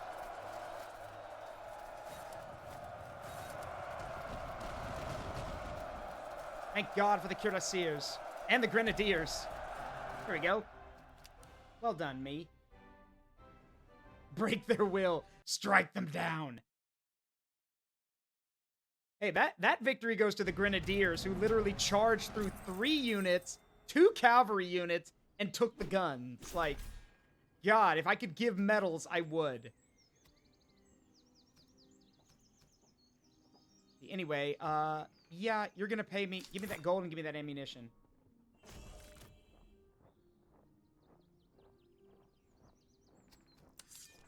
All right, we didn't have enough men to cover all those losses, but it's okay.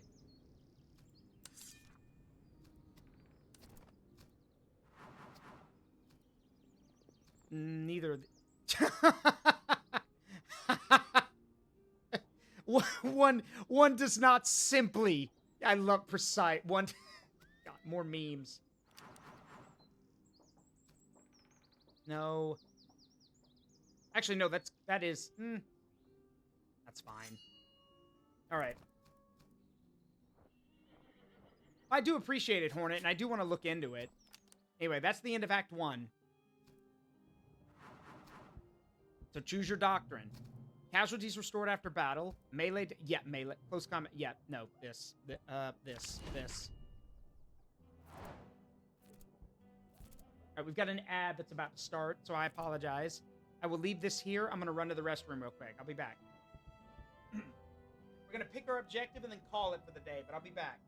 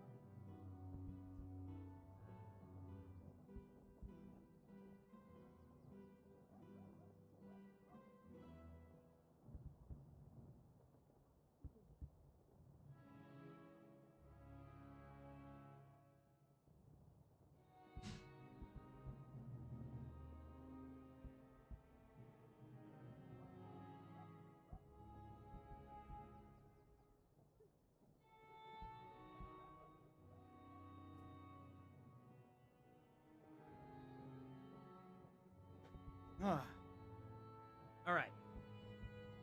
I'm back.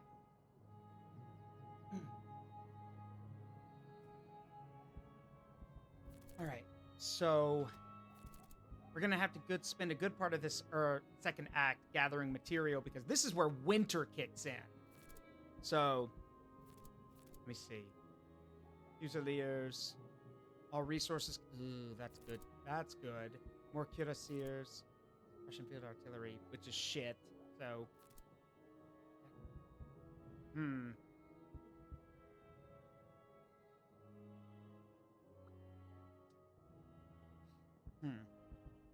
This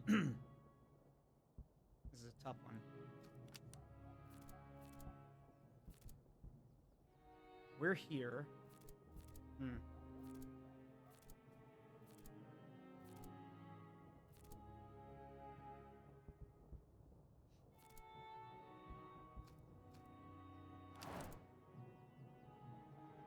Okay, here's the deal.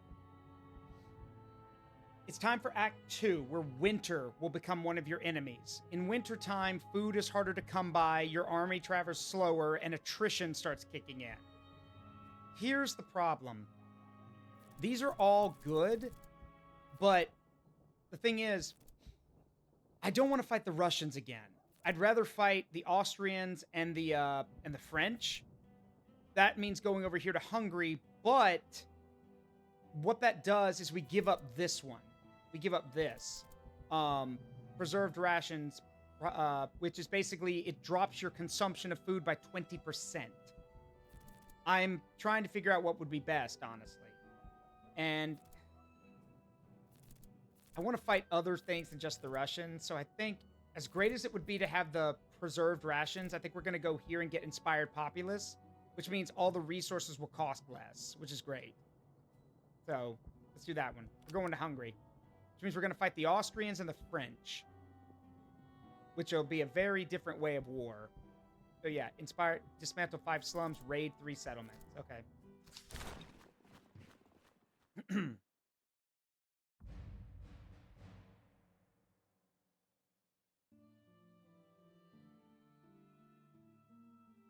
Welcome to Hungary. Temperatures plummet. General, your army stands upon a new frontier. The enemy has used the lull to prepare. Patrols now flood the roads, and field armies will begin hunting us once we've made our presence known. The year has turned cold early. Within weeks, snow will be regular and marches will be slow. Lay in provisions and firewood and expect to fight in winter throughout the country. Secure your supply depot, but do not linger. Press the advance before your supplies diminish. Yoink. All right, and we have no reservists, so we're actually, that's some of our army, some of our units are actually weak because we don't have a, we don't have any reservists. So we can't restock all of our troops. So we're gonna have to focus on that first and foremost. So, what I'm thinking we're gonna do is we're going to find, the settlements are pretty spread out actually, but that's okay. There's probably some villages here and there in Hungary. We're gonna head, yeah, thought so. There's one right there. Okay, they're not selling troops, but that's fine. I don't want troops. I need reservists, not actual soldiers. Yeah, it's fine. Ooh. Yoink. Some good grenades. All of my grenadiers need grenades. So, that's good. And in Act 2 is when they start selling the good stuff. You're going to see excellent quality items and stuff like that, which you're definitely going to want to get if you've got the money. So make sure you get them. Okay, I need reservists. Thank you. And I will take most of the food you have because we're going to need it. All right. Let's tell our men to restock in their numbers. And I think... hang on.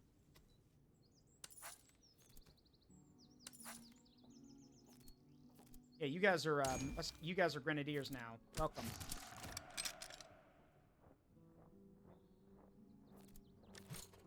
There we go. So we have a full brigade of grenadiers now, which is awesome. So now we have a unit that can actually get, we have, well, an entire unit or an entire brigade dedicated to kicking your shit.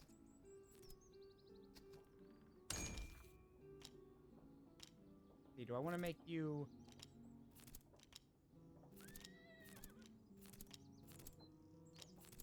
yeah. So yeah, we now have a full brigade of grenadiers. Perfect for smashing anything we point them at, basically.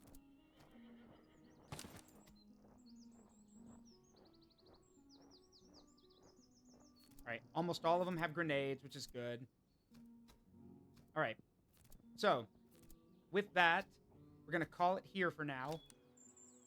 Wait, I take that back. Let's raid the supply cache and then we'll call it.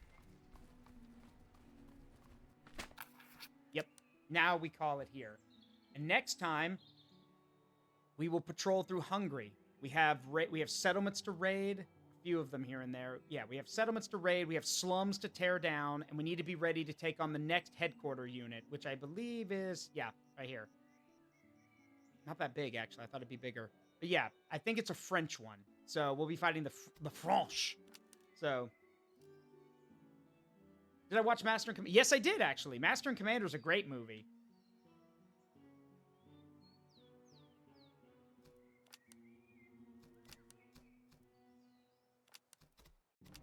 And yeah, if you're a history person or history fan or you love, like, really well-made games, this is the game for you.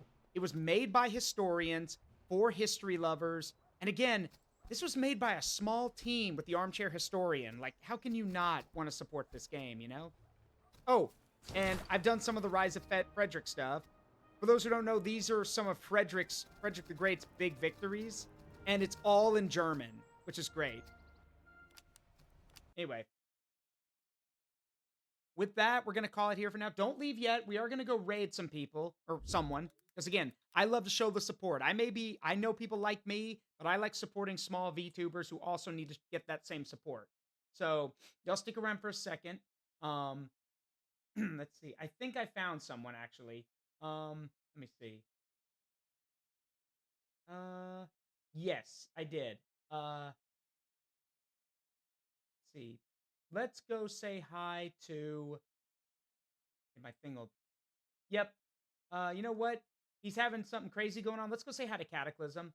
It's been a while since we raided him, and he's also doing a Warframe thing. And Cataclysm is one of my earliest earliest moderators and also earliest streaming friends. So we're definitely gonna go say hi to him. 1 second. All right, let me get this set up so we can go say hi to him. You guys are gonna love him if you don't already know him. He's cool. Have a good night, then, Hornet. Thank you for stopping by. It's always great to see you. See you next time. You're always welcome. Anyway, we're gonna go say hi, like I said, to Cataclysm. Let's get this raid started.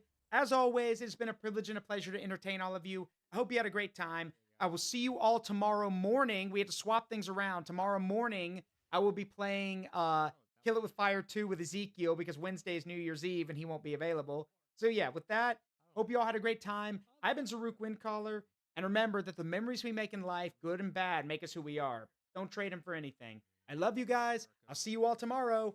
Bye-bye.